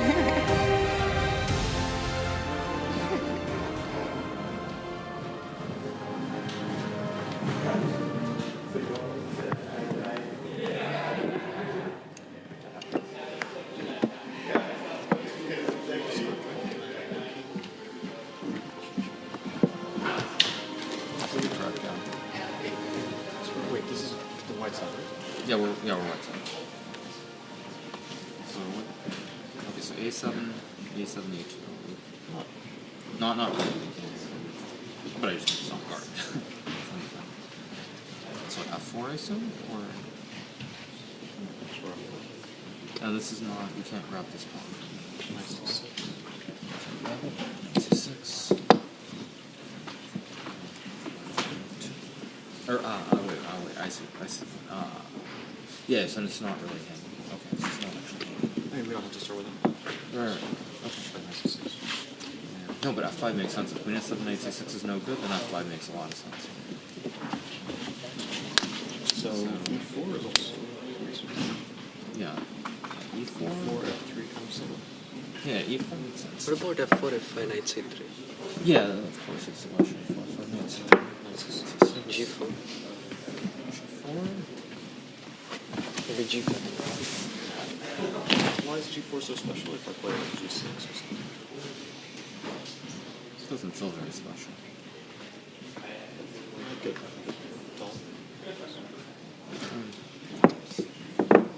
Actually, F4, F5, Knight B3. How do you actually You want to defend? go Knight A5 or something? Or Knight C6? You can just castle. Yeah, probably not great. Castle first one. What about Yeah, E4. Also D4 is reasonable.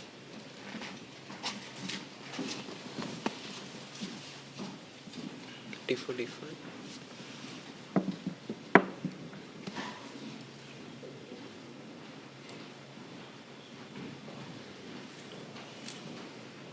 Very dull. I mean, D4, F5 is Yeah, D4, F5 also.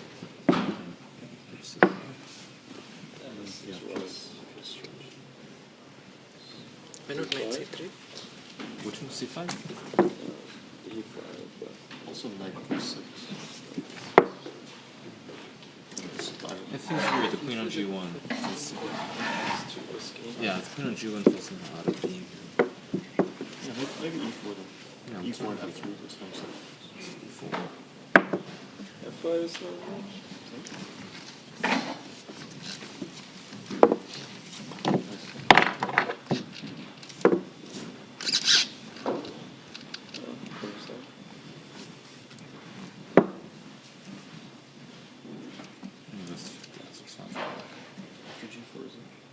G4, G6.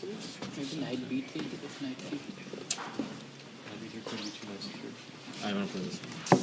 Knight b3, knight b6. Yeah, knight b6. Knight b3. Yeah. Knight c3. Yeah, so. Rook a1 or something? Okay, one. Bishop f7. Rook a2. Okay. You don't even get everything. Yeah, again, knight b6 is. So let's take immediately and then go bishop f7. Alright, knight c3, queen b2. Transpose it. Yeah, I mean, I thought queen b2 and then. Knight c3, bishop c3. Rook a1, queen b6. Or not necessarily rook a1. Queen a3, f3. Yeah, maybe just develop. What, this position or which one? Yeah, that's right. Knight b6. Is this such a big deal? Maybe black is much better. It's too risky for white to go first. Wait, Knight b5? what if rook a1? Queen d6, knight b5, right? Knight c6, right? Knight c6. Yeah, probably that's not great. Probably too risky. Although knight b6, knight b5, queen a2 is also possible. Sure. So. I mean, knight b6 is probably also a flag. Knight c3. Or Knight you b6. can also keep it. Yeah, I mean, okay. or long castle, yeah. Long castle. No, let's see what happens if we keep repeating. Yeah, long castle. Okay, maybe this one doesn't matter. F3, D4. Okay, but D4, you're on bishops. No. Yeah, actually, let's see. At which point do I want to deviate? Here, okay, F3 or D4? F3, I can play F6 so far. D4, yeah, we'll take just take C5. Yeah. That will be fine. Here, yeah. Yeah, take it. I mean, Nice. Because thanks. EF, F3. Not sure. Okay, but maybe. Yeah, this is completely fine. This is fine. Maybe. And at some point F5 and Queen A2. We could also like- start with we could also start with F6. We could also start with F6 technically, yeah. Like we could also here play F6. Yeah, maybe But not. F6 is 2D, F4. Okay, so let's say if you take play D4, yeah. D4. And Knight B6. What one? Anyway, yeah. No, yeah, also here. Yeah, you're right. No, I just I don't want to give away. But I mean, center also for- take, you're always in bishop h5, yeah? Like after d4. Take? Yeah, d4. Yeah, technically we have to That's have kind of- bishop h5. Bishop h5, d4. Yes. It's kind of annoying, right? You have to place your rook. Bishop d5 is. Bishop h5. D5 is best bet. D5 here. But I thought maybe Knight B6 now first. That is. Yeah, I mean, Knight b6, yeah. But even after you have because if you have to play D5 to avoid D4. F5. F5. Nothing. Yeah. Okay, I think This check is a bit annoying, but maybe check other first moves, yeah? you've seen that. I think 45. Yeah, looks like we are. I think 4 is super principled. Okay, knight b3, what we do? Knight b3 First move? Yeah, I mean, like, so not to get. Maybe Okay, I as you like mentioned, we can castle, yeah? So Yeah, it's like, it's not like knight f5 problem, it's just a problem. Maybe this. This? Okay, so fighting for the center, yeah, Maxime bravely. No, I like e4, actually. Yeah, e4 is a bit annoying, so f5 But is. the first move f4, you really want to play f5, yeah? But e4, I like f5. You like f5? I like f5. Take. G6. G6. Also, yeah. And there I can take on e2. So take, yeah? Here I can take, yeah, I think. Knight c3. Okay, Take. No, like probably it anymore. Queen E6. Queen e6, it takes on. No. Yeah, but why e4 and 5? I mean, e5 was a normal Yeah, maybe choice. maybe too smart, yeah. e4, f5. I think f4 is. but maybe after FG Bishop G6 also. e4, like f4 is so Yeah, but natural. then here, Yeah, of course. just some compensation. Yeah. And But so that is why you can cancel, yeah. Sure, some G6 compensation. what? You're gonna play what? e4? I guess, yeah. f5? Take. And G6, yeah. Take. Knight. And here G6 already. Yeah. Yeah, no. Basically just No, actually, here. This is good, yeah. For sure. And also here, by the way, knight e4 is annoying because it's important because with knight on e4 in the f4 plate, Knight a4. castle never works because a2 is hanging. Oh, yeah. So here, like knight a4. No, we can play No, this. here, no? here, knight Queen D4. Queen Queen a4, A2? like Queen a2. Here is like very unpleasant. Yeah. Dangerous, yeah. Oh, So here, this is bishop h5 body also, coming. Yeah, but knight a4 maybe B3. Bishop b5, bishop b2, queen c4. No, no. Ферзь d4, ферзь d5, слон c4, ферзь c4. b3 here. Knight b2 is not on. Shit. Sure, it's mate. Yeah. No, I want to play e4.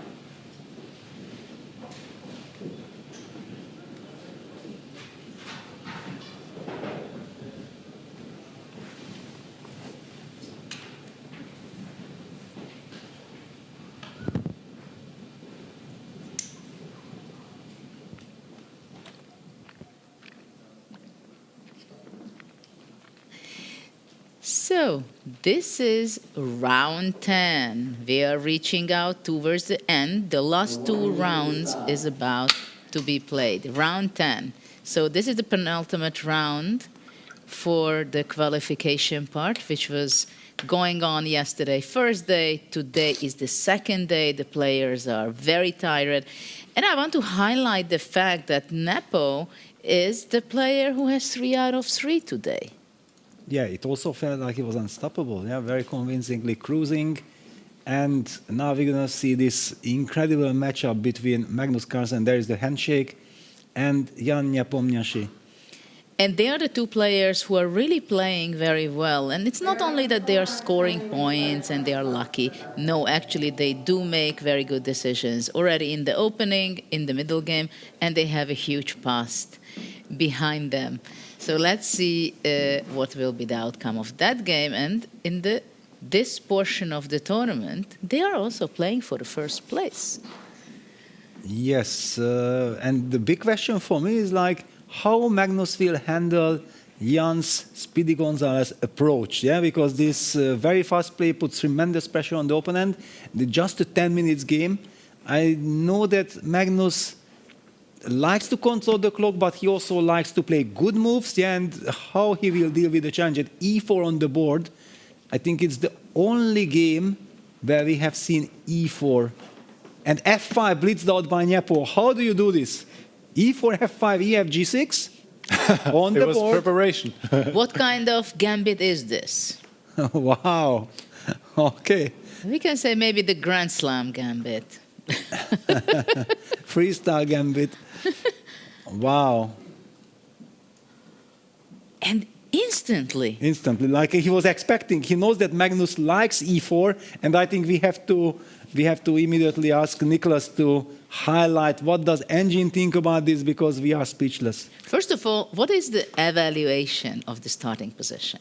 The evaluation is a bit better for White, but none of the players have played the best move in the starting position. So, well, it doesn't always work out when they come together. So the best move here would have been actually to go D4 and then play knight b3, or maybe knight b3 first. You can play long castle. It makes some sense, d4, knight b3, knight c3.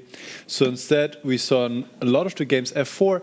F4 is very tempting because you like to attack things, and with the very first move, you're already attacking the pawn on a7, but apparently this was not really a priority, and we saw that in some games knight b6 was played here. But Magnus played e4, and this was actually not one of the top 4 moves by the engine, probably due to this response by Nepo here, f5, opening up the queen. But he doesn't even want to take this pawn on a2, because then White plays knight b3 and the queen is a bit out of play, so this would not be good for Black. Instead g6, and now f4 was played, not taking the pawn sacrifice, not taking the gambit. And now Nepo takes on f5. And already there's a move like bishop h5 check in the air, so White probably has to spend a move like bishop e2. And I think Nepomniachtchi will be quite happy here how the first few moves have went, Judith. Incredible start, don't you think so, guys? Yes. I mean, what is this? e4, f5, takes g6. And he has already 2 minutes. 2 minutes advantage, yes. It's and like, a comfortable position after move 3. I mean, Magic. It's amazing. I mean, he has to have such a presence and such a mindset for this event to make something like this that it's unbelievable. Absolutely. It's completely insane. And it's Magnus who is thinking again. Yes.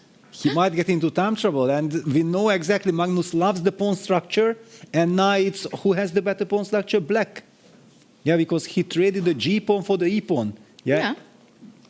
And this bishop e2, a very slow move, is not something that Magnus lightheartedly can play, because it feels wrong to lose another tempo.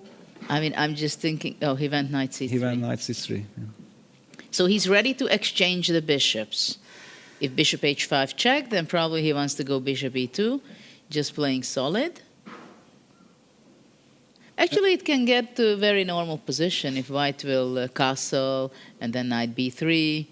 Well, he's still offering the pawn on a2, right? Yes, After bishop exactly. h5. If you take with the knight, who knows, then maybe queen takes a2 is at some point, but then knight b3, and this rook a1 motive. That, Very sharp play. But sorry, maybe after bishop h5, Magnus wants to go queen a7? Sorry, what? After it's a check. Ah, sorry. It's a check, yeah. The king is on the...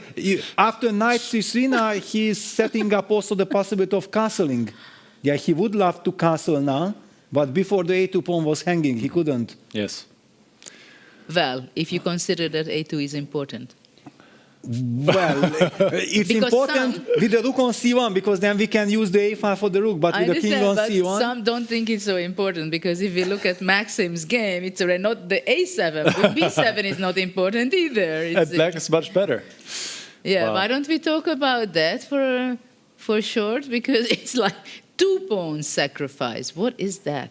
Yeah, we can. So which one should we go in? Yes, well, now Let's that- dive into Maxime's game? Yeah, let's dive in. For the standings, it's not the most, I mean, for the qualification, not the most relevant, but let's just check it out, what happened For there. freestyle, it's important that can you really sacrifice all those pawns? Are they important? How much compensation you are getting? By the way, if black gets a chance of giving knight takes b2 or b3, knight b2, it's checkmate. Just to highlight, let me just highlight. You think like, what is this knight doing on c4? Computer gives it a question mark. Let me attack it with b3. And all of a sudden, knight b2, checkmate. Just watch out, and by knowing this motive, we already understand that black is threatening rook b8, followed by knight takes b2. How do you react? Well, maybe simply rook b1. Quiet little rook b1. But maybe we also have to take it from the top. Nicholas, can you just show us how all those pawns disappeared? Yes, I'm happy to do so. So Arjun opened the game with f4, and Maxime replied with f6. Let's just take it from the top here. f4. f6 is actually a great move, great dynamic move by Maxime. If we could show my board, then I can show it. So. Wow, what is going on that game? Ooh. They might have found a repetition. Yeah, I'm not surprised. They found a repetition already in the game. So now we can show it. All right. Yes. So f4, opening up the queen, and Maxime. So Vincent actually played knight b6, but f6 is a great pawn sacrifice, and white should not take this pawn, in fact. After queen takes a7, knight b6, the queen is locked out. For the moment, queen knight to c3, knight c6, queen takes b7. And now knight c4 was a bit of a mistake, which gave away the advantage. Apparently rook b8 was strong, queen a6, and knight b4, hitting this queen again and again. The queen has to move somewhere. Queen b5. I mean, there are not a lot of good squares available. Yeah, and queen now b5. to play e5, opening up the bishop. You have d5. It's just a lot of dynamic potential here. A lot of activity for black, and clearly better. Instead, we saw knight c4, trying to set up a checkmate on b2, bishop f2 made some space for the king, and now I think the players are just repeating moves here. The queen cannot really escape the attacks, and this will be over in just a moment. A draw is a good result for both of them. They're already both qualified, and so they are probably both happy with a repetition here. So we can focus on another game. But this was funny. We see like pawns are hanging, captured, and it's kind of a funny repetition of moves. I don't believe that any of them want to, well, any. Basically, Maxime is the one who could be playing on, but there is no reason at all to waste energy when you can finish with a fun repetition of moves. So let's dive into some other games. And what do you think, maybe looking at the games of the qualifying spots between Gukesh and Rapport or Vincent Praggnanandhaa? Which one would you like? Well, since there is maybe more action already in the Gukesh-Richard Rapport game, maybe we should pick that one first. Yeah, Richard seems to be keeping us busy during the whole event because a lot of interesting things he's playing, but somehow he's not collecting the points which he might have. Yes, and all of a sudden now he's in a difficult spot because his queen on g8 is stuck. Yeah, that is a problem. Gukesh has gone for opening up the position with d4, and now Richie ignores it with h5. It would have been very tempting to maybe take on d4 in order to secure the e5 square, but the problem is the queen on g8 is so badly placed, and white's queen on g1 is very much in the game. So, for example, a move like knight e5, already things like bishop takes b6 might just be crushing. Let me even show it. Bishop b6, ab, queen takes b6 check, and all of a sudden, maybe the rook is coming from the a file. In any case, this doesn't look good. I don't see a move. So Richie says, yes, things have not gone according to plan, but actually, how is white continuing? Let me try to make some useful move, grab some space, open up the rook. Eventually, Judith, what is your feeling? How bad is this? I don't like it with black at all. What about rook a1? Yeah, rook a1. Just a simple I rook would just a1. try to pinpoint your weakness. Okay, I have to play a5. I have to block it. I can't. But really don't block tell back. me you consider to be happy there. No. I mean, I can go e5 or something. I'm almost thinking about resignation, and I feel like Richie is maybe under tilt from what happened in the previous game, yeah, because that was so heartbreaking, and you're already thinking about just destroying me completely.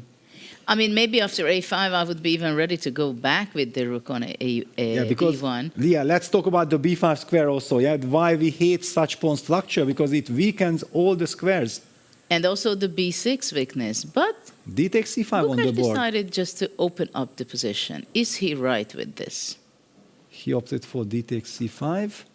It's a question mark according to the computer. He really wants to get that bishop to d4.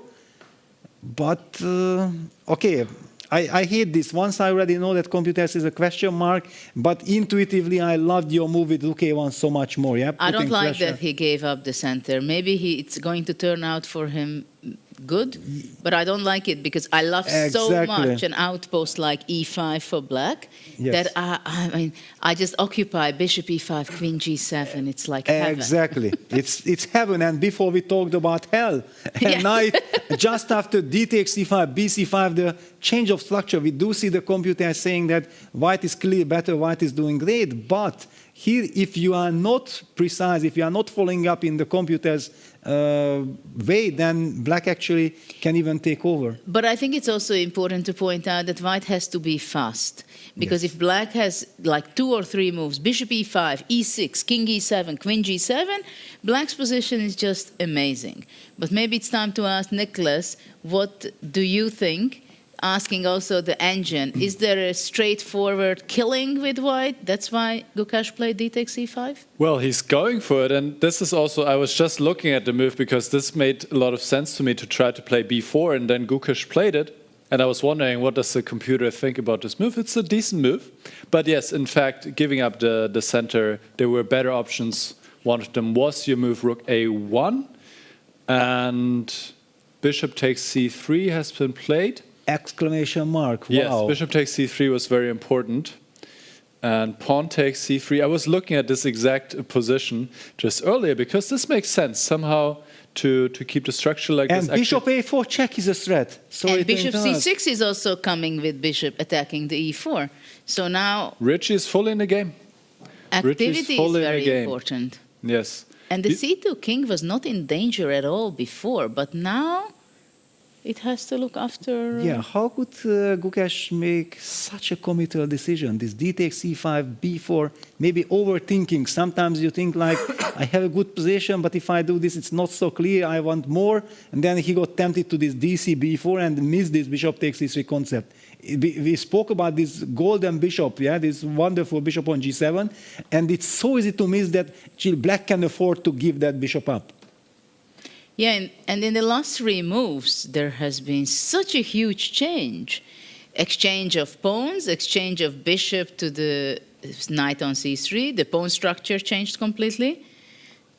We got rid of a central pawn from d4 to exchange on a b6 pawn. So things are getting very concrete right now. Also the body language of Richie felt immediately that there is something to look forward to. Yeah, he's already excited. So his heart rate is showing it 130. He even went up to 135. Now he's slowly calming down while Gukesh is thinking. Very interesting. I'm kind of shocked, and this is so important. But yeah, let's not forget that the nerves. Yeah, we are analyzing. We are sitting here with computer. And we are discussing why not this, why not that. The players are probably thinking about qualification. That I need to win. I need to do this. How do you keep your calmness? Bishop c6, showing up, attacking on e4. Richie will win this game. And once black goes queen g7, yes, next move will be castle. Exactly. And the king on c2 is stuck already. The king can never evacuate from the danger zone. White's structure, and we talked about that black's queen on g8 was so much more inferior to white's queen on g1, and now it's exactly the opposite. Not anymore. Yeah, the queen on g1 is boxed in. Black has perfect harmony. It became like a Nimzo Indian. It suddenly became from a bad Sicilian, it got to a very nice Nimzo for black. I don't understand how white was aiming to handle this, that the pawn on e4. I mean, he cannot play rook e1, then it didn't make any sense to go rook a1 before, did it? I can try to shed some light here on what's going on. But yes, like you guys said, Gukesh just rushed with this decision. He really wanted to go for Rapport's throat with the exchange and then going b4. In theory, trying to open up the diagonal is a good idea, but black got a lot of play. And now after bishop c6, white needs to play bishop d3, but this is not a move that you're happy to play here. Otherwise, you're clearly worse already. He doesn't play it. He gives up the pawn on e4, but this is just a pawn. Black can take this pawn with check, then retreat with the knight, and black is much better. And if Rapport wins this game, this would be huge for him and his chances to fight for qualification still. And after the last two games where we saw some heartbreak, it would, well, it would be such a big result for him. Well, but there is also the big news that apparently Vincent is crushing Prague. Yes, we need to see that, I think, as well. Yes, because it's so important for all this qualification. So why don't we jump to that game? We know that things are happening here, but it did not go the right way for Gukesh, the world champion. So Rapport might take some chances for qualifying spots, but of course Keymer is someone who is also eager to do that. And now let's see what he's up to. I'm trying to understand what is really going on in this position. Well, the point is that suddenly White's king is boxed in. White cannot take on a4, never, because of knight takes e2 checkmate. Isn't bishop a3 winning on the spot? And nothing moves. And bishop a3 could easily be the killer. Or knight takes a4. Then knight e2 mate. Oh, knight e2. Yes. And it's done. On the board, bishop a3.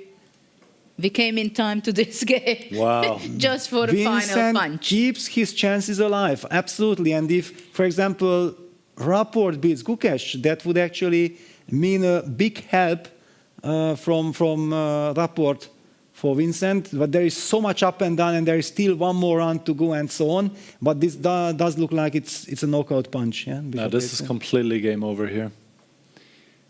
What a crushing win for Vincent. Oof.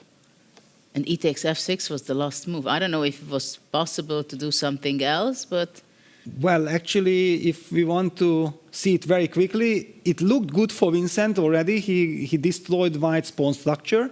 Yeah, so White was not careful enough somehow. And then this queen g8, f takes e5 was a perfect calculation from Vincent's perspective. Yeah, he goes queen takes b3, queen f5. Seemingly the knight cannot jump to c4 because of queen takes d7 checkmate. But there was this knight d4 hitting the queen. The queen has to fall back all the way to b1, protecting on the c2 square. And then now Vincent could take knight takes a4, and now White is... c2 checkmate was not given. This is very funny. Instead, he took knight e2. What happened? Bishop Queen A3? A2, not Queen C2 mate, but Knight E2. Oh, okay. The Botvinnik wisdom, yeah, take the queen, don't give checkmate. The guys are like playing for too long. They have so many patterns in their head. If you can checkmate or win the queen, you win the queen. Win the queen. That's the old wisdom. Yes. By the legendary world champion Botvinnik. Because the queen is a queen. The checkmate is not always checkmate. Yeah, maybe it's a mirage. Who knows? Yes. So, should we go back to the Gukesh Rapport game then? Absolutely. Because this is so important. Gukesh is fighting.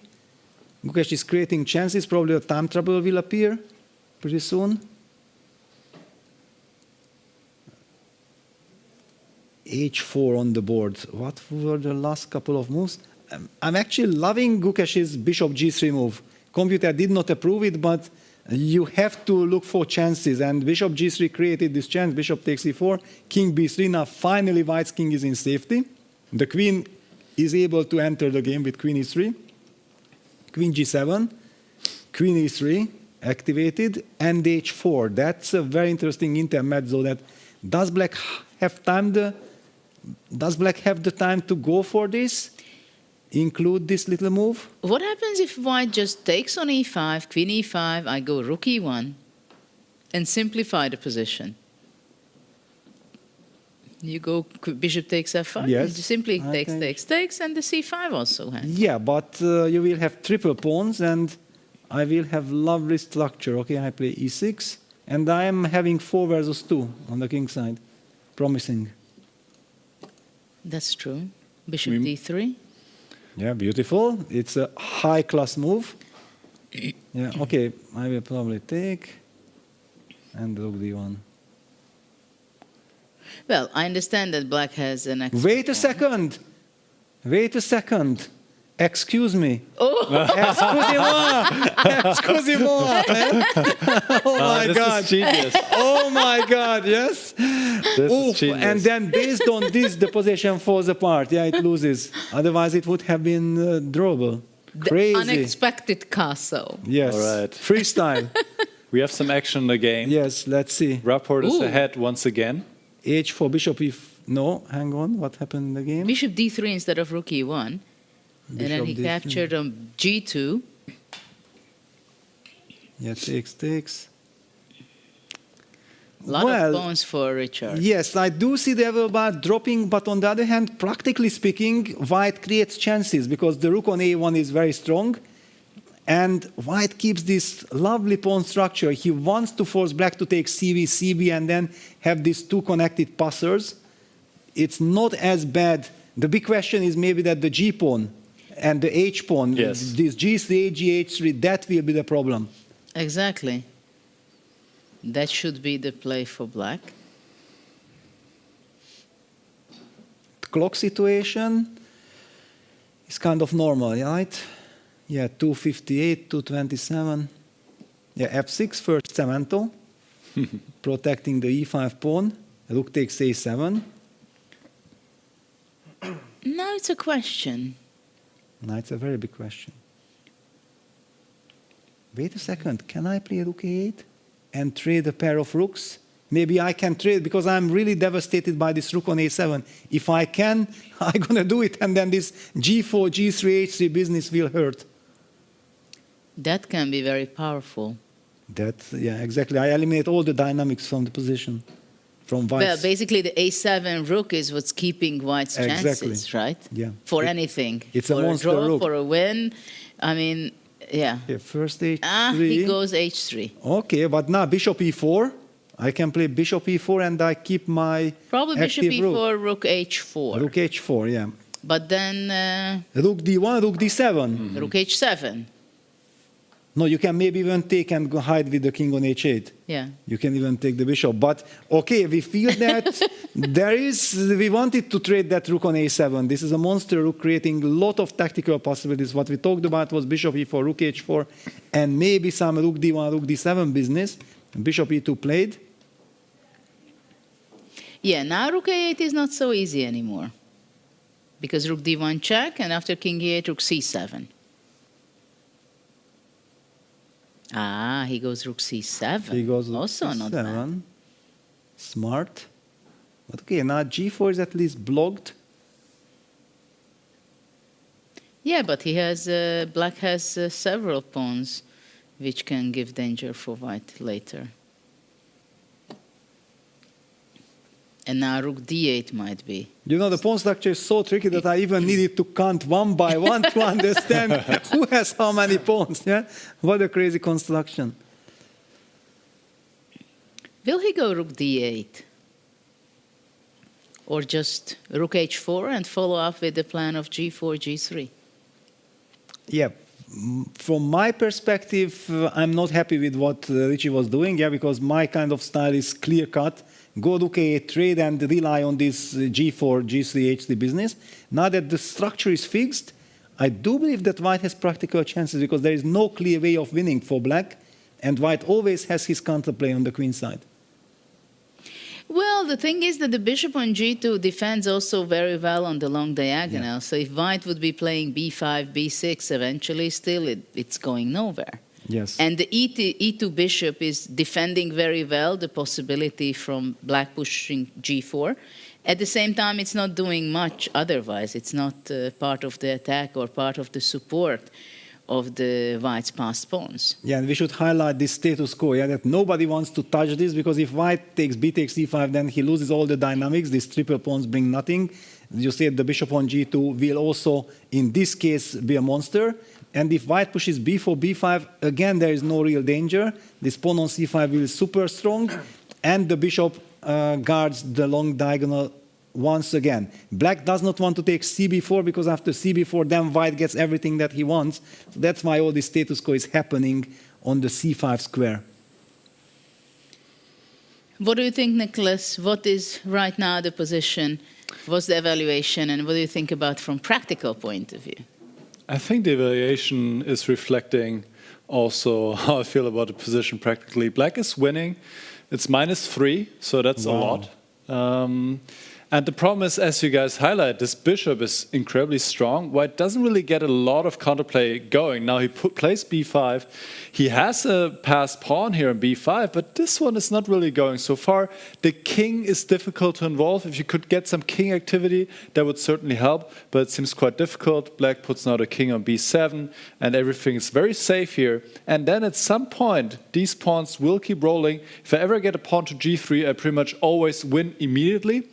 So it seems that Richard is on his way to convert this one, and that would be a huge win for him. Let's see if he can finish it off. Peter.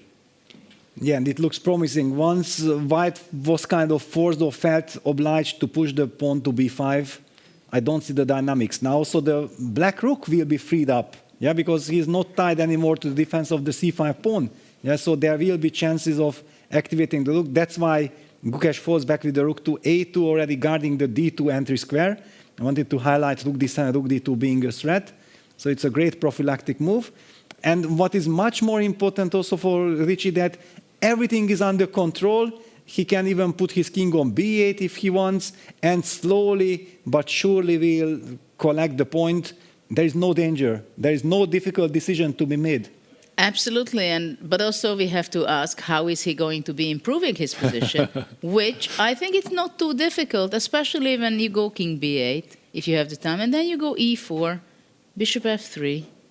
Yes, there was this now also. Gukesh, down to 14 seconds, now he's back to 24, is trying to activate that bishop, bishop f7 or bishop e8, somehow trying to get from behind, but it's not going anywhere because the bishop on g2 controls everything. Well, I think black will have to be careful. For example, after king b7, which is a very sensible move, of course, at one point, black wants to push e4. Well, after this, for example, it will be possible, I believe. But what I wanted to say, when the bishop on h5, and if you push e4, bishop e8 with the tempo goes to regrouping to c6. c6, yes. That could be somewhat dangerous for black, but of course, black should not and does not have to allow that. Yeah, now bishop on g4 is very passive. All what Richie needs to do is to control his nerves. We have seen that. And his time. Yes, but time-wise, he's doing fine. at the moment, 1.5 minutes versus 15 seconds. Yeah, rook d6, just teasing about e6. Yeah, if the bishop moves from g4, then e6 comes on the spot. Rook e2. Gukesh is trying to play prophylactic, just to shut down all the ideas for Rishi, but... And not only that, but his plan is to go rook e3 and capturing the pawn on h3. That's wow. Is now the time for rook h8, rook h4, rook h4? The idea that we had before, when the rook was on h8, we forgot about it because that rook was traded off on d8, and that rook from c7 needed some time, but I believe that Richie might be going for it. Well, I believe it is the time for black to regroup the rook, because the h3 pawn would be a pity to lose it. Yeah, we certainly don't want to. But on the other hand, if we are going to the h5, yeah, rook d8 played, Hungarian school, Hungarian mind. And we can zoom in on the players as well. Yeah, they're both under 1 minute. Exactly, let's zoom in. Rook h8. Hungarian school of chess, which I don't know if it exists at all, but it sounds cool. Rook h8, black is on the way to collect.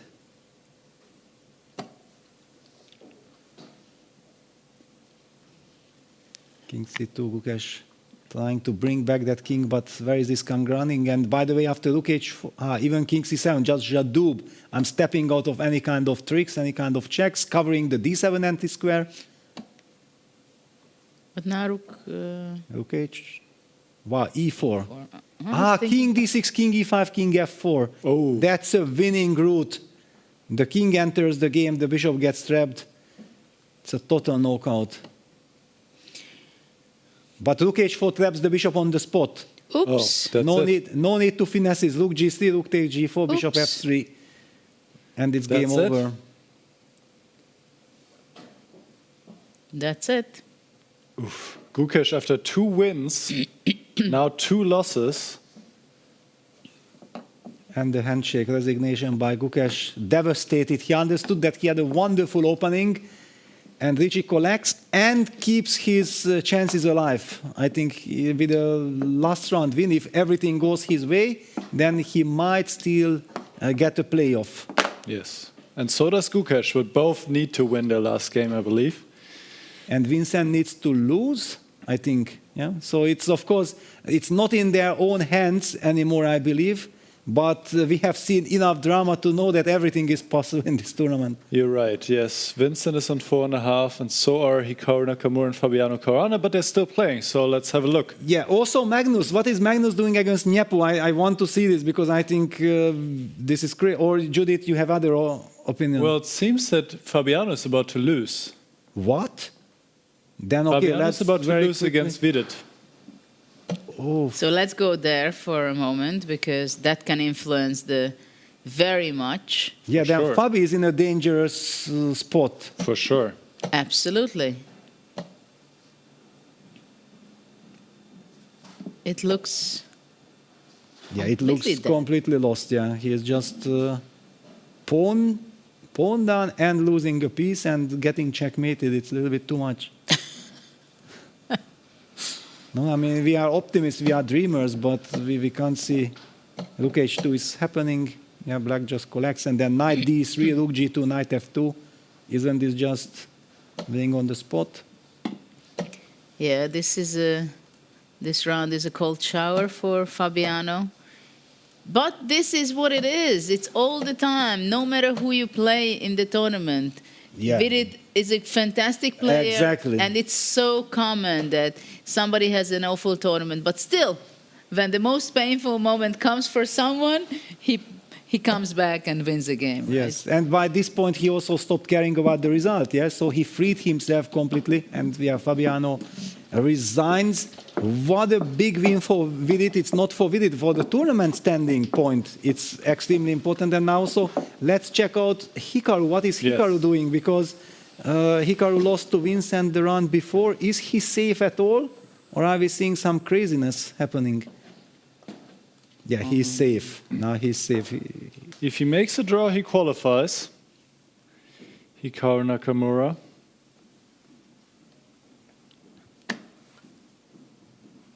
So let's see.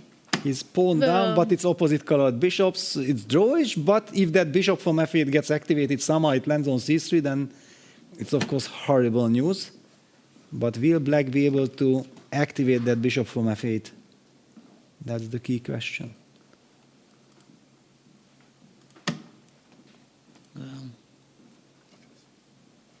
What a tournament that we think like every game is more important than Carlsen against Nepo, yeah? It just shows that we are spoiled. Yeah, I mean, that match is not interesting from the point of view that they're just fighting for the first place. So they make a battle that who will be able to choose first who they want to play in the quarterfinals. Actually, I kept a little eye on that game. It's a stunning strategical battle between these two giants. But yeah, for the moment, we focus on Hikaru. And with the activated look on h6, I think he should be very safe. The piece activity. Yeah, I was not sure for a second, like, who is playing for a win in this game? Exactly. Now maybe Hikaru will start. If he even gets the chance maybe to b4, then a4 comes. Yeah, that's maybe too much. I don't think Hikaru is more experienced than to waste his energy. And what is this? Well, rook e5, rook e2. Yeah, he wants to activate. He wants to create chances. Yeah, so rook h7. But maybe h4 and rook e6.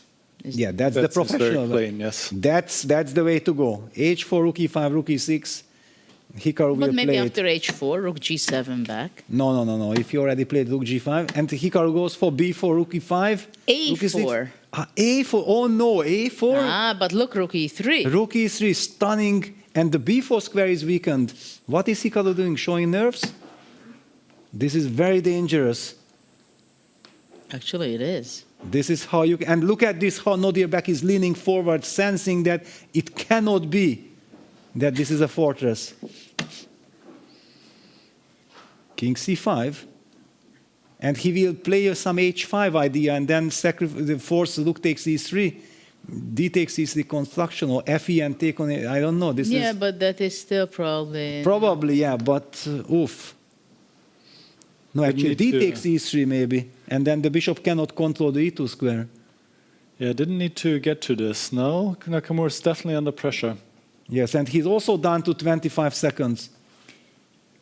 Yeah, there are some scenarios where black... And look at the nerves. Look at the nerves. Hikaru is so upset and so nervous. He takes... Ooh. What? D takes e3. This is possible, yes. It was the best move. Because it's very important that he should be having his bishop on f5, defending the d3, I think. Well, but maybe even... Isn't some d4 check at some bishop c8, b6, bishop a6, d4, bishop e2, just to somehow get that bishop on this diagonal? Yeah, I support that he took d takes e3. It's complete madness. Yeah, bishop d7, bishop b5 is the same idea. But bishop d7, king d4, I don't let d4 anymore. I don't like bishop d7, king d4 and bishop b4. Oh no, he didn't play king d4. King d4 was winning. King d4 was, yeah, it king looked d4 was winning, right? Yes. It's to avoid d4. Yeah, White simply is threatening to play he should go d4 now as well, no? No, now he wants king d1, king e2. Ah, d4, right? Bishop c8 or bishop e6? He needs to play. Yeah, but this is very tough. If d4 is not an elemental draw, then it's very tough. And h3 played, it's a sign that you don't know what to do. It's a super complex position. Bishop a7 targeting the h4 square, supporting e2. That was the idea with king b4. Oh no, bishop h4 is a strong threat. Yes, bishop... Wow, why b5? Blunders. Why b5? Bishop h4. Bishop h4 is winning. Why b5 on the spot? Bishop d7, maybe that's what he missed. Yeah, and Hikaru blitzes out bishop d7 and survives. Oof. And he understands that he misplayed. He missed bishop d7. He wanted to create another passed pawn. But how did he rush so quickly? He had time. Now he doesn't. He's down to 2 seconds. He has to make a move. Did he lose on time? Well, he pressed, but he hit The pieces fell all over. Yeah, he's going crazy, but he should not lose on time just because he's not winning. Yes. That is insane. No, this is crazy. All right. That should be the drama in this game. I mean, a king goes to e2 and that's it. That's it, yeah. Nodirbek cannot believe, and the handshake, draw agreed. And Nakamura is safe. Wow. Oof. Because Nakamura plays against Rapport in the last round. If he had lost this, Rapport could have caught him with a win. Exactly, with a must-win game and nothing to lose, Rapport will be very dangerous. So all the other games finished as well.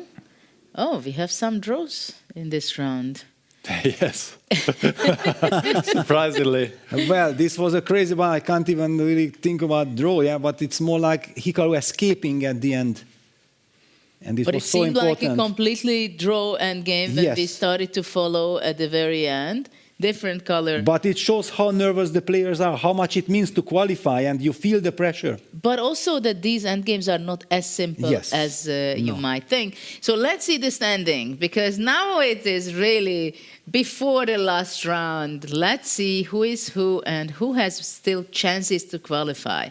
So Magnus is 8, Nepo 7.5, 6.5, Abdusattorov and Maxime. And then we see Erigaisi 5.5, 5 Nakamura. But wait a second, one breaking news. Vincent plays with Fabiano in the last round. That's correct. Actually, if they make a draw, both qualify. Well, if they make a draw, yes. Yes, I understand, but it suits both of them. Yes, it does. It's kind of crazy. So how important it was that Vincent and Rapport beat Gukesh and that he's in this, it's crazy, yeah? And now we can talk about the fact that in the players' meeting there was a big debate. Is it possible to offer a draw or not? In the last round. In the last round, right? But okay, anyway, the regulation states that only after move 40. Only after so move if 40. you play an open game in freestyle chess, the chances... You don't reach move 40. Yes, the odds that you reach to move 40 and you can still offer a draw because it's so equal is very limited. But now we see that if Hikaru would have lost this game, then actually Richie would have in his own hands to catch Hikaru. Yes. So important. It was very important that he hold us. What an escape for Hikaru. Who didn't escape? So actually, maybe if it's going to be a draw, then there is no playoff. That's it. Yes. Then there is no playoff. That's it. Unbelievable. But also now Vincent bouncing back after that loss to Gukesh, winning 2 straight games, beating Hikaru. And we talked about this interview, how nice that we had that interview, that Hikaru came with a completely wrong mindset, that somehow I will draw my way into the qualification in this tournament in freestyle chess. I mean, he did it, but he hasn't won a game yet Exactly. Oof, and he was just one move away of not being knocked out because he still would have played the last game. But imagine the state of mind with which he would have played that last game, knowing that if he loses, he's out. Well, then it would have been a tiebreak. Tiebreak. But still, Okay. you don't want to get horror. into a situation. Yeah, total horror. So let's see the pairings for the last round, which is round 11 of the qualification, and it's the last round for today. Keymer Caruana, you pointed out, if they make a draw, it means there is no playoff, and both of them qualify, which was a lot of struggle for both of them in the whole event. Keymer seems that he's not going to be qualified because he was always at the very bottom of the event. Caruana started out with 0 out of 3 yesterday, and today also he's somehow having mixed play. Abdusattorov Praggnanandhaa, well, Praggnanandhaa has no chance anymore to qualify.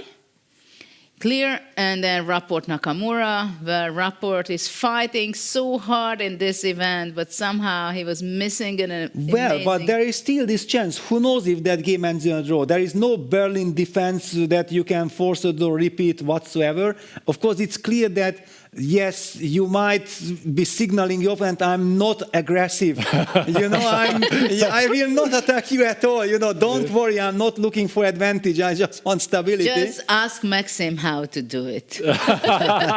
Spectacular sacrifices, pawns, and then there is a repetition. So we see some fantastic matchups still in this event. But before we go to the drawing of lots, we are going to have a short break and we'll be back shortly. This is such a massive win, Vincent. It practically at least guarantees a playoff. How happy are you with your play today? Yeah, it has been up and down. I think my first game against Magnus was decent. He blundered something, but I still did manage to win the game. Then the second one against Gukesh was, of course, really, really tough because he was also a direct competitor for the top 8, and losing that game felt like now it will be really, really tough to make the top 8. But okay, the game against Hikaru was a huge, huge fight, and of course this was kind of a breakthrough win. And now this, I think in the opening it went just really, really wrong for him, and immediately his position was bad, and he lost pretty quickly. I'm just curious, if now number 1 or 2 season number 8 finishing Vincent Keymer, do you think they have the guts to choose you again? I don't know. Maybe not, but I don't think it's so easy to say. I mean, as you see, I won the last event here. I'm fighting to get to the top 8. Of course, it's different if you play Rapid or Classical time control, but we will see. So what you're actually saying is that some chess player may be dumber than they appear. No. And choose you. Maybe that's a smart move. Who knows? I think for now I'm focusing on playing a good last game because I don't think I am done yet. I am not safe yet. So that's the main thing. Good luck, Vincent. Thank you. Are you curious to play freestyle chess but don't know how to? No opening theory, no memorized moves, just pure strategic creativity. But how do you navigate 960 possible starting positions with confidence? That's exactly what I'll teach you in my Freestyle Chess Masterclass. You'll learn how to develop your pieces effectively, recognize key positional patterns, and avoid early disasters. I'll break down some of the best freestyle chess games ever played, featuring Magnus Carlsen, Alireza Firouzja, and Fabiano Caruana.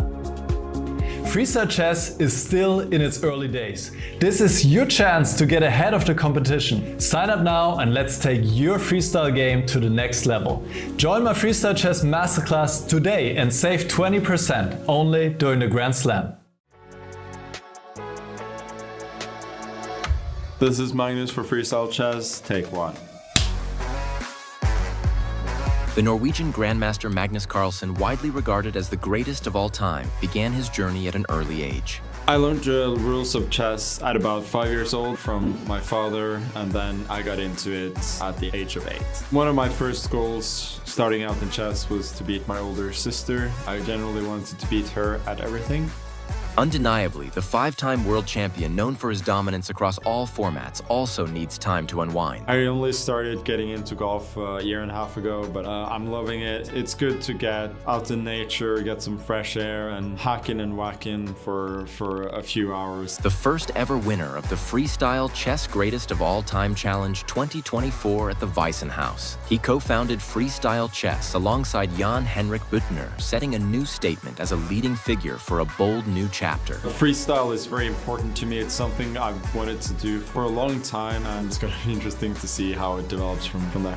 With a peak ELO rating of 2,882, he's not just part of chess history, he's still writing it. I have a goal here to learn even more, and most of all, just to delve into the intricacies of the 960 different positions that we might get.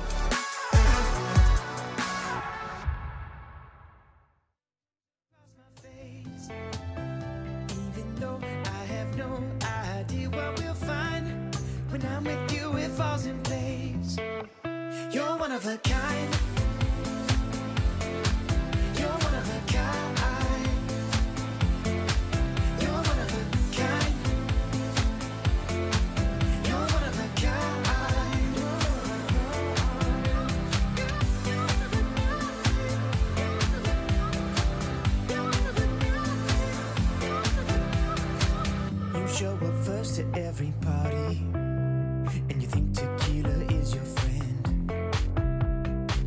You never say that you're sorry, and no matter what you can't pretend. Every time you kiss me goodbye, as I'm about to board a plane, you can't hold back the tears in your eyes, even though I'm only gone for days. You're one of a kind. You're one of a kind. You're one of a kind.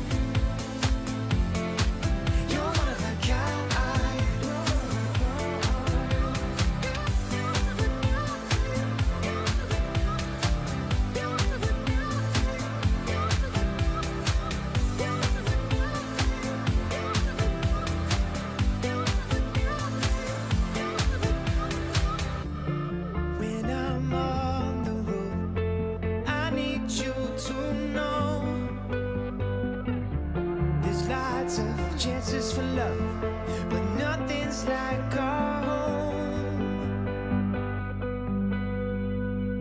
Every time you come up in my mind, a smile comes across my face. Even though I have no idea what we'll find, when I'm with you it falls in place. You're one of a kind. You're one of a kind. You're one of a kind. You're one of a kind.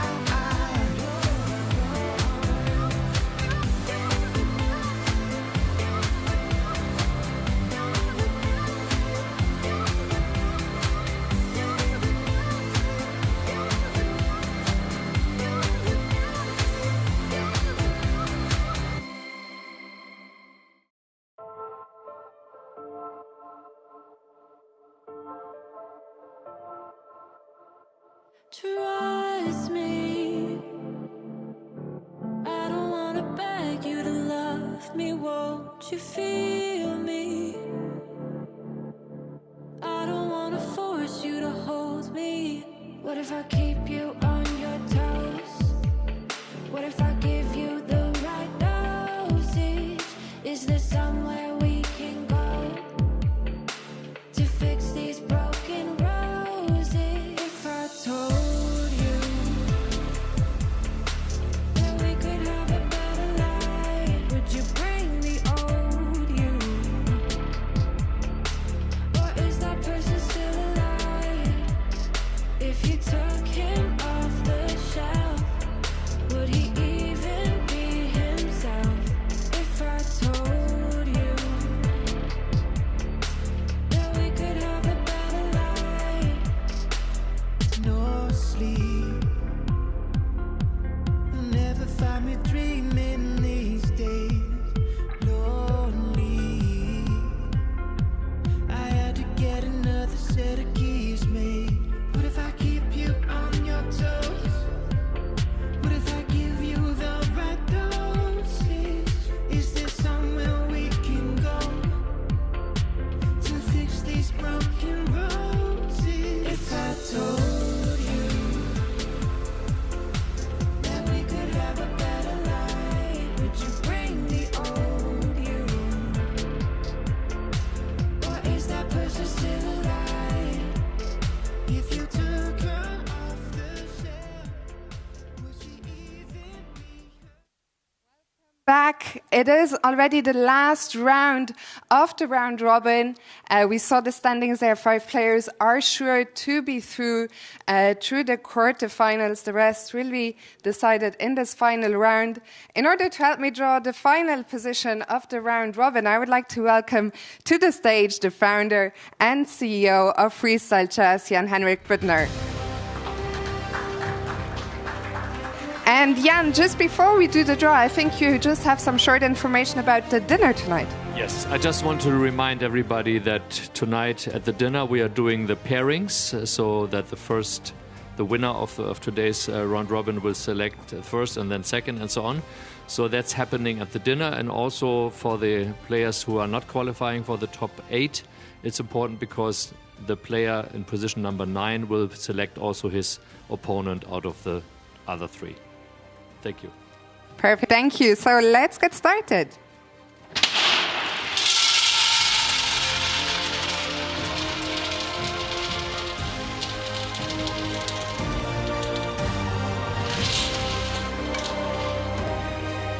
All right, we do have 384. Thank you very much, Jan. For the last time, the players have 10 minutes, so please enjoy to the players. Good luck.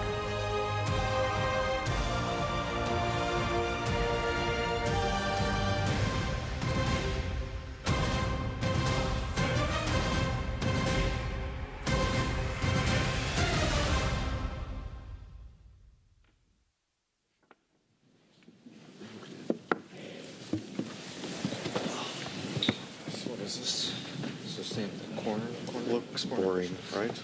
This looks very boring. Yeah. Because you can just go b3, knight f3, knight g3, castles. This looks extremely boring. But I think I've played this position before. d4, d5, c4. Yeah, d4 is probably the try, right? Because like c4, c5, I mean, this is just going to turn to some normal d4, d5. Doesn't look so dangerous. No, I just mean it's going to turn into a draw because you're going to go and put the knight's castle, d4, d5, just symmetry. So d4. C5 is not a try here? Where is it? Try for what? To win? Yeah, I guess, yeah, you don't need to win either, so. But I think objectively, like c5, d5, how can... on c4. I thought c5, d5, c4 with b5. But again, yeah, why do you want to go for No, but that makes sense. I mean, also... But b3 maybe? I don't know. Yeah, maybe this is too much. Because e4, knight e3. It's going to be very fast. No, it's probably too much, right? I don't know, b5, and then knight on g6. Knight e3. I don't know. Knight f6. I think black is better. Actually, yeah, you're right. You're right. That's a good point. Black is maybe much better.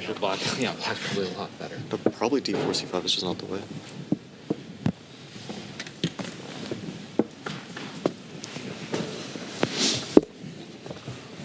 But then, I mean, because c4, c5 is just boring. e4 looks... e4 looks wrong. Because you can't play c3 without killing your bishop. Yeah, exactly. Like e4, b5 also is... Yeah, so... Yeah, so, I mean... c4, c5, there's nothing, right? It's just boring. Just actually very boring. Yeah. So, I guess d4, c5... But I mean, is there anything wrong with just d5? No. I just don't think people will play d4 because of c5. Okay. I mean, c4 here is at least a critical try. Take. c5 is or is not a move? Question. c5 works c1? Yeah, and I was wondering if there were some tactics like knight d6 or knight e6 or something. Maybe knight d6. It's probably too much. So wait, so c5? I think c5 is it. Yeah, if there's something right away, then it's just stupid. But you could have played e5 instead of c5. Yeah, true. Yeah, but it looks... Yeah, knight d6, and it's very fast. And just b6. So. Looks fine. You can also start with b6. Yeah, this looks completely fine for black. e4.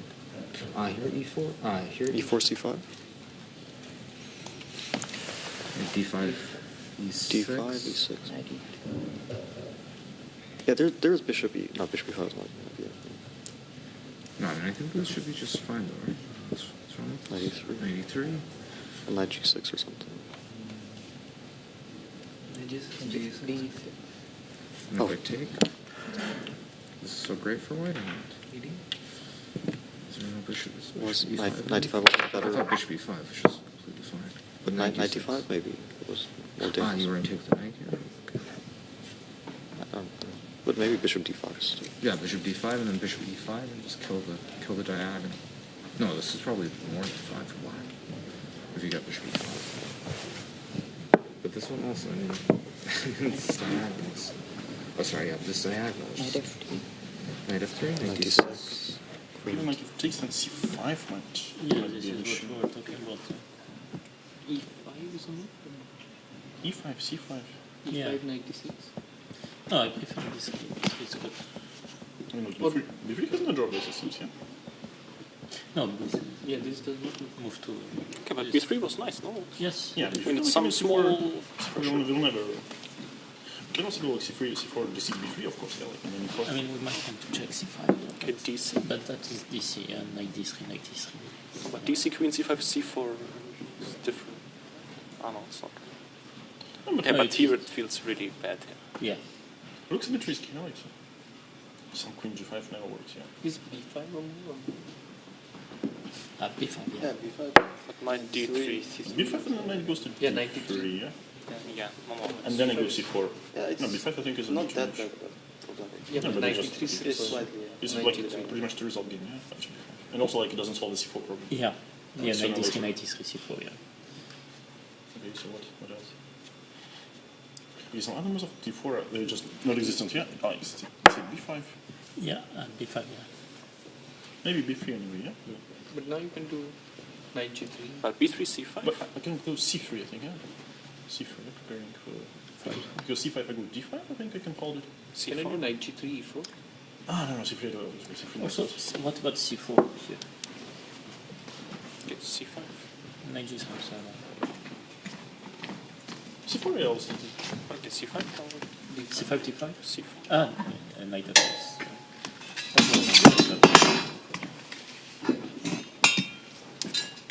f6 I'm guessing. Yeah, and now c4? bc4? Queen c4. I mean, so we are generally happy. Yeah? Like, okay, then some e6 maybe. Yeah? b3. Yeah, it's I mean, not like the so structure is. Yeah, no. That should be kind of more pleasant for us. Maybe you write b3. No, b3, c5. What do you take? I think. And then what? You can No, also start with c4. And knight can still go to d6. Yeah, we can. Yeah, but same. It just e6. Can we go a4? Okay, a4 is meaningless, yeah? a5 is okay, b6, 6. c4 looks normal. I mean, b5, a4? Looks normal to me. Yeah, it looks. Immediately. But maybe before c4. Okay, if I just play like e6, knight f6, what's your like knight f6? Okay, b3, knight g3, knight f3, castle, b3. Let's say like another try. If he goes and gets c4, c5, b3. d5, c6. Or d5, knight d7, with some quick c5. b6. Can we like get something over here? Take d5. This does not feel correct. No. Why? Yeah, Why? No, I think this is. Knight f6, knight f6. You can play it. This is usual position. I think black is better. Yeah, maybe not better, but this is like typical. Okay. Yeah, but like 3, 9, 95 and so on. Yeah, but yeah. But it's, okay, but here 93 is bad because of the C. Okay, Yeah. sure.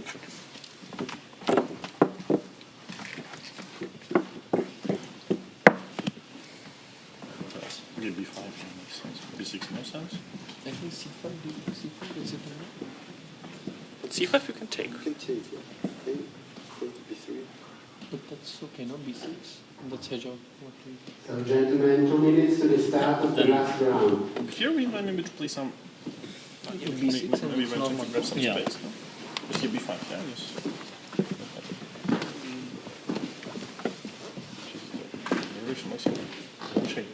Yeah. But maybe d5, yeah. Maybe c4, b5, e4. I find this one. This is something c3 can secure the minute. Yeah. Otherwise, it's just like slowly kicking away like And c4. e4, knight e3, yeah. Bishop is on Yeah, back. yeah. No. No. This is It like, depends on b5, yeah. and b3, b5 he plays. Instead.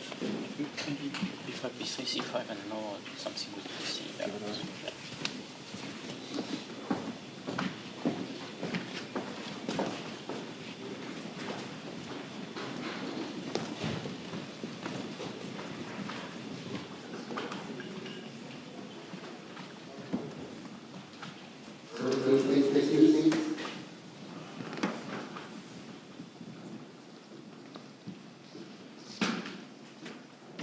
So I just want to remind you that during the dinner, it's not only that the first 3 and the 9th placed will choose their opponent, but it's also that the first 4 and 9th and 10th place, they will choose also the color of against the opponent which they want to play in the first game.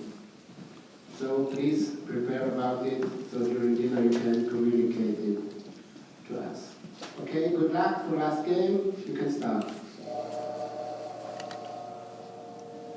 Okay, so the start of the final round of the qualification part of the Grand Slam in Paris. And the first question will be to you, Nicholas. What is the evaluation of the position? Because I see that it is very much going to be, or it can be, as a normal classical game if the knight from f1 goes away, castle, but maybe you can share with us some other thoughts and ideas. It is definitely one of the more equal positions we have seen today. Objectively, it's very much around equal. d4, one of the top moves by the engine, but doesn't give really a lot of advantage. We see it on the board already in a number of games, in fact. A lot of players have followed this way, except for Rapport. I believe he played c4, and all the other games have started with d4. Well, but c4 isn't the breaking news. Your lovely move, c4, c5, h4, on the board in Rapport's game. Yes, that clearly shows that Rapport has a different goal in mind. Of course, he has to win than, for example, Vincent, who plays d4 and b3.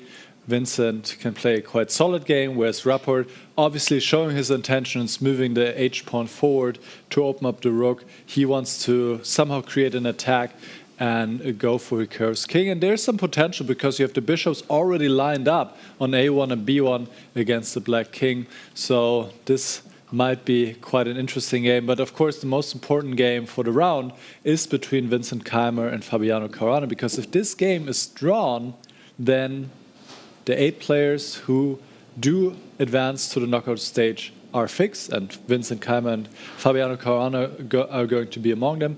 If one of them loses, there's the potential at Rapport or Gukesh, if they win their games, which will also not be an easy task. Yeah, but look at this, the games just started. Look at the evaluation of the computer in Jan Nepomniachtchi's game against Gukesh. What on earth is happening here? In 30 seconds? Plus, minus? But somehow Nepo always manages to do that. Yeah? Yes. With white, he's crushing. With black, he's equalizing easily. It's magical. Absolutely. Insane what Nepo is doing. And by the way, I have to highlight that this Vincent game against Fabiano, we were kind of talking about that, yeah, the 2 players can take it slowly, quietly. Well, once black played the move b5, this committer move b5, there's unbalance in the position. Yeah, the c5 square. I feel like this will be a big strategical debate, and I don't see a draw coming anytime soon here. Well, it's especially for you, so you can worry about this game. Exactly. So why don't we go there first, because for the tournament situation and the outcome, how the whole event will be moving on to the next stage, to the quarterfinal, that's the critical game of today's last game. But wait a second, before we go to that game, we should check out the Nepo game against Gukesh, because that is kind of breaking news. We talked about it. Nicholas, you want to take it away? Just to very quickly see what happened there that black is already in so much trouble. It is indeed astonishing that after only 7 moves played, already white is completely, well, not completely, but white is winning, +3 advantage. Let's just take it from the top. d4, d5. By the way, the computer really liked the move c5 here, which I believe has not appeared in any of the games. This was the computer solution to d4. d4 definitely the most critical move. d5 maybe already a slight inaccuracy, because now white is able to get the first break in with c4, and as so often in freestyle chess, this is very important, who can first challenge the opponent in the center. We see b6, but white is first with c4, and if you play c5 now, you cannot mirror forever, and you're probably going to be a bit worse. So still, he should have played c5 here, it seems. After e6, knight f3, knight to f6. He tried to play Tartakova, Bondarevsky, Makagonov, yeah, Queen's Gambit. Yeah, and this was a big mistake now. Instead, he should try something like h5, but already here it feels a bit uncomfortable. Also, if you play h5, well, white probably just goes h4, and now you should trade, play c5. Not easy, but knight 8 d7 probably just overlooked that after c takes d5. The big issue is you don't have a good way to retake on d5. If you take with the knight or with the bishop, then you are being hit by e4, gaining a tempo, e5 might be coming, or d5 even, some pawn sacrifice. The black king is not super safe on g8, there's not a lot of harmony here, so this looks very promising. So with a heavy heart, Gukesh took with the pawn, but of course the knight was ready to go to f5, threatening a deadly fork on e7. Now you have to defend this somehow, but what do you do? King f8. This is such a sad move, because now obviously you cannot castle anymore. Your rook is on h8. This is just horrible. Was there something wrong with rook e8? Probably, yeah, queen g5. It already is just absolutely terrible, and I can only repeat myself. It's just astonishing how Nepomniachtchi is managing to get these fabulous positions so quickly out of the opening, and no surprise, he is the best performing player today with 3.5 out of 4. And it looks like he might add another point to his great day today. Wow. Wow, yes, and actually that explains the move of Fabi going b7, b5, because I was surprised, like Fabiano, and knowing that actually draw suits him, why does he play the move b5? But b6, c4 was maybe not safe. Yeah, and it's a little bit out of desperation that you want to slow things down. You take into account that, yes, strategically it's not a nice move because you weaken the c5 square. But that's why I believe that this will be a hell of a fight, and already h5 happened by Fabiano. Yeah, he is. Oh, we need to go there now because just a mistake has happened. And Vincent is much better now. G6, so CD5. let's go to this game. Yes. Yes, I'm having it already. So wait a second. We have to go back to the start. So d4, d5. We talked about it that this is like a quiet position. Nothing is happening, and all of a sudden, after a couple of moves, crazy things happen. So Gukesh has played the move b6, and it led him to trouble. Maybe not because of b6, but it just shows how tricky it is. Fabiano had a different approach, b5. The reason why I was shocked about b5, that the c5 square, the white knight will land on d3. There will be tremendous pressure on black. So Fabiano was trying to solve his problems with knight e6, some artificial play. This knight usually does not belong here. Knight g3, knight f6, short castle. White gets perfect harmony. And then the move h5. This is a sign of desperation. Yeah, when you want to be solid and then you play the move h5, it means that you don't believe that you can be solid. And Vincent immediately ignores the threat of h4 because he has this lovely knight f5 tempo, setting knight takes d7, so he breaks in the center. bc, bc, g6 was the moment when we came here, and we already have tons of moves. So c takes d5, the Nepo method, yeah, eliminating the d5 pawn and getting ready to push e4 and e4 on the board. Very convincing play and by... White is winning already. White is completely winning it by now. I mean, well, completely is always a strong word, but it's like +4 in the current position. But wait a second, so what is the trick? So knight takes e4, I'm expecting knight takes e4, bishop takes e4. Is d5 a problem? Yes, this is exactly what happened actually. This is already the game, d5, wow. knight g7. Yes, so the rook is hanging. Black played the move knight g7, and it's now white to play. Wow, and look at that bishop on b8, also the c6 square. Yeah, one of these very tempting moves is like knight b4. Yeah. Or knight e5. Yeah, either one. Heading towards the c6 square. Yes, absolutely. Wow, but Vincent goes queen c3 first. Okay, he wants to provoke f6. Which also doesn't seem a very bad move. Yes, and then he wants to move. Yeah, this is horrible. But actually, if Fabi loses, then Rapport can catch him. Rapport or Gukesh, yes, but Gukesh didn't have the best start so far. Well, he's also having a quite difficult situation already. And Rapport, well, he's in a better shape than Gukesh, but not anywhere close to having winning chances. And look at this, yeah, Vincent was looking aside. He's trying to calm himself down. He knows that he's in a very good situation, but you cannot relax.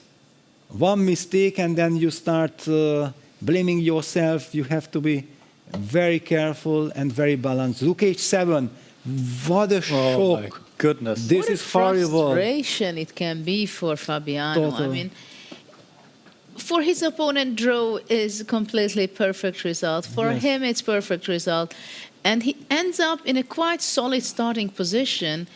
What is it, move 7? But maybe it only looked solid maybe and we got fooled. Maybe we got fooled. Yeah, it looked innocent. I saw the variation. But I think after d4, d5, b3, practically already, Black was in some trouble, as could be seen. I mean, Fabi is not the only one who's lost already after a few moves. Gukesh is also lost. And both had the same opening. And maybe really d4, d5 was already in well, but I believe that maybe now we have to go then to the Rapport, the Hikaru game, to check out that does Richie create himself chances, because this looks very bad. And there is real chance that Fabiano will lose this game. And then Richie suddenly gets a chance to force a playoff if he wins. But Hikaru already now qualified. Maybe he will be Hikaru again. That's the trick. Yeah, that Hikaru was becoming a mathematician of how to securing his spot. Finally, he qualified, and now he will be back to his usual business, just playing good chess. So let's go to the game, focusing to the Nakamura Rapport game. And his last move was d5. Yes, let me... Which seems to be a blunder. Can't... Is it a blunder? No, I think the engine is... Is it a misunderstanding? Yeah, the engine was toying with us. No, d5 was fine. Because I thought it's white to move before d5, and I thought rook d5 is a possibility. Ah, wonderful. Okay, just to highlight that, yes, rook d5, rook sacrifice, e d5, and then knight f5 check with lovely kind of coordination and checkmating ideas because the king I'm cannot... not sure it's good, but yeah, just to highlight, yeah, exactly. So, of course, black is relying on this lovely kind of structure with this pawn on e6. That pawn on e6 is the soul of black's position. Yeah, it guards all the light squares. And black has also this very powerful bishop on b8, opposite colored bishops, more or less dynamic equality. But let's take a look what happens next. d5, b4. The queen is kicked away. The queen retreats all the way to c8. And now we see there is a pin. Black is also ready to play bishop e5. I feel that my first feeling is impression that black should be fine. Black seems to be very fine, to be honest. I mean, I think it can easily happen that black is taking over because the knight on e3, yes. Once it's pushed back, if black can play d4, that can be very annoying for white. And also, how do you deal with your king's position? Yeah, that rook h3, rook g3 is not really possible due to this monster bishop on b8, guarding the g3 square. Yeah, that's a very big problem. Yeah, the b8 bishop is very powerful because white cannot go f4, f5 either to block the knight on f8. Yes. Yeah, Richie castles. But this is not exactly the dynamic move that you would love. By the way, is... no, d4, rook d4, bishop e5, rook takes d8. I was already suddenly shocked. Not that we... Let me even show what I was shocked of. But yeah, d4, rook takes d4, bishop e5 is luckily met by rook takes d8. And there's also a hanging queen on c8, not only the queen on c3. The question is, if black goes bishop e5 now, queen moves away to b3, let's say, can black go d4, pushing back the knight? But then I'm happy. Then I'm happy. Let me even put it, because we know that Richie needs to win. Yeah, so if he gets this unbalance, d4, knight c2, and then knight e1, knight d3, thank you very much. There is something to play with. Yeah, there is dynamic in the position, strategical dynamic. Maybe objectively are good. Well, you're making a lot of moves with the knight, right? That's my job as a commentator, highlighting all the strategical finesses. But we do have a move. After castles, I also don't think that Hikaru wants to make such a committal decision. He went knight g6. He went knight g6, and bishop takes g6, fg6. Super solid, super safe. There is some symmetry, queen b3 setting up. But okay, d takes c4, then maybe this e6 pawn can be loose. I do see computers saying that maybe d4 is a good... Ah, wow, some queen c7 tempo, and then c4 pawn is lost quickly with e5, rook c8, because otherwise d4 would be a bad move. On the board... d4. e5. e5, without queen c7. Okay, so he's heading to e6 with the queen. That will be lovely, and then rook c8, targeting the c4 pawn. Well, it is a nice position for black. Later on, you can strengthen the center with f5, e4. It is. It is a position which one prefers to play it with black, I believe. Yes. Well, at least there is nothing to worry. Hikaru qualified already, so he has no pressure. Richie might look at the game between Vincent and Caruana. For sure, he looked at it. And he definitely was happy seeing that the game was not a draw. So there is chances for him to qualify. But how does he create the chances for himself? Nakamura is turning around, checking what's going on the other games. He kind of not focusing that much at this point. Yeah, but all this nervousness, all this shakiness somehow seemed to disappear from Hikaru. Yeah, he's a completely different man now that he knows that he qualified. That was his main aim. And yeah, Ricci plays knight a3, a very sad move, because the knight clearly wanted to head towards this d3 square. That's the ideal square, but probably he understood that this queen e6 and probably potential f5, e4 will come anyway, so the knight cannot stay there. But yeah, after knight a3, the only question is how bad it is. But it definitely cannot be good. The problem is the knight is struggling in this game. Yeah. Well, you highlighted the knight on e3, that this is an unfortunate knight, and I felt like, wow, it's kind of interesting that you highlighted that knight so easily as a weak spot. Yeah, because it just didn't belong there. That's why you wanted rook d5 sacrifice. Yes, and then with knight on f5, it belongs there. Yes, exactly. I almost said, make it great again, you know, this knight, this knight on e3. But no, we are here with Freestyle Chess. We are focusing on this event. And knight a3, very, very bad sign for Ricci. He needs to win, but he needs a miracle. Clock situation. Yeah, maybe in some ways knight e1, knight d3 would have been more logical or more potential. But...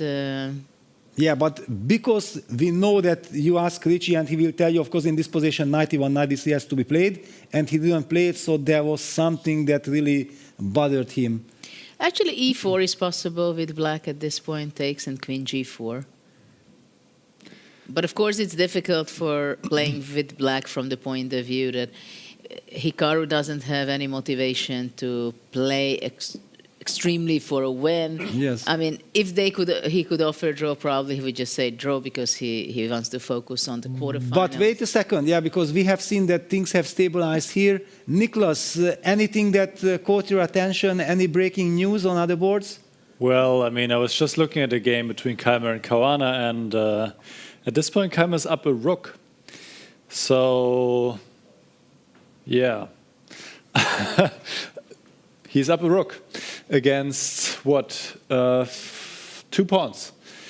Black has stabilized the position, but it is a rook. So Vincent is going to win this game most likely. And I was also checking out the Gukesh game, if I just hop over there real quick. And Gukesh, there was one mistake by Nepo, but Gukesh did not exploit it. Even then, he would have still been worse. But now, if the bishop takes d5, he's just completely lost again. So far, even though Caruana is losing, being a rook down, it seems that he might still qualify, since neither Gukesh or Rapport are having any great chances. I mean, Rapport is still the closest one, so we should probably head back there and see how that goes. But so far, he is actually worse. So let's maybe go back to the Rapport he game. pushed c5 and c6, creating at least the chance that if he's not getting checkmated, which there is absolutely no guarantee, but if not, and we have seen miracle by Magnus also escaping against Ricci, then there is at least something to play with, that pawn on c6. But Hikaru, rook h8, he will hide his king, I don't know, to h8 or to h6, maybe h6 is even more fancy, and target that g2 pawn. And after g3, it's not only about h4, but potentially also somewhere some e4 idea opening up that bishop, some sacrifice on g3 as well. Threatened. Judith, any hope?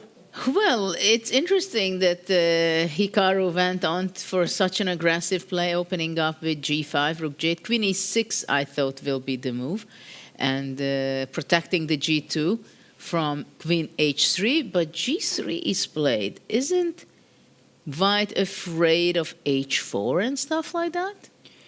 Well, certainly, but probably is setting up some idea like g4, and then against f5 something. After g4, I would go e4. Yes, e4, that I already highlighted even before. Of course, after h4, g4, e4 is probably a killer on the spot. So what is Ricci really thinking about? How is he planning to react to h4? Maybe just king g2 and then... But I can't really believe that this construction can hold on. Okay, so h4, maybe king g2. Is that the move? And if ag, then fg. And I said FG like something. Well, I wanted to highlight that we at least also get the H file. Yeah, to maybe, and you cannot hide the king to the H file anymore. So you probably go back to F8, and you still create tremendous threats. And H4 is on the board. Yeah, of course. So let's go to the current situation. Let's H4. see what Richie has in mind. And this is also very unpleasant that you know, like Richie, that you are in a difficult spot, and then your opponent shows total sign of confidence, looking around, not even concentrating on your board. How frustrating it is, no? Yeah, it's very difficult. But the most difficult part it is what you see on the board from the white side. Yes. That's the reason why Hikaru can afford looking around, yeah, enjoying himself. Well, I don't see anything else than King G2. I think white has to react that way. But you see, our knight is out on A3. Yes. It cannot be like that. This is why Hikaru started to play with G5. Yeah, absolutely justified, yeah, because the knight moves in the wrong direction. There is one passed pawn on C6, but one passed pawn is not enough when there is an attack over here against the king. Well, but I think this game is also a very nice illustration. If some fans, Hikaru fans, misunderstand me, why I'm criticizing Hikaru exactly for this fact, because he can play chess like this. Why is he calculating that can I draw my way or not? That's the only way of not qualifying for him. If he just plays chess normally like he can do, then he will never be in a dangerous spot after being +1 on the first day. So I just did not understand this. Yeah, but I think the idea was to save energy. And did it work? I don't think so, yeah? Because losing so much nervous energy that, oh my God, maybe, and that was very close against Nodirbek. One move. Exactly. That was very close. Definitely. Well, Richie is not sitting there, who is very optimistic from his body language. Yeah, King F8. Even, and this is another problem, that black is even not forced to give up the tension on the king side. Yeah, he will take on GC when he feels that it's the time, and that is so frustrating from white's perspective. How are we fighting here at all? Still, king on F8, probably it's better than on H8. Okay, but G4, E4? There was nothing else than to play G4, to be honest. Yes. Okay, but when I suggested G4, you said E4 and I resigned. No? And now I say G4 yes. And you play E4 and yes. Nothing changed. Nothing really changed, yeah. Hikaru is still looking around. Looking around, yeah. What is he doing? No, poor Richie, of course. It's even his move. Why is he looking around? No, this is terrible. No, because Nepo won, he's just looking. Is he? No. Nepo won, yes. What is he thinking that? I don't know. Did he miscalculate or something? No. I'm looking at, is he thinking about strange. The results that who will strange. Take the top 4 spot, but it does not really change anything for him. I mean, anyway, he's going to be someone who they will pick. He's yes. not the person who picks the opponent. Yeah, but normally Hikaru is not the one who you want to pick, unless you are Sindarov, right? That was the shock of Weissenhaus. That how did this idea cross your mind, Sindarov? Yeah, that pick Hikaru. Well, it worked out. Yeah, but it looked shaky. The decision looked shaky.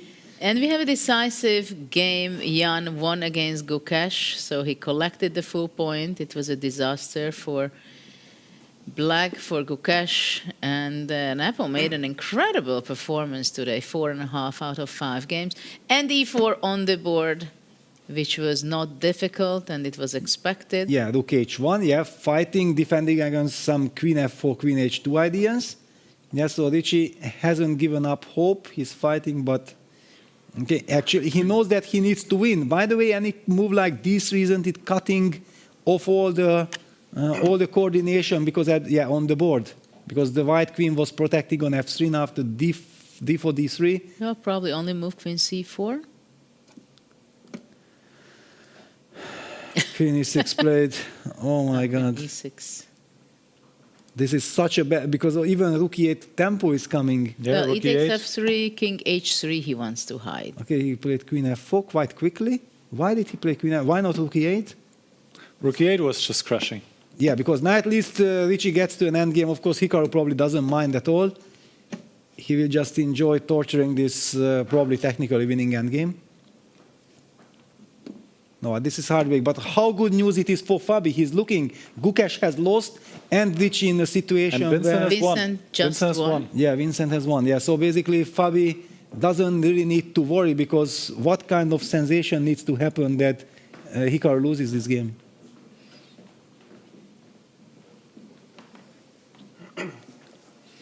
Well, any blunder can happen, but it would be very unexpected.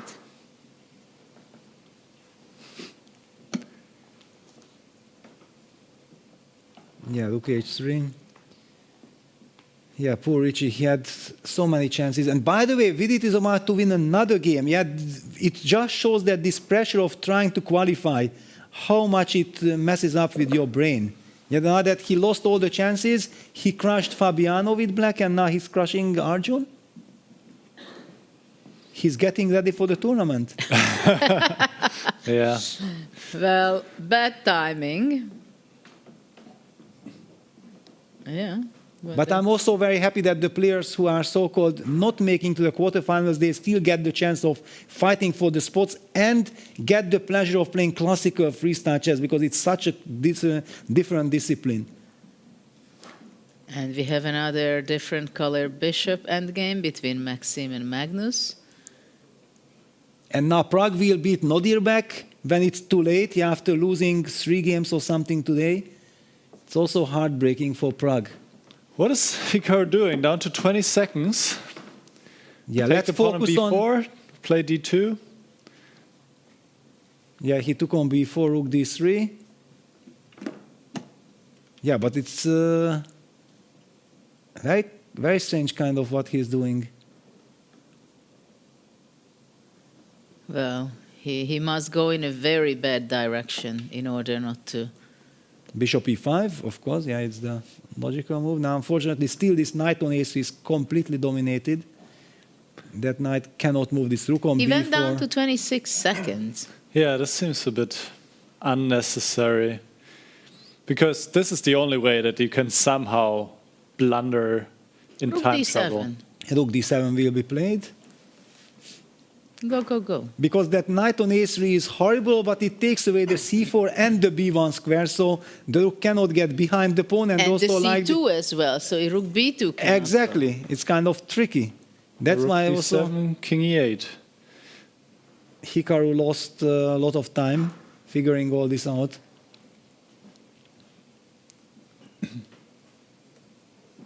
Well, it's quite nerve-wracking for Fabiano watching this game, even though it seems to be the... Wow, Rook C3. What a stunner. Wow. Please take Bishop C3 and then C7 and Richie qualifies. Or plays the playoff, sorry. His chances are alive, but yeah, Bishop C7, Knight C2. Hikaru is not falling for the trap. But at least the knight got activated. Yeah, the knight might be heading towards It's going E3, down in time. towards the D5 square. That square needs to be... Wow, Rook B1, why? And King E2, not King G2. Oh, but Rook C1 now just wins. Yeah, King G2 also Rook C1. Yeah, okay. So probably Knight E1 was After the King only G2, he would have had still chances. But now Rook C1, this is it. This is it. You just don't get out of this pin in a good way. The H-pawn decides. Wow, Hikaru got shocked that King D3 is possible. one. What about H3? Yes. H3 just wins. Is it possible? Because, yeah, H3, C7, Bishop C7, and then H2. That's it. It's over. Fabiano can breathe a sigh of relief. Absolutely. What an incredible opportunity Rapport had and missed it. He got tired by the end, I believe. Yeah, probably he didn't believe. Yeah. And yeah, what So, game? We still have some games running. but just to make it clear, Vincent Keymer and Fabiano Caruana both qualify for the knockout stage. This is clear now. No playoff No playoff. entertainment. Unbelievable. All right. So which game to jump to? Maybe the Vidit game looks fun, no? Vidit Arjun. Okay. And I think already we can go on to zoom in on the players. Yes. Because they are going down in time. So if we zoom in, and this looks like a big mess. Yeah, who is better and why? Of course, knowing the evil bar, the answer is obvious, but I just want to highlight that this is craziness. 92 check is hanging in the air, but it has only 15 seconds or something like this. yeah, he's going down. And this is a huge threat. Under 10 seconds. Mating threat. King H1 or G3 he needs to play. Wow, knight G3, very shaky move. Also works. Yeah, Still winning. He opens up the diagonal, but black has chances. Well, what about H4? Is it just simply rook H7 and grabbing the pawn? Yes. Indeed. I guess. So simple.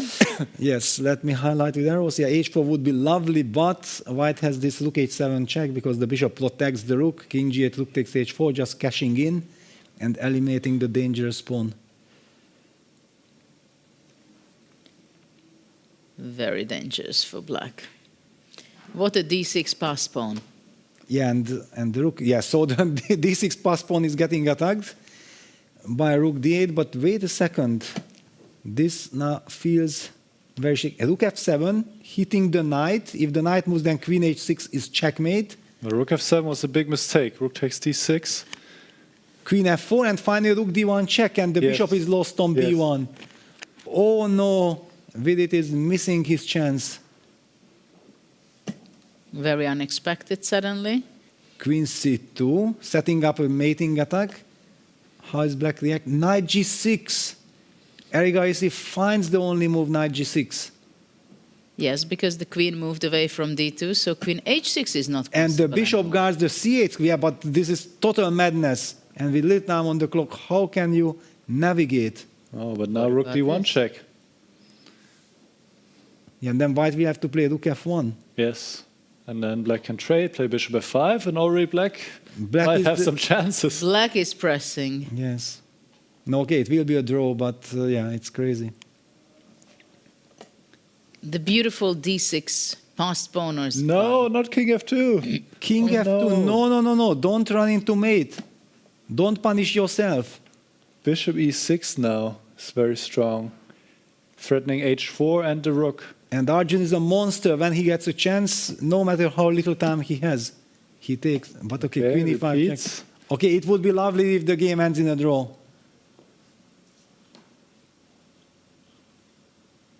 He will play on. What a fighting spirit. If he finds bishop E6, he will be playing it. There's no threat for white right now, right? Not really. So. And Queen E3 check. He plays on like this. It's also the most natural move. Yeah, you are just keep on checking that king. King H2. Queen G1, King G3, Queen E1. It's horrible. What about the B1 bishop? Yeah, that's hanging, but Queen E1 check first, like you highlighted, that now white cannot play King H2 due to Queen H4 checkmate. Yeah, there is a little checkmate. And then we have to retreat something to F2, and then we are losing out on our... Oh, poor Vidit. He still has some chances to hold because of the reduced material. He needs to play Queen F2 and then take on A7. But Vidit is going down 15 seconds. But I think this is what decided it for him. This is what decided it for him in this tournament. When he was low on time, he couldn't convert the positions. He made mistakes, and losing again, like winning positions. And this is what is happening with him again. Yes. And there is no check, yeah? The queen from E1 guards the C3 square, very important, and the bishop from G4 guards the C8 square. And now black is a piece up, and black will start giving the first check. That's the end of the game. H4 check immediately ends the game. Ah, yeah, King G4, knight E5. Okay, check, but checkmate. rook B4 is also very convincing. Yes. It's not ruining. Yes, there is Black's no winning check. chances. This is crazy. Yeah, the king on H8 is standing alone in the corner, and White is unable to even give a single check. Well, no. Still no check takes is the threatened. knight. Yes. Rook takes E4. He wants to go rook F8, Yeah. but it will be not taken. No, he's pinned after rook E4. I thought it would be E4. Yes. I No, wanted I will queen keep the pin. But no, the Arjun has incredible nerves. Queen takes E4. What is this? Why? Of course, it's rook F8. You can even take the rook, like anything wins. What king G7? Yeah. Crazy outcome of this game. Well, the good news is that it does not really matter for the tournament standings. So this is the reason why I'm not. Yeah, and there is the handshake broken with it. How painful it should be. He was about to win 2 games in a row and go with very good emotions to the knockout stages. Well, it does matter a bit for the standings because Arjun cannot be picked now by the first 3 players. Otherwise, because it seems he overtook now Nodirbek in the standings. But Nodirbek is also still playing, so let's head over there. Yes. The final game of the qualification phase of the Grand Slam in Paris, the second leg of this event series. So let's go and let's a close-up of the players and see that how Yeah, they maybe are. let's zoom in. Yes, let's zoom in on the players. Because technically speaking, Black is 2 pawns up, so has very good winning chances. But let's look at the clocks. Well, if you play with Black and you don't win this, you're going to be very upset. Yes, definitely. But Nodirbek is very resourceful, and of course he will be fighting it out until the very end. Yesterday he had a fantastic day. Today he is shaky. A bit shaky, yes. And it bothers him. We can see that when he missed out, he was always fighting it out, tried, but now it's a quite upsetting situation for White. And you remember he started with 3 out of 3, and then he had that winning position against Nepo, which he did not convert. And ever since somehow he lost, and we talk about it, that how much it bothered him not going 4 out of 4. Because somehow this tournament is crazy, that once you start winning, you win games, but if you stop winning, then suddenly it's impossible to win another game. And we should also point out that Jan Nepomniachtchi actually, it seems he overtook Magnus Carlsen in the standings. Wow. They both have 8.5 out of 11, which is an incredible score in this field. Yeah, they tied together. They tied together. Now the question is who has the better tie breaks. Well, we'll get confirmation later. Yeah, so maybe Jan will be the first one to pick his choice out of the number 5, 6, 7, or 8.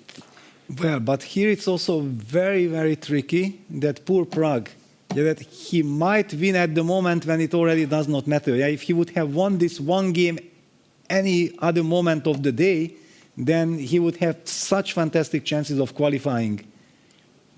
It might also be that the pressure was too high for him. Yeah, it's interesting because he had some crucial moments that he failed to. Well, and against Vincent, he had notice. this horrible game with White, yeah, that he lost in 12 moves or something. Yeah, that was miserable for him. Basically, I think he felt too much tension, too much pressure, thinking about the result. How do I qualify? I need to win at all cost. Now down to 8 seconds. King H5. The king is activated, but where is this king running? Okay, it should be safe enough. Well, for the moment, it's still safe. Yes. No, I just saw some construction. If Black's king gets, and Rook A1 comes back, King H4, Bishop D7, Rook H1, checkmate. Yeah, just be careful. Knight E6, creating luft for the king. But White can really set up some blockade now on the light squares. Yes, certainly. Despite being 2 pawns down, this is not trivial at all.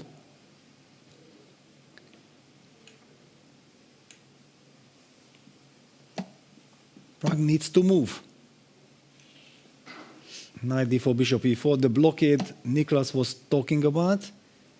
Oh, now bishop f3 check, and white has excellent holding chances apparently.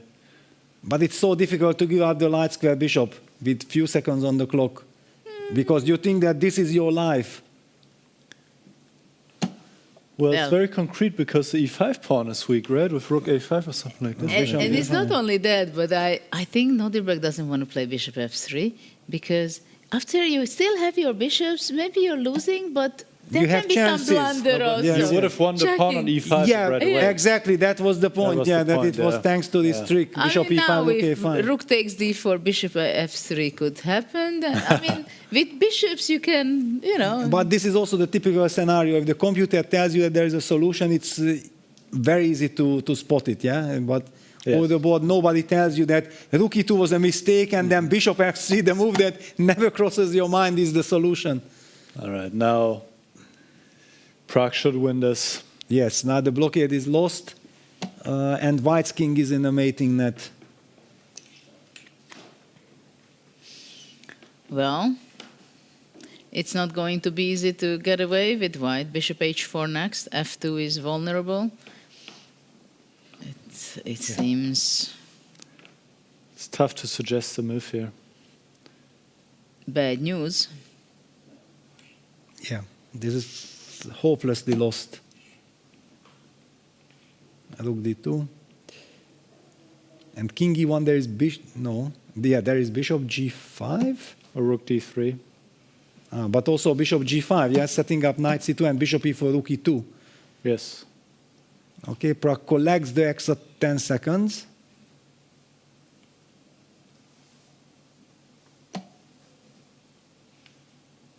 He goes back.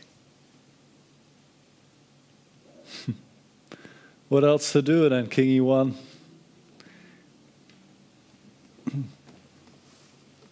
Very frustrating defending such things when you know exactly that you can't change the outcome. Well, he had a chance, but yeah, it was fleeting. And bishop b4, allowing rook d1 check, going for this passive defense with bishop e1. How long can this hold? Don't think for too long. Yeah, king f4. This is way too passive now. Black can decide how to win this. This is so hopeless. g5, g4, and g3, or bishop h4, bishop takes f2 is also another fancy kind of idea. Oof. Yeah, and he lost on time. Nodirbek resigns, lost on time, enough. Enough of it. So, we had only one draw in the last round, and we have the qualifiers of the qualifier portion of the Grand Slam. And we are going to see on the screen, I think, the final result. And also shortly, we hope to have a guest in the studio, just closing the show with that, because we have a lot of great players who were playing. So let's see the standings. And let's see the final standings of this amazing 2 days. 11 games were played by the players. Incredible, tough 2 days for them. But who are the happy ones?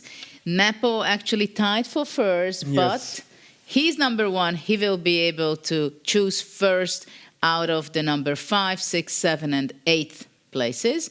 We have Magnus Carlsen, who played an incredible tournament. Also, Maxime, he was very stable. He was visiting us in the studio. He felt quite okay. I think he was kind of a person who saved energy, like as we've seen that he made a repetition of moves very nicely. He knew why he came, and he wanted to qualify. And Erigaisi is going to be number 4. And Abdusattorov, who started so well yesterday, today he was shaking a bit, but he was never in danger not to qualify. He's number 5. Nakamura, we saw him shaking today. Yes. And incredible by Keymer, who made an incredible comeback today with all these different games, especially winning against Praggnanandhaa, their key game. And in the last game, it was only enough to make a draw. But he got such an opportunity against Fabiano that he was even able to win and collect he the won the whole last point. 3 games because he beat before Hikaru. That's how his comeback started after he lost to Gukesh. So it was an incredible comeback by Vincent. Absolutely. But so we are going to see also the other players playing tomorrow. But these are the 8 players we focus. And I give the word to you, Nicholas. What is the move of the day, you think? I have my guess. Okay, let's have a look. I will just go with my first intuition. So let's go to... What is the move of the day? Let's go to... Let's go to round number... Where was it? Round number 9 we will go to. Let's see if you guys agree. We're going to go to the game of the day, I would say. It was a game between Magnus Carlsen and Richard Rapport. And it was... Let me find the moment. It was right here.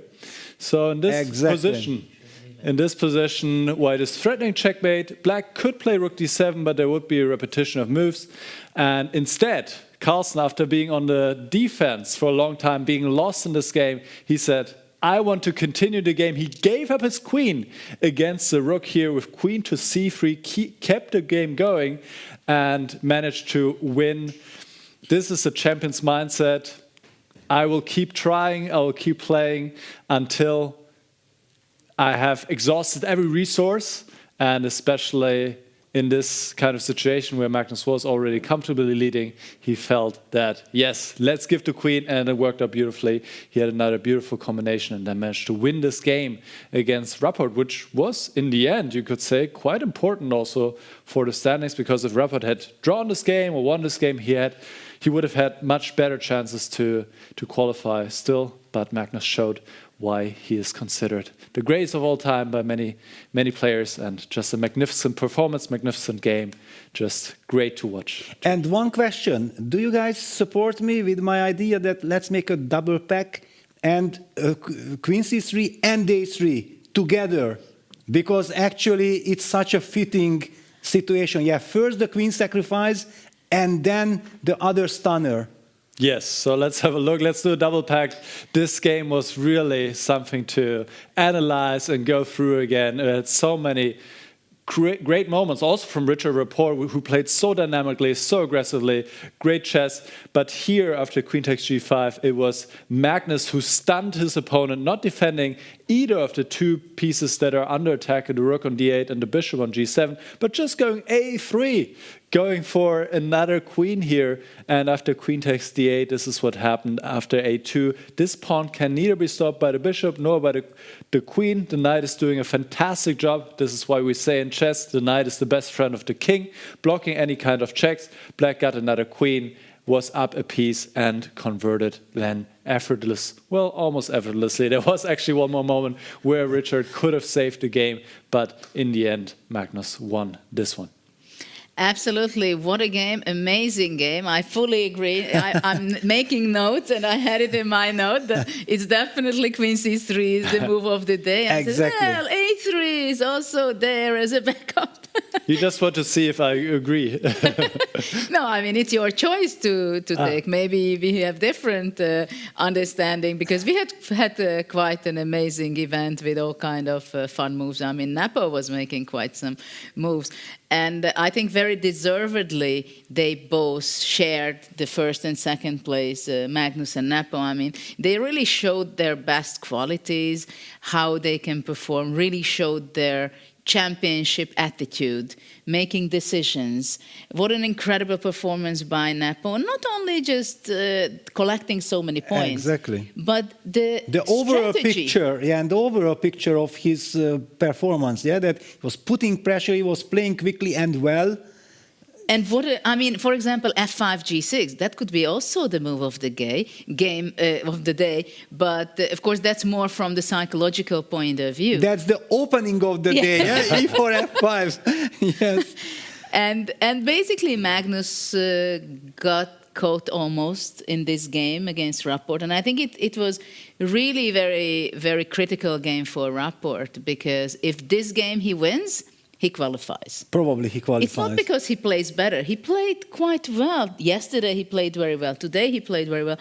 But some crucial moments when he had to make a decision, he just didn't do it. And today he was incredibly low on time most of the games. Yes, he had a completely different approach, which I think overall suited him well. Yes. But in the end, yes, yesterday he lost the winning position against Abdusattorov.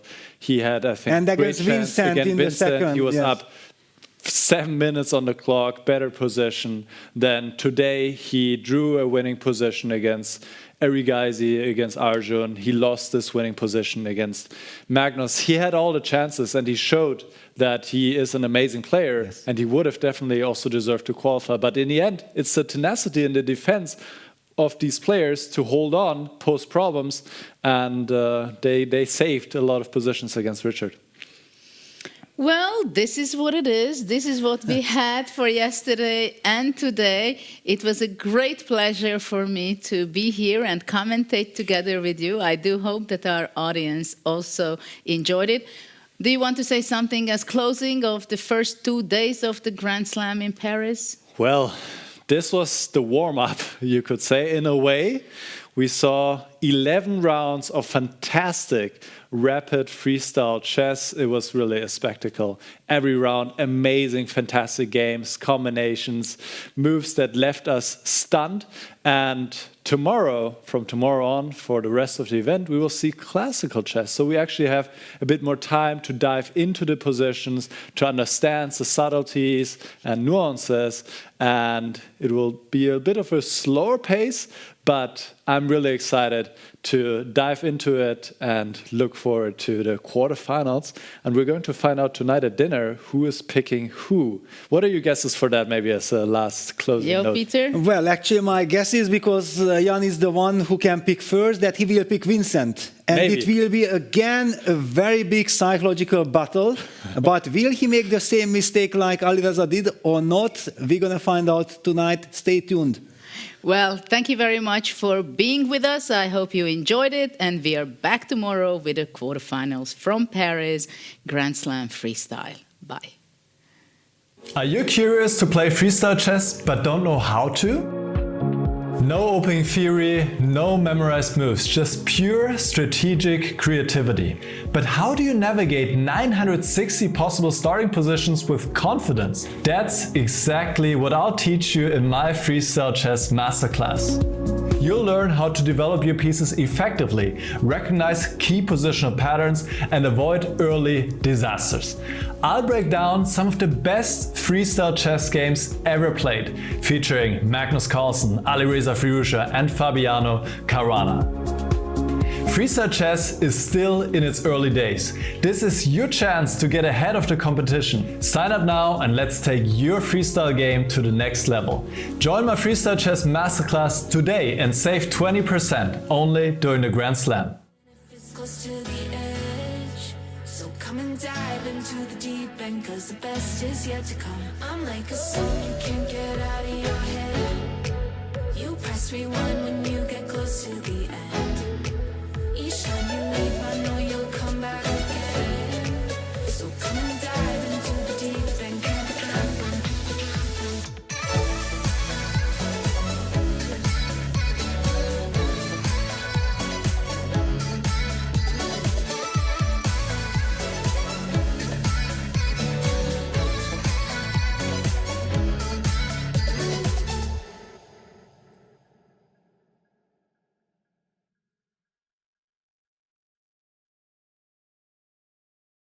Underneath the neon, denim jacket you can lean on. In the drop we can be gone. Like a dream, I think I see one. On the reg, you know I need that. On my neck, your name is ink black.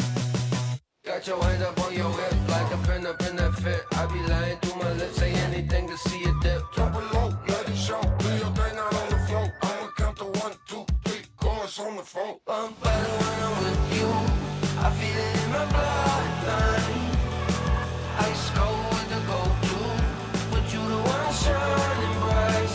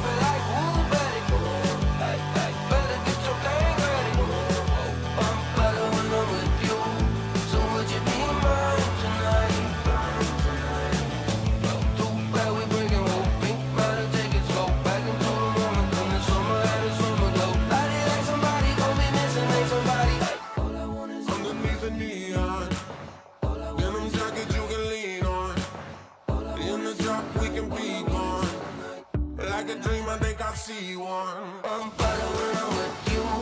I feel it in my bloodline. Ice cold with the gold too, but you the one shining bright. I'm better when I'm with you. I feel it in my bloodline. Ice cold with the gold too, but you the one shining bright. Mama like, ooh, baby, better get your thing ready. I'm better when I'm with you, so would you be mine tonight? I'm better when I'm with you, so would you be mine tonight? I'm better when I'm with you, so would you be mine tonight? Body like somebody, gon' be missing, ain't somebody. Twerk it like a Roddy, I'ma eat it like a zombie.